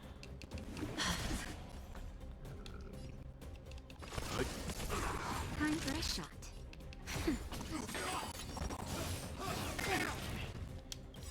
You know nothing of the survive or be destroyed.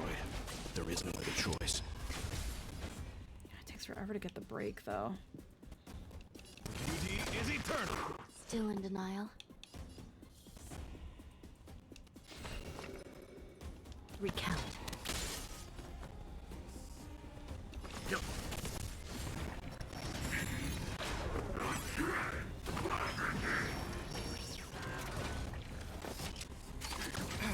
Naughty child. Yeah, this enemy is a huge pain without weakness break. Yeah. I shall be the judge. You can see these points. Fuck. Just takes so long you might to want to heal. replace. Granted, they give you a character who's great at fighting it. Remember your kindness. I couldn't hear because everyone spoke at once. What did you say, Nightshade? Oh, sorry. I said you might want to replace Argenti with Ratio because that big enemy has weakness to imaginary. Ratio's imaginary, and that way you'll have two imaginaries on the field. Like, yes, you'll be sacrificing physical, but It's so good to he's the stand bigger here and problem. do nothing. Yeah, I know. The That's why I've mere been thought of having. to I was return to having Welt mountains of hitting criminal him. Reports in the Hall of Karma makes me wish I Yeah. could stand here for. The problem is that at the moment I don't have Ratio near leveled up to the point that I could start. Also, I'd have to give up the challenge. I can't just. Oh. Yeah. So. Okay. Yeah. Fair. I'd have. I mean, I can pause and save and come back to it. It's just. Again, I don't have Ratio at a point where I can just stick him in my team. Yeah. Let's take a look. I can't do it unless Yeah. my sister is with me. I still can't get over his name is fucking Ratio. Also, generally speaking, Herta is a better pick for these guys. Yeah, she has AoE. Yeah, but we're going with stuff that Squeaky has. Oh, Herta. I'm sorry, Herta. Yeah, I have her. I have Herta. And everything is weak to I thought she said Himiko.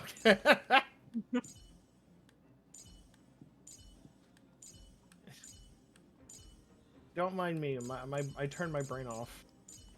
Yeah, and I can get Herta up as well and just throw her back in my team. She's another damage dealer. I can probably replace Argenti with her. Whereas with Ratio, he's Hunt, so... Because, again, like, yes, I do need to focus on the big guy after a while. Because... And having the weakness is good. But if I don't get rid of the ads, they're just going to keep poking me until I'm dead anyway. And that's why I used Argenti to get rid of the ads, because Herta the ads is good have... here specifically because he spawns ads. Yeah. So I could replace Welt with Herta. Herta is the wave clear gremlin. Yeah. I can use Herta to replace Welt and get rid of the ads, and then Dr. Ratio to focus on the big guy. So we can this is a it's a doable stratagem, so we can give it a shot. We've got about an hour before Theros. Let's see. I don't have ascension materials. Ooh, that's easy to get though. All right, means I'd have to go and get these. Yeah. Don't worry, that those aren't a problem to get. So I can then bother Jake to enchant the thing. Getting hit with an ad break while you talk about being swarmed by ads, how meta. Heh.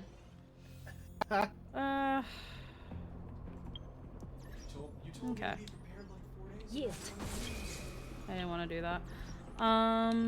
Actually, it's good that you did do that.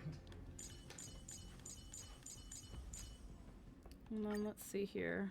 Oh yeah, I can easily The ascend faster Ratio. the progress, the greater the chance of errors. I love how he talks.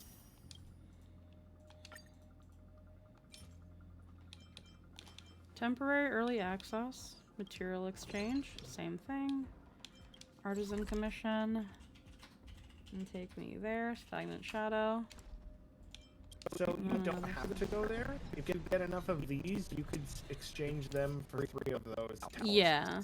Yeah. So. Then I have these. Saves you a trip. Yeah. So let's see. Okay. And then what do I need for Herta? I'm already at where I need for Herta, but...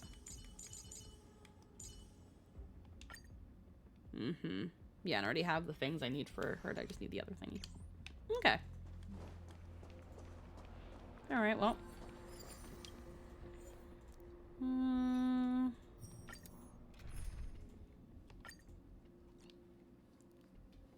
Let's see. Actually, might be able to avoid using Ratio if you use Preservation MC They might give you enough survivability, but it'll probably be a slower kill. Probably.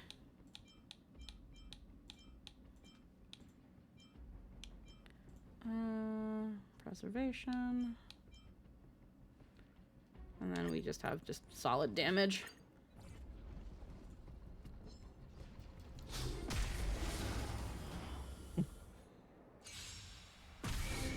Ready?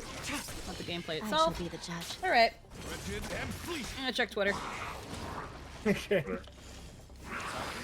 This The game game's is playing itself. Raisy's tent to ice, but it's Jinglius so doesn't matter.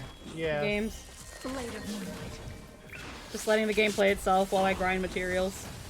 Yeah. Oh, there we go. Now do it again. Recount. Riveting gameplay. See, that's one of the reasons I love this game is because when I'm grinding materials, I can do other shit. Yeah. But when I'm playing the story, I usually just do it myself. I shall be the judge. Again. I can't help but hear that. What do you call it? Like, I guess that was from XQC, but that was just like a funny thing. I don't know why he said that. It's just a meme now. I will protect all beauty.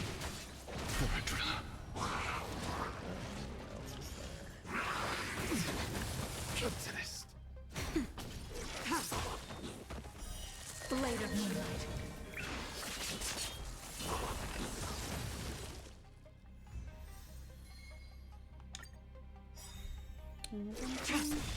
I shall be the judge. Beauty is eternal.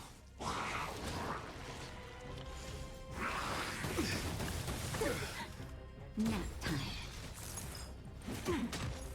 It's funny to me that she keeps targeting the ads, but the cleave damage still one-shots the boss. Yeah. Blade of Moonlight.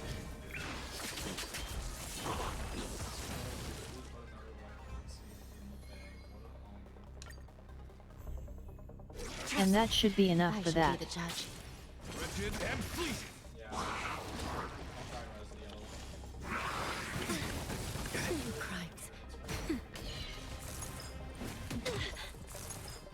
You can't kill. Blade of Moonlight. Try harder. By the way, I tried, what do you call it? Building, like, the new relics, like the new chess piece relics. I'm still not getting, I'm still not getting any luck. Oof. Recount. The Ten Lords decree. You have enough already. Rigid and fleeting. Already. I will protect all beauty.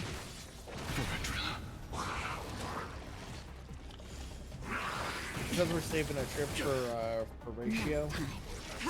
Because we don't want to have to go. I know. all the way to the place.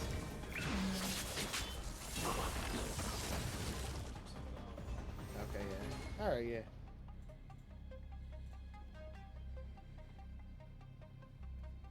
Do 2 more times. You're not alone on that relic grind is eternal. I Lol. shall be the judge. Beauty is eternal. I finished a bunch of characters. I even got hurt up to like really And Squeaky has mentally checked out. Well, yeah, the game's playing itself. This isn't fun. Recount. Like some people like the function. I fucking hate this. You finished farming 3 runs ago. Yeah, but I still had Trailblaze power, so why not? When you do it like for so long, you would really appreciate it. I know. I understand why the game has the mechanic. I just fucking hate it because this isn't fun. I shall be the judge. This is when the game stops being fun. Well, It's unfortunately again a necessary part of it. And the last time I had to do this, I actually did get really upset. And now it's kind of like, yeah, it's here. It sucks. Eh. Which I think is an upgrade from how I was before. So I'll take it. Anywho, no, that's done. Favor grants victory. Besides, if it means I have to do a little bit if it means I have to do it just a little bit less later, then I don't mind that I did it too much.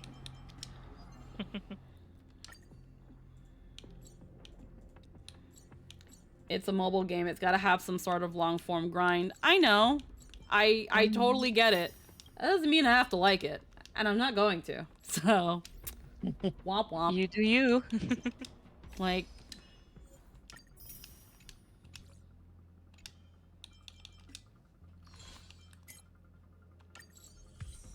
alright. Level that up. Claim all of that.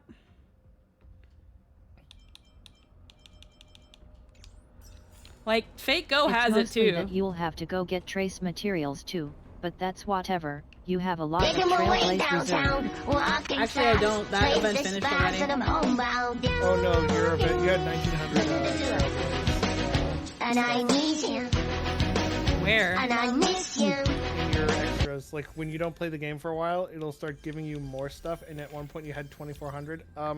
Yeah, that finished already. That's gone. No, you still have it.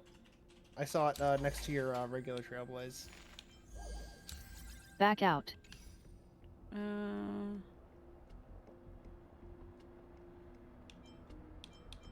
Spinny card. Yeah. Right next to Oh, rules. like the up green there? orb. Oh, okay. Yeah.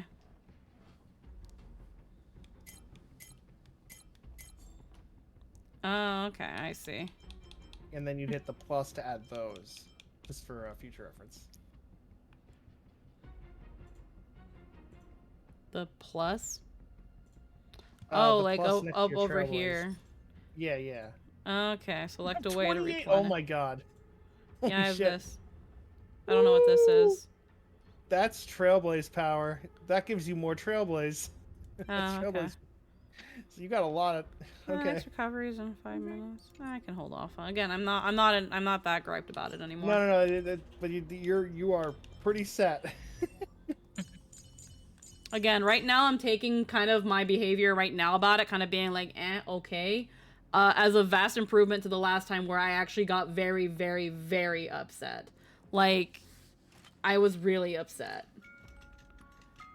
Like, it's a little embarrassing is how upset I was. Perfect. Oh, wow. Yeah. You call that a build update? Because I've talked about it before on my stream, but once I start feeling like something is wasting my time, and my brain starts getting into this futility of it, I get really fucking depressed. I get really fucking upset. Like, the fact that I had to go out and I'm saying this now because as embarrassing as it is, I want to be honest about it. The fact that I had to stop what I was fucking doing to go and grind because I couldn't beat a boss. I was crying. So yes, I hate this part of the game. I do. Oh. Like I understand this is a part of the gacha and I've fully accepted that. It's not gonna change my opinion that I don't like when gachas do this. It sucks. That's why I don't play a lot of these games. That's why I don't subject myself. Squeak's mood drives off a cliff if the game has a wall. Like in this case, I've already... It's not just a gacha thing. Yeah. Like, it's... Like, there are gachas that do it well. That's... And I'm more like... I'm inclined to believe you. I have no reason not to believe you, C-Man. But again, I don't care to put myself at risk for finding, quote-unquote, the good gachas. I just want to play the game. And I already know that this is just a hurdle that you have to jump through. I've accepted that, and that's why I'm kind of like, I don't like it, but it's either I do it and I can continue to enjoy the game afterwards, or I stop playing the game. And then what? Mm-hmm. So, you know, lesser of two evils kind of situation. It is what it is. I'll take what I can get. Like obviously Star Rail is a tactical team building game, but Squeaky doesn't want to tactical team build, so once it starts making her engage that way, the Squeaky mood nosedive. Yeah. And again, it's something that I'm working on. So that I don't get like that with every single game, because first off, if it ever happens on stream, I don't want people to see that. I don't want to be that way. I want to just be able to enjoy the game. I don't want it to ever feel like it's actually that deep when it really isn't. So, again, the only other way I can process this in what I feel is a more healthy way is to just be like, okay. All right. Yeah, it often feels like a deep-seated issue that gets in the way of you being able to enjoy yourself.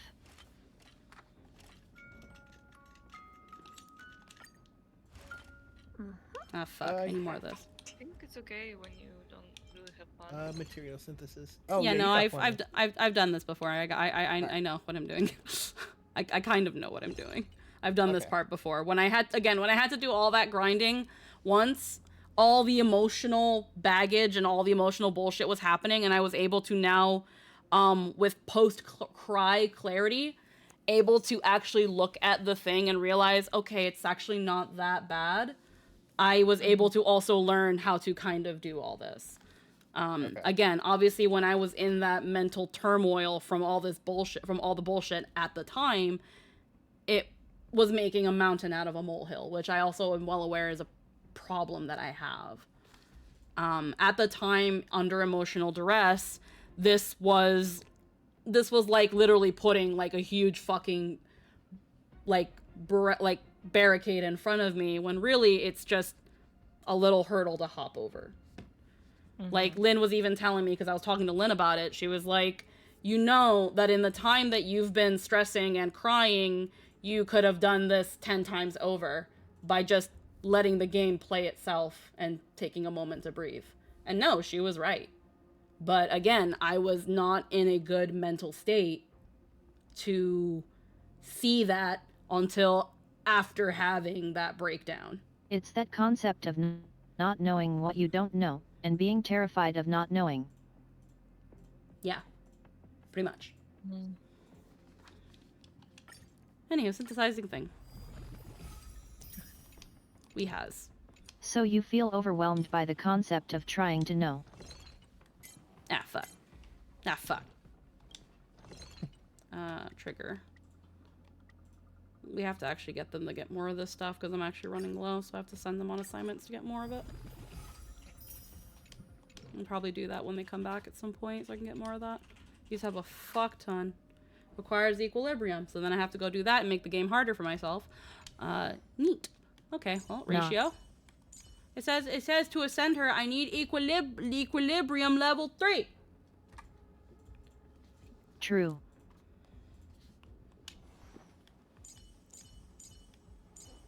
So later on, game will be like, make harder, and I'll be like, do I have to? And they'll be like, yes.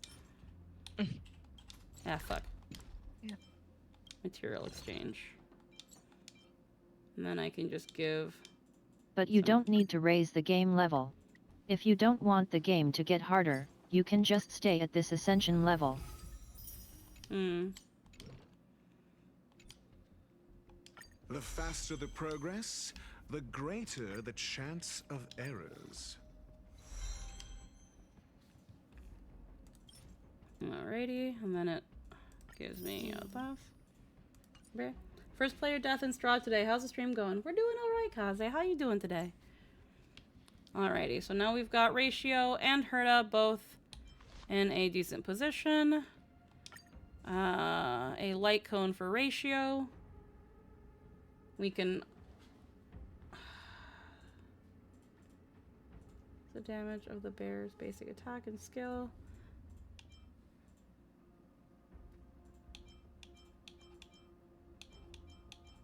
We can either give him this one, or Yangcheng's, I think, is the one I have. I have this one and I have this one. Increases the damage of the wearer's basic attack and skill by 24%. This effect decreases by an extra 24 when the wearer's current energy reaches its max level. After entering, increase the wearer's speed by 8% and damage by 12%. When the wearer takes damage, the effect will disappear. This effect will resume after the end of the wearer's next turn. Don't give him that one, yeah. Think I should give Ratio this one? No. No, I was gonna Give say, him like, the- this one yeah, doesn't give him sound that. as good. No. Yang Qing's cone sucks as well. Yeah, give him that one. Alright, so then we'll enhance it.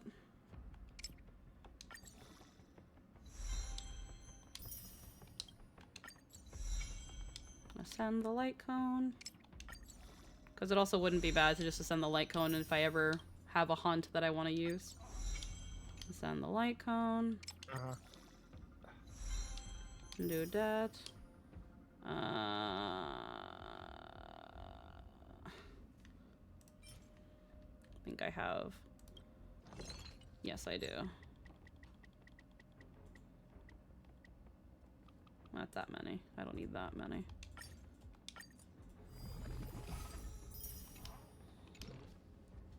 And then this one. I can use. Oh, you don't Tears have of... to. You don't have You to? don't- no. Click back. And then This? just click up. Yeah. I mean, I could. Alright, what did it say? What did it seem? Okay, I have to kind of disagree with that one, Lynn. While the statistic difficulty stays the same, the enemies still get harder as time progresses, regardless of stats. You'll eventually reach a point where the enemies are so hard that you can't play without making teams to counter the enemies, which will get very old very quickly, says I get the gamer brain is like, but I want a level. But yeah, game will get harder, and raising characters will require more grinding, if you raise Ascension. There are some characters who get along stronger with Ascension, but you should be alright. I'd mostly recommend that you stay at this equilibrium level unless you start wanting to get deeper into the game mechanics.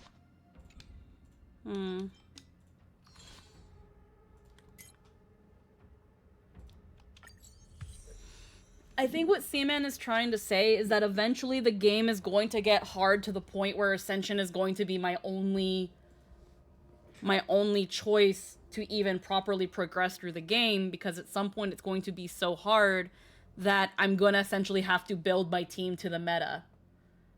Which... You don't have to build teams to meta. And see man, if we were just talking about main story. Someone beat the game with literally just solo Trailblazer all the way to the end of Penacony.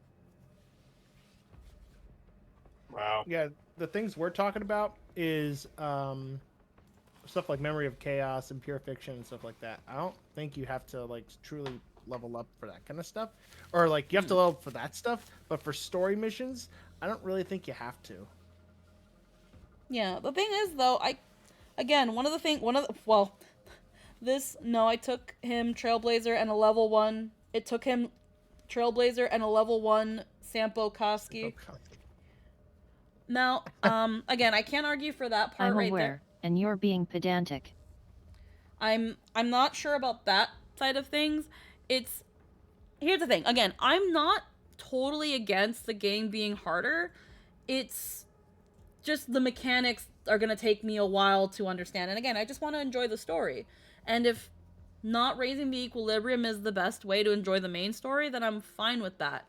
My issue is like with this that I'm doing right now, I'm doing side content because I kind of want to do the side content. I want to, especially if the side content has like additional context for things. Like this is giving me all the context of the IPC that if I had known that this would actually have given me more context, even if it's just on the side of Adventurine for Penacony, it would have been really cool. Right now, it's still been very enjoyable because I'm still getting this context, and now this other character now seems a little bit more clear. And I want to do more side content. Squeaky has a full team. If she raises them to 50 and invests their relics, she'll be able to largely ignore most game mechanics. Yeah, so as long as I'm still able to clear content, I'm okay with not going too much harder. If it starts getting to a point that I can't progress anymore or do any content, then yeah, I'll just have to bite that bullet and raise the equilibrium and play through the game.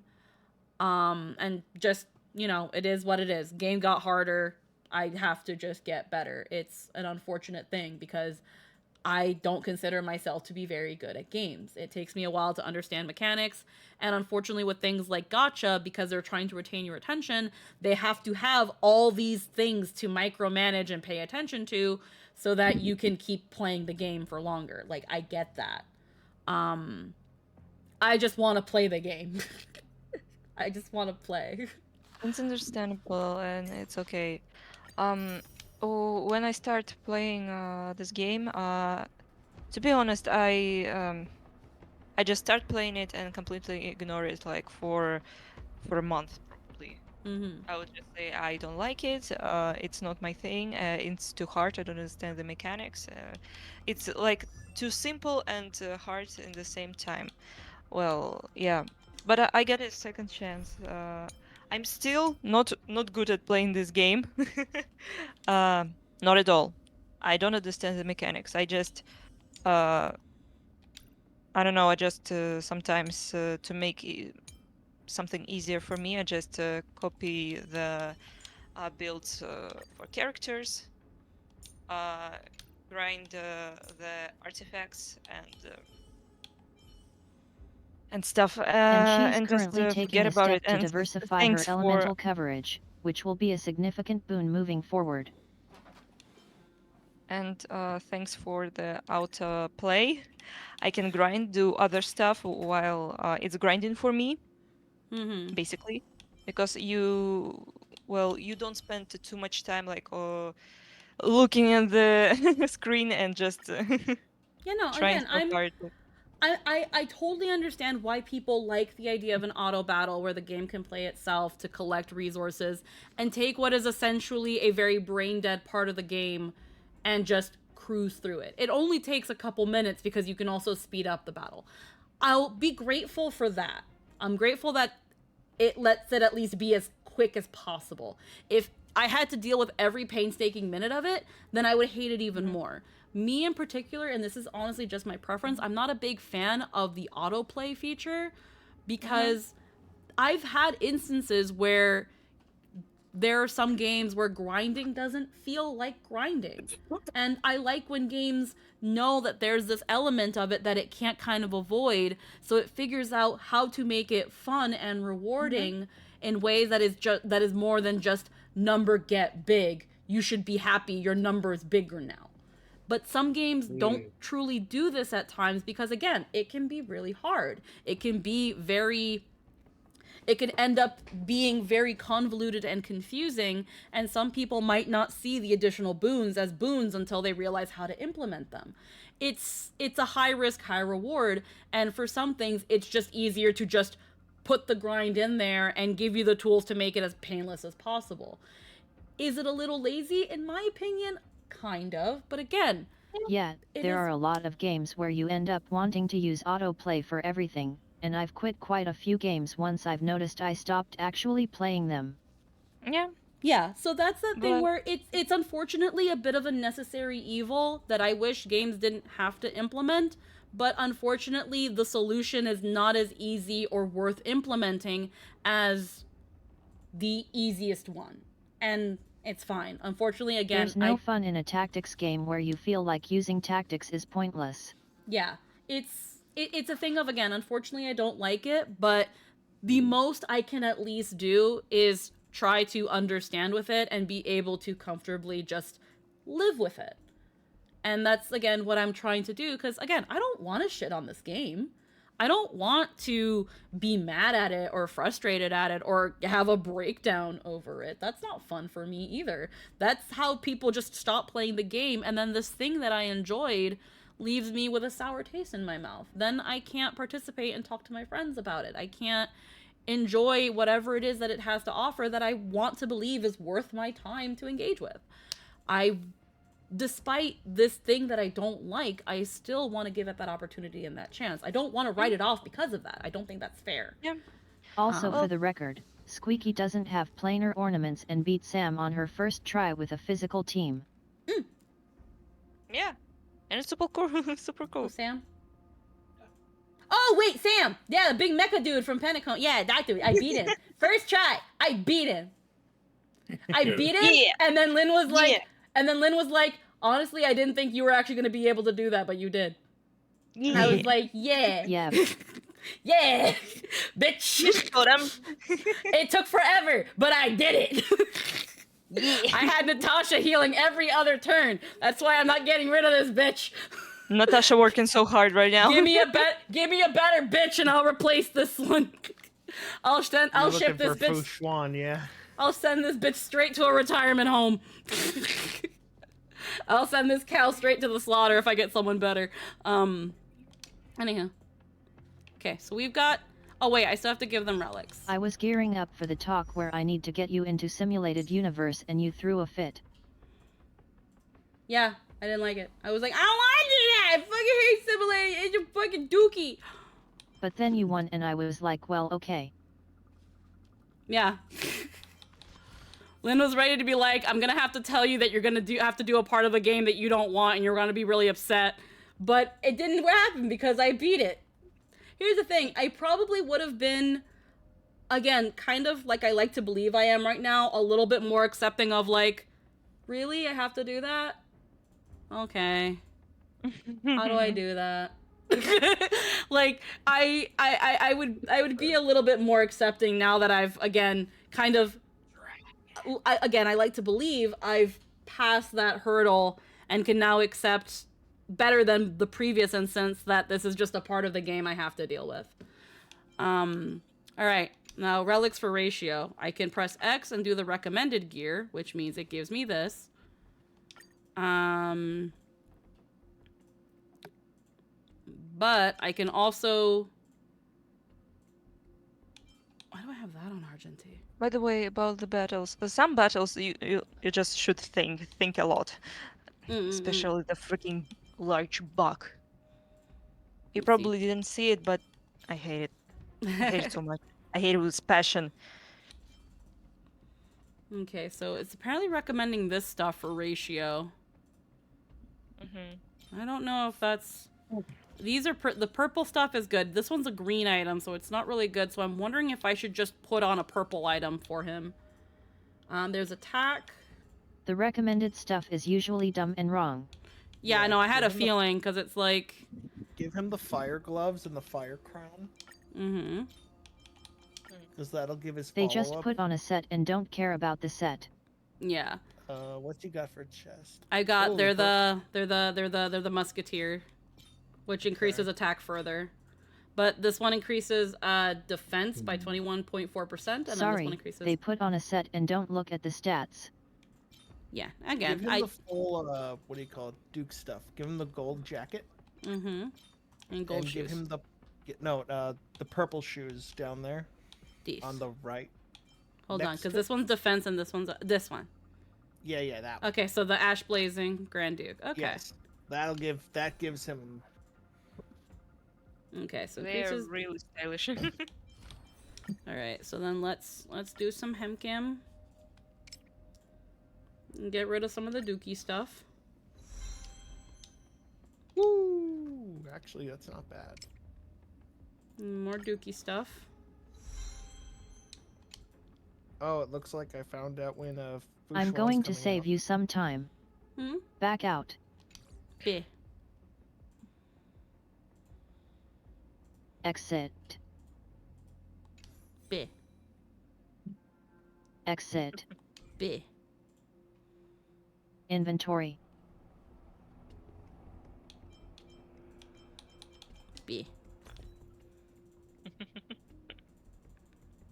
Oh, is it salvage? Are you thinking about salvage? Yeah, yeah. Here? Okay, salvage. I might want to reduce this by...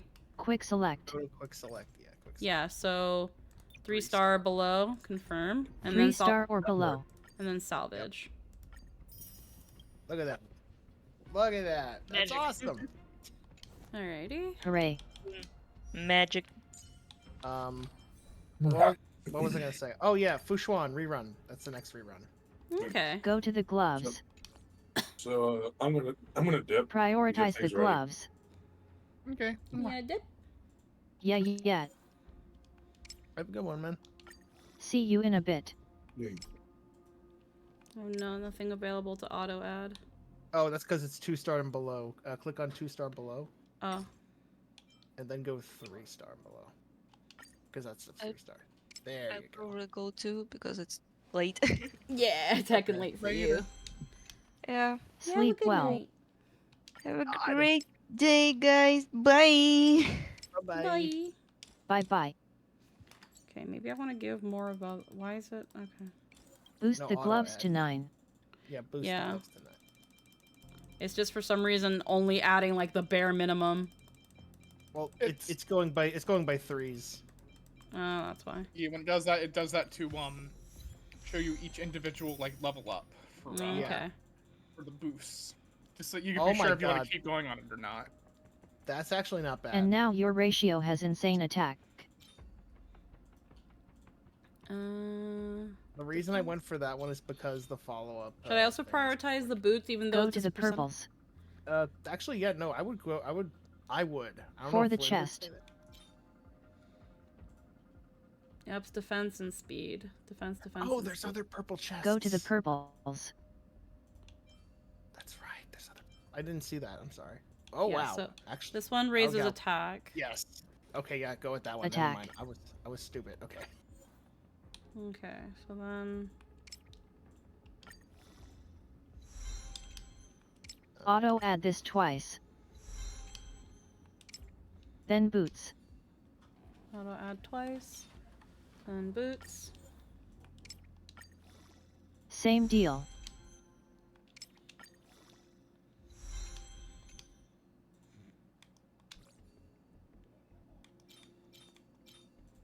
And then what about crown? Yeah, do the crown twice. Or once, I should say. Boost that well, one go to time. 6. Alrighty. Go to 6. Yeah.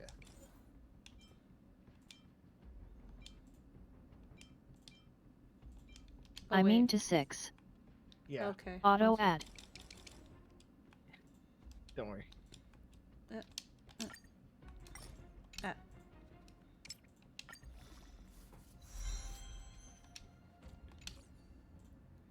Alright. Very nice. Wow. Ratio is good to go. Alright, let's look at Herta. We also, let's give her a light cone. So we have breakfast, which we can take that from Argentine so that she can hold on to it for a little bit. Yeah. What's the other one? Oh, okay. Well, right now we're gonna take it from Argentine. The other one was just Serval's. And then for relics, Okay. we can just pop recommended for her real quick and then actually look at what we're doing here. We've got HP, HP, HP, HP, HP. These are all HP. Yeah, all Fire of them will crown. have like, yeah, headpieces and gloves will always be HP and attack. Well, solid state. Ratio's already wearing the fire crown, so it's either I give it to him or Herta. Purple Yeah, one. there's another fire crown. Oh, okay, fire crown. Okay.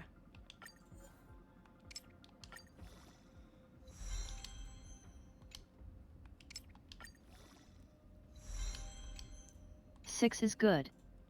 All right. We can. Should she keep the watch? Right now she's got the grant. Yeah. You're running 2-piece on her. Just so give that's her actually good. Argentine's gloves. Okay. And level the gloves. Okay, level the gloves. There you go. Should I level them to 9? To 9, I would say yes, but then keep them at 9. This will give Argentine a significant boost later too. Yeah. There we go. Yeah, All we'll just put it at 9. Gotcha. Probably put just Argentine stuff on her. Keep her this. This one's defense. What's the other purple jacket? Defense. Well. HP. Critical rate. Critical damage. Yeah. Gloves are your biggest stat stick. The rest can be used for set pieces bonus if you don't have much else going. Mm. And what are the boots? These are speed. Actually, And then yes. this one is attack. This one is defense. This one is attack. Another attack. What are we thinking? Speed or attack? Huh, I have this one on Welt. I should probably give Welt a different one. Because these are defense, and this one's attack, but it's all percentage. Go to the other fire boots. Okay, so this one's defense, while this one is speed. But this one has an The attack. third row. There's a third one. Okay, this one. Yeah. Okay, I didn't even see that one. To 6. Okay, to 6. And then the chest piece, we can have it so that she increases the damage dealt by follow-up attacks, which she does have a follow-up, so we can keep that. Yeah, just keep that at 0 or 3. Well, we'll put it to 3. The little boost isn't gonna hurt. We have a lot of this stuff. Ups the attack by a small nice. percentage, actually. Yeah, wow. That's So really good. We can up it a little bit again. That might increase that. Nope, just more defense. That's fine. That's okay. Okay, so I think we've got everybody at a good point. Archive, achieve. We've got half an hour before I gotta start thinking about things. Alright. We already... Okay, yeah, we already beat him up. Let's go back to Boulder Town. Alrighty. Eventually you'll get your relics to 9 and 12 and just Must cruise I through the return to game the with Hall of boosted Karma stats so like soon? that. I can't. I can't do it unless Sister is with me. Do I want to...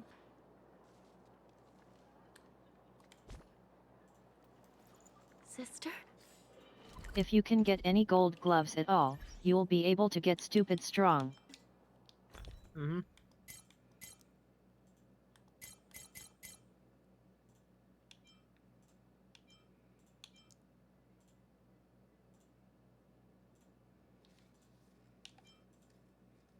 Consumables. This is a consumable? Okay.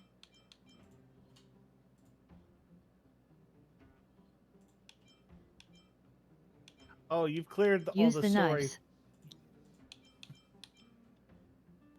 Increases You've cleared all attack the- of what do you all allies for the next battle. Massive attack boost. Yeah. You've cleared all the story stuff, yeah? Yeah, I've cleared Penacony. Okay, so I can say this now. Then use if the you red did- bottle. If you didn't spend all of, what do you call it, Firefly's money, she would have gotten herself an ice cream cone. Bottom row. This bottle. Oh.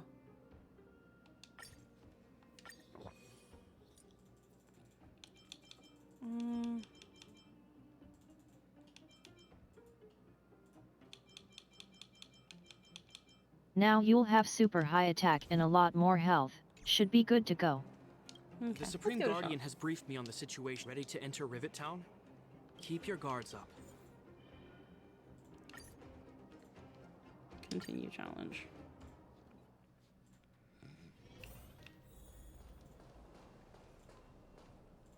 Oh wait. Fuck. I don't have the right team. It didn't pick my current team. What the You fuck? continued instead of restarting. Oh, fuck. I have to restart it? No, you can just Oh, leave hey there, and then slowpokes. I was starting just to skip think all you of were- this, and you can restart the, or not restart. You best can kept you can secret save yet? and leave the challenge. Hold on, because I have to surrender because it picked the wrong team. Yeah. Okay, there we go. Yeah. Okay, so pause. Yeah. There you go. Yeah, like I already had the proper team picked The out. Supreme Guardian has briefed. Ready to No, enter wait, Rivet Town? wait. Take Go, your time. Just a minute. All right, pick your team now.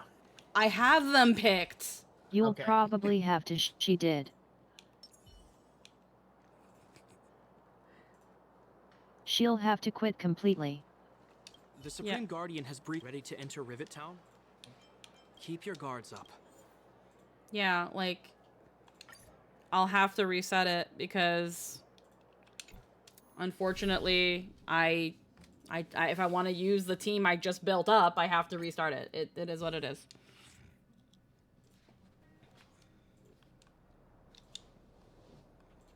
Skippy time.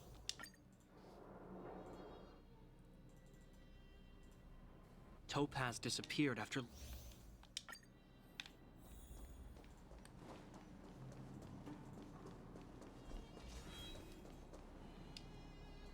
Look, down there! Are you ready? Genshin didn't even have a Remember. skip option. It made stuff like this super obnoxious. Yeah. Though this still sucks. Yeah.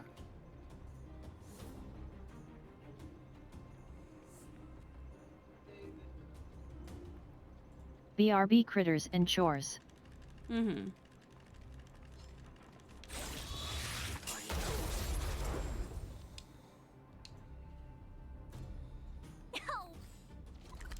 Wow! We wiped them all out in a single explosion! That's what you call efficiency! It's a shame we had to resort to this method. But we have... Doesn't imply Genshin has one now. It still doesn't unless they announced recently that they finally add one.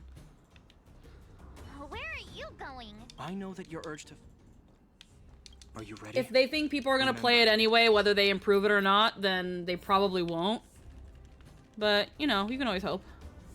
It's always nice to hope.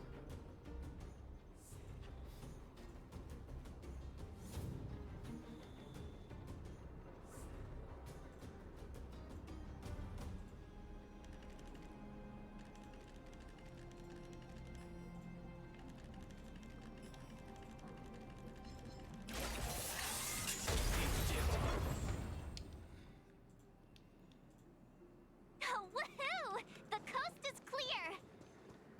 To be honest, I didn't think it would be so powerful. This is the road that Topaz took.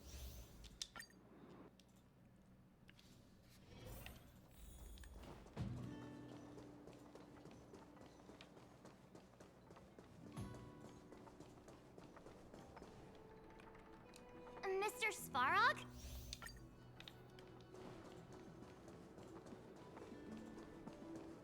Why would Topaz come here? Is she looking for something? It's possible. Many mysteries lurk beneath the surface of this world.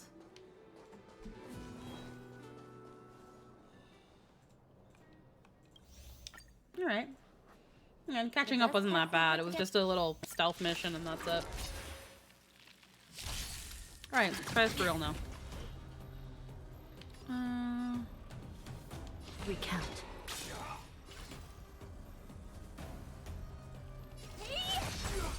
Got the defense? Okay, let me really quick. What do you do? I literally played the game so I can get you because you were for free, but I don't even know how to, I don't even know a thing about how you actually work. Imaginary damage. Single target. Yeah, so most of your stuff will be single target. Okay. Yeah, but he does follow up, so... Yeah. You ever heard of a gout tuber?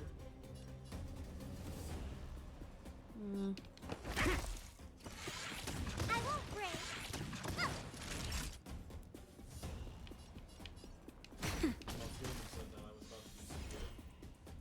I shall be the judge. Time to twirl! Oh dear.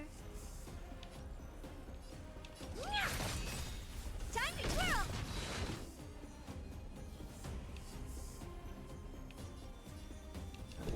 A test. Time for a shot. Nap time.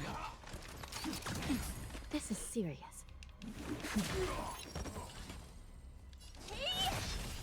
I'm asking questions.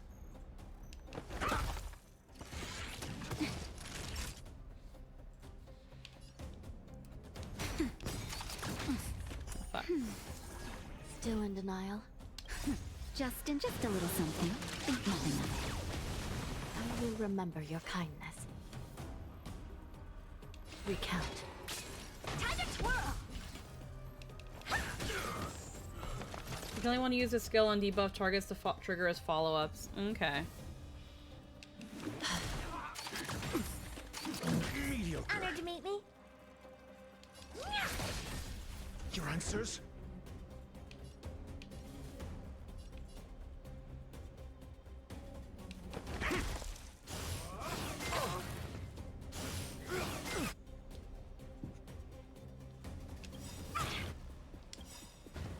By the will of the Ten Lords, the Ten Lords decree, hereby ordain. Do you know who I am? This big diamond! It's all yours! Time to twirl! Nap time.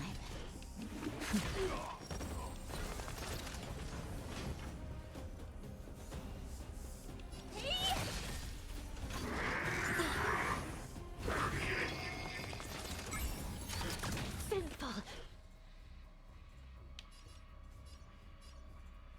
I shall be the judge. Test. SAS per Kibbe.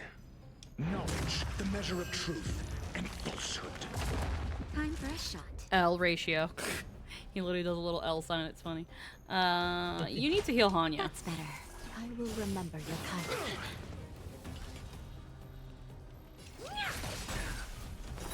0 points. Time to twirl!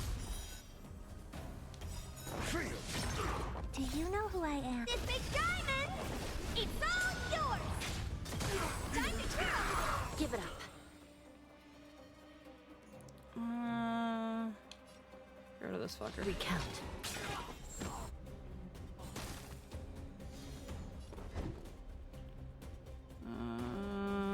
We definitely need to heal. Naughty child. Heal her though. How appropriate.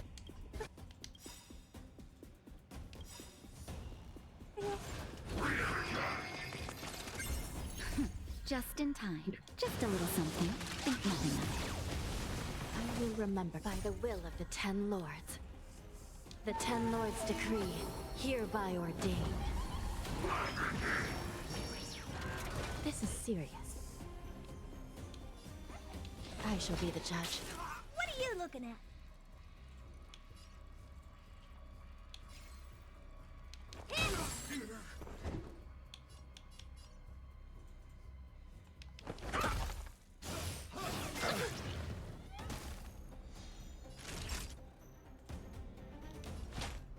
That's better. Not bad.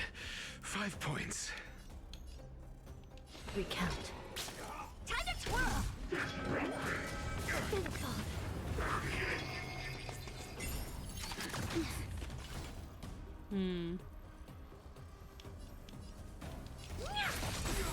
I'm asking questions. Do you know who I am? This big diamond! It's all yours! Time to twirl!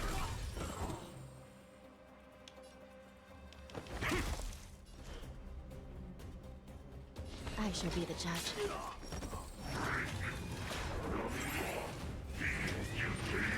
I'm okay. Fuck. Time for a shot.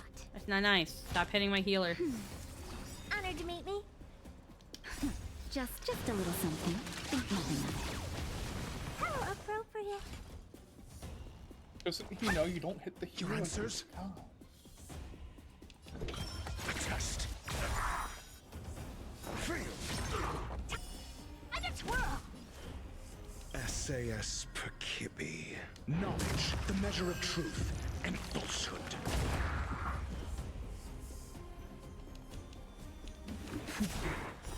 Zero points. That'll take more than medicine. By the will of the Ten Lords. The Ten Lords decree, hereby ordain.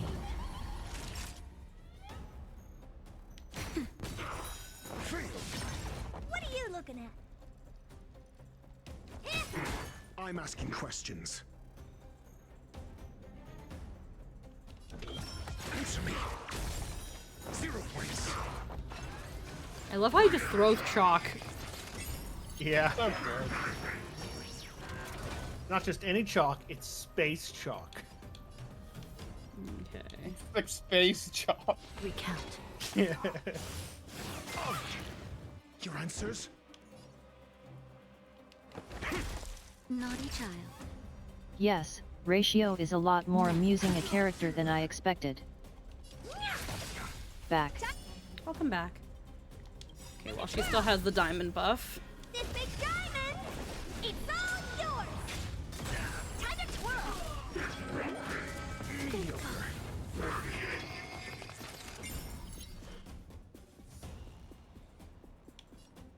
I'm happy I have him. I definitely wouldn't have pulled for him, but I actually enjoy him a lot. Yes. Just in time. Just a little something. Ratio's up his own ass. You can't help but laugh at him. Remember your kindness. I'm asking questions. Again, there's nothing wrong with being pompous and knowing your worth and being overconfident, as long as you're not outright being an asshole because you think you can get away with it. Again, I've only seen that one bit of Ratio, so it's hard for me to say if he actually is that. No But need to rush. I don't mind him. Patience breeds success. A test. Still in denial. I'll tell you what I told everybody. What I've told everybody else. As long as Ratio does the brrr numbers, he can take a shit on the students' desks for all I care.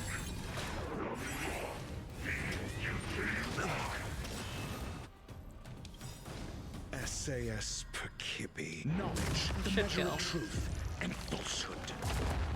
No. Alrighty, well. My favorite thing about him is that he's actually a super good guy.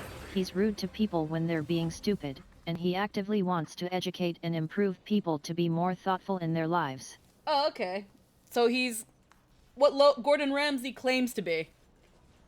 Because Gordon Ramsay doesn't like when people act like they know what they're... The Astral Express is so highly regarded. Like, Gordon Ramsay doesn't like when people are uppity and act like they know everything, but they don't.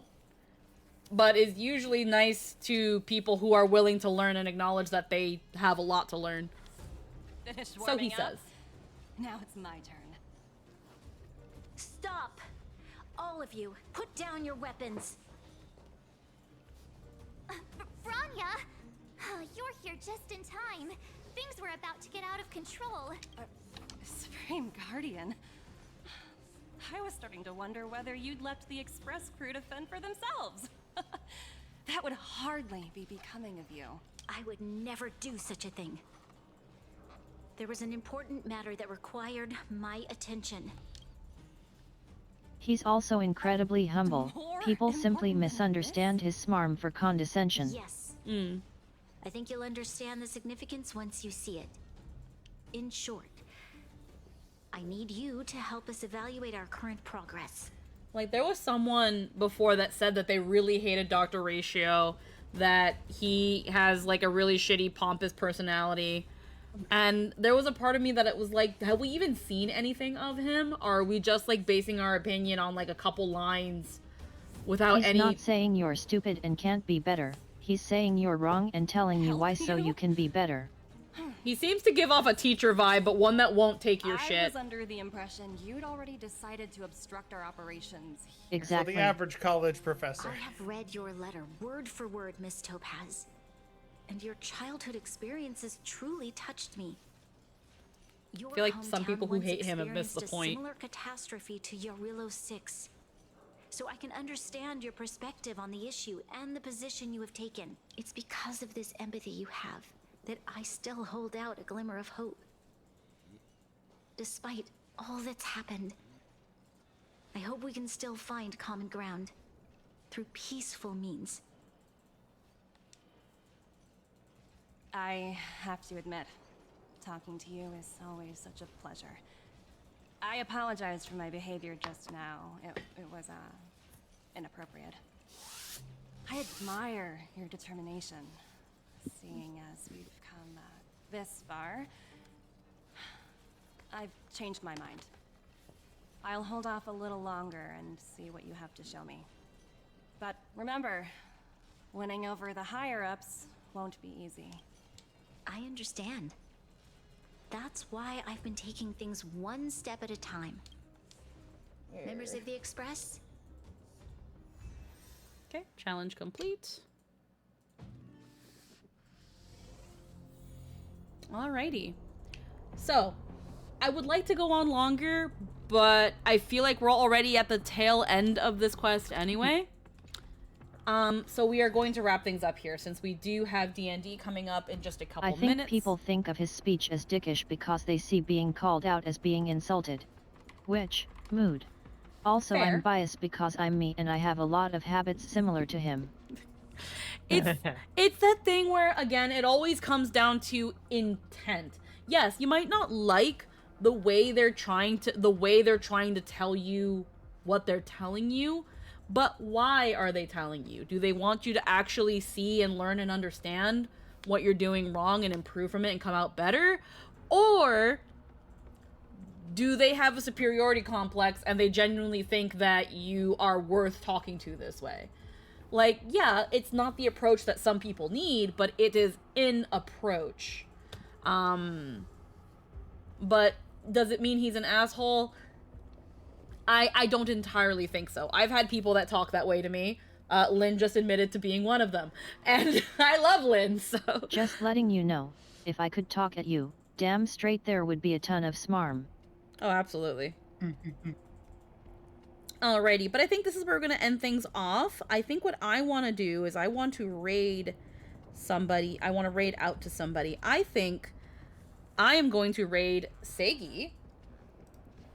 I'm going to Hemkim raid to Seigi. But you'd call me a girl boss for it and ask me to step on you, where Ratio is a man, so it's different.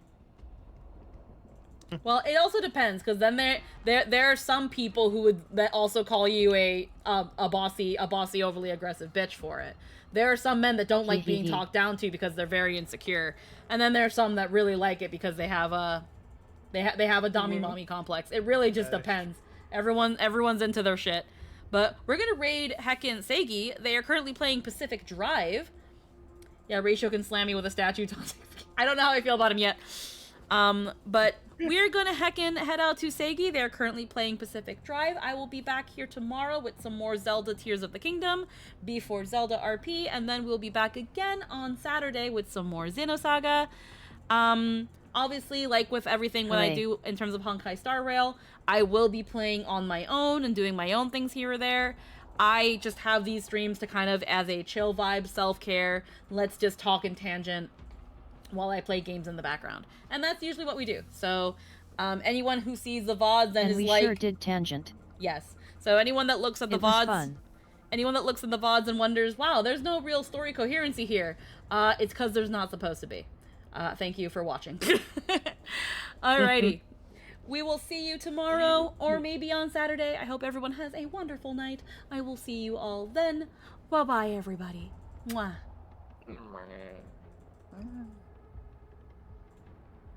Bye-bye. Yeah. I just want to follow them.